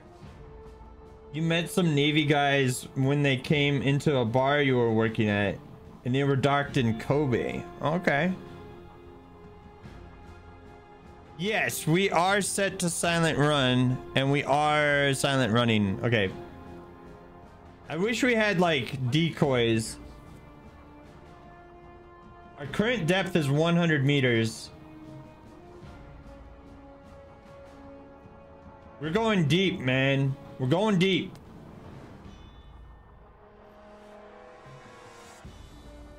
I don't know about you guys, but I think our whole crew needs to live. Right? Oh man, I'm streaming longer than I wanted to tonight, but this is exciting, so I'm okay with it if you guys are okay with it.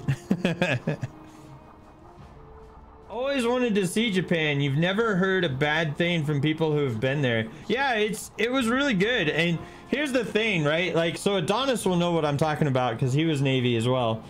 I don't know if the food in Japan was so good or that the food on the ship was so bad, or that it was a combination of both. And I feel like it was a combination of both. I think they're dropping depth charges. Skipper, we're peened. No. All right, let's wait. Let's go forward. He said that we got peened by I bet you let's go hard port. They said that we got pinged by sonar. We are really deep. We're 133 meters deep.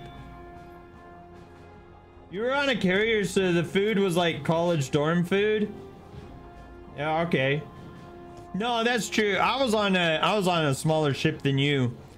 We didn't have quite as fancy stuff. I bet you guys got like all the good stuff on a carrier, honestly.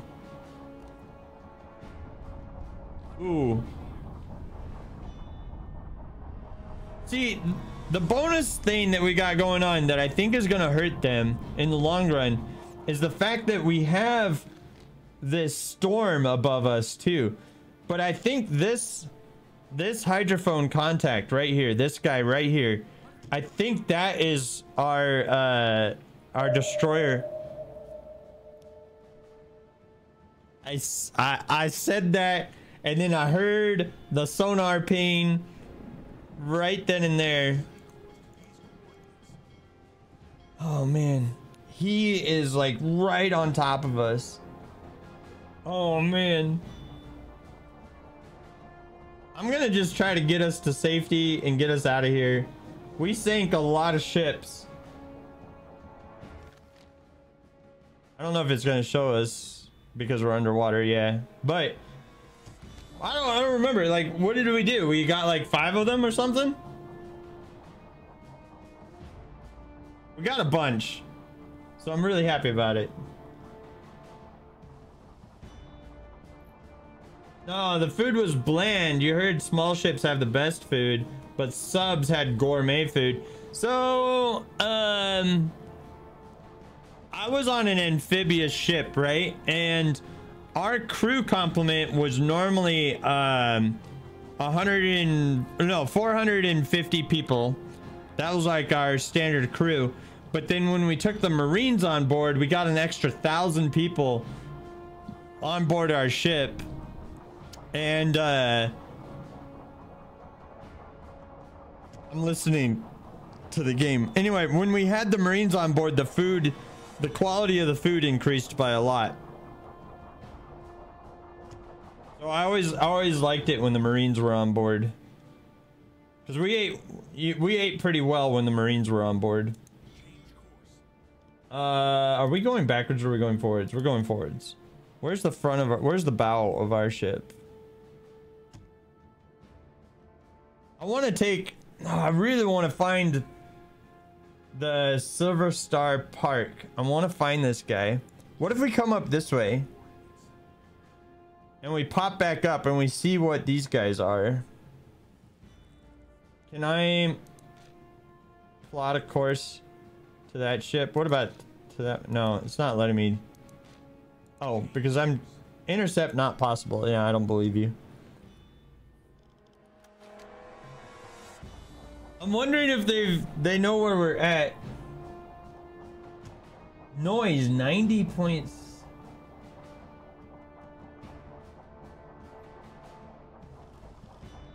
Hold on. All engines stop. Sonar detectability is 100%. If I move, does that change? No, we're still at 100% no matter what. Okay. You had 6,000 with the air wing, but only 2,700 ship personnel. Okay. Yeah, that's a lot, man. That's a lot of people on one ship. But I bet you guys had like some really cool stuff going on. I don't know. It was a love-hate relationship with me in the Navy.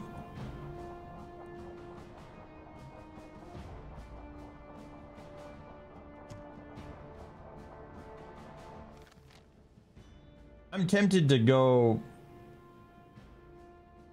Maybe we need to just go this way. I think we just need to go this way and just get rid of this. Get out of here. I think we were successful. We didn't find the ship that we wanted. We didn't find this Silver Star Park.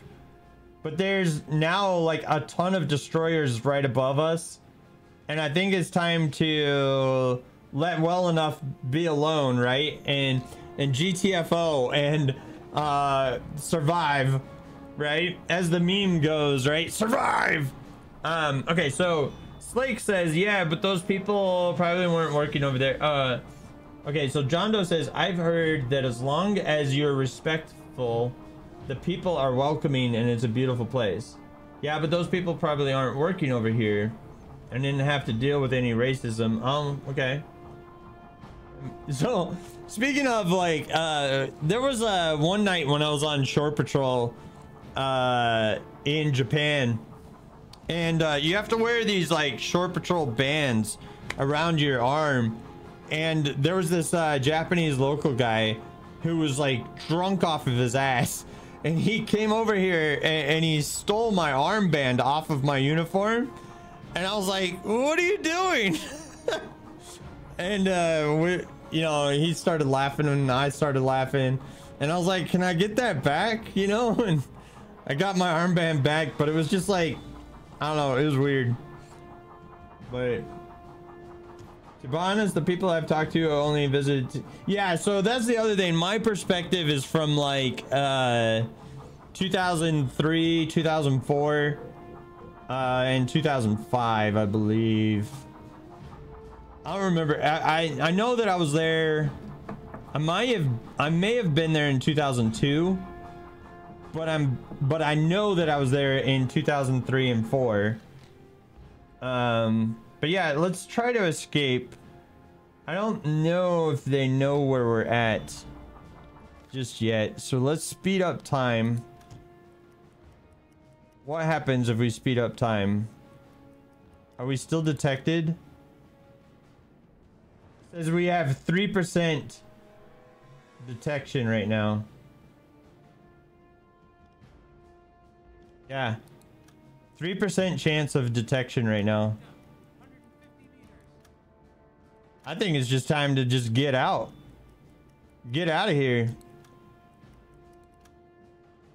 Oh man. All right, crew, I am extremely proud of you. I think we survived that. 145 meters. How far away is that sound? Before I get us closer to the surface. It's 3 nautical miles. With the storm that is raging above, I think we can go to periscope depth. Because there's a big ass storm raging up there. I think we can go to periscope. 140 meters. 35 meters. Captain, we're at periscope depth. Ready for surface operations. Your crew is stressed out. Yeah, but we have high discipline. They're gonna be fine. You guys are gonna be fine. Stop being stressed. Crew, chat. Everybody in chat is a part of the crew. You need to stop being stressed out and chill out. Okay, Martini. Hold on, I didn't mean to double click you. Martini, I need you to come load our torpedo tubes.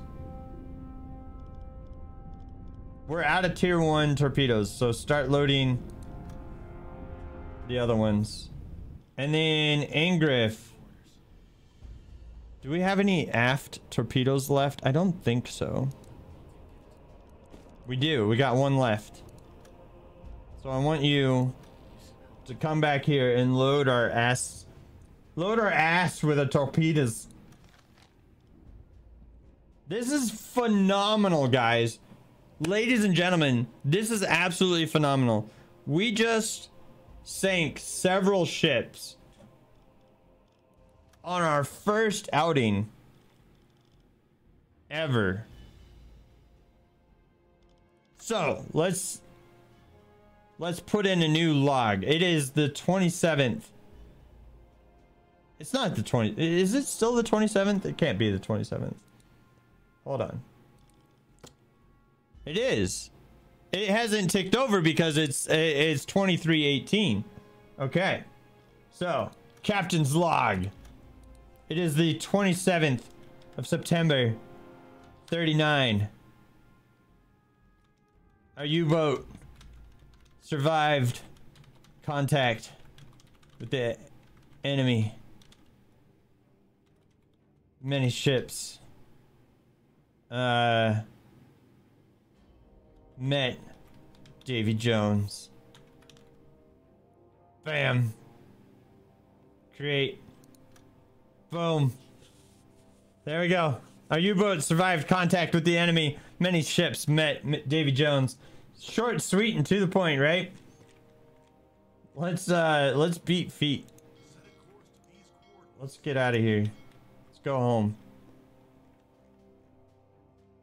Let's go home.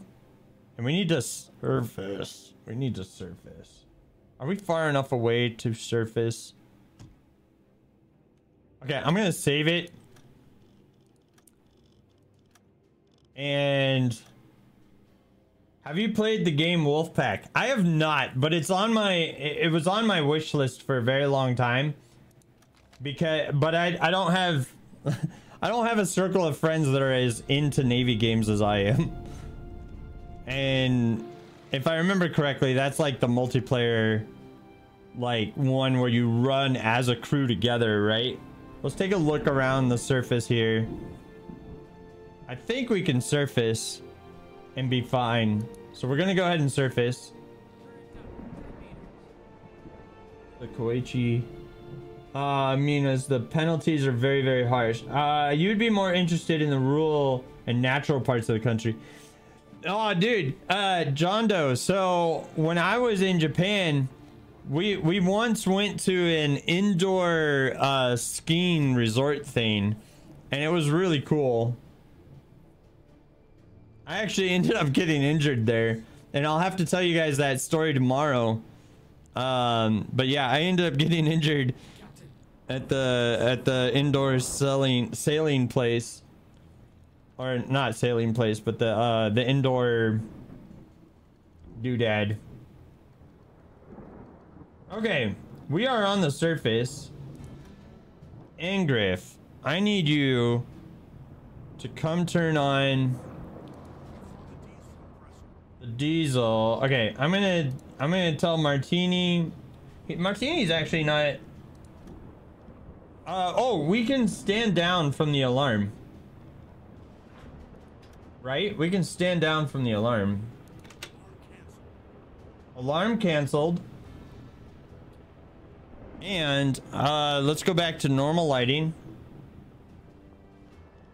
Okay, he's getting some sleep.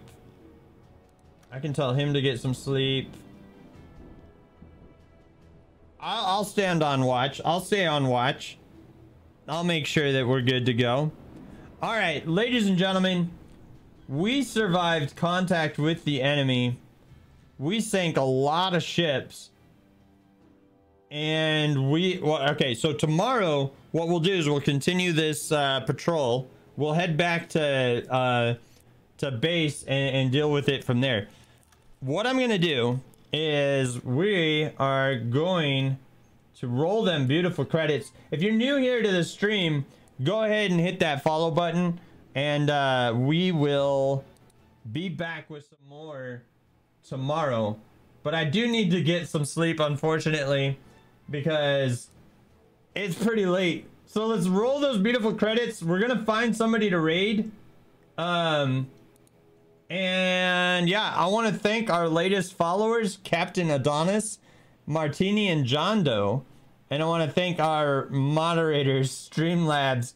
And thank you so much, Pretty Taft, for the raid.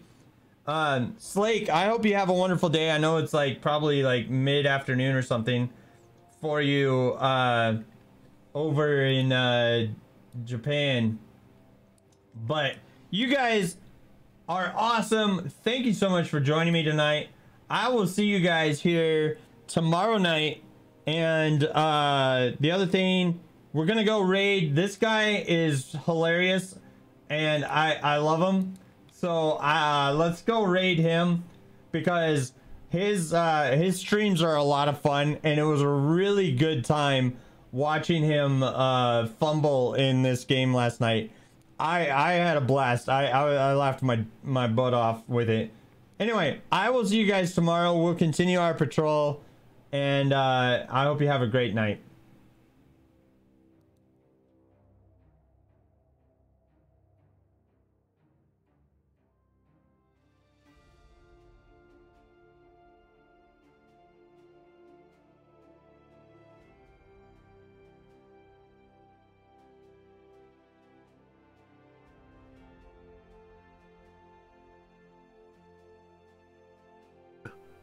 Hopefully. Oh boy.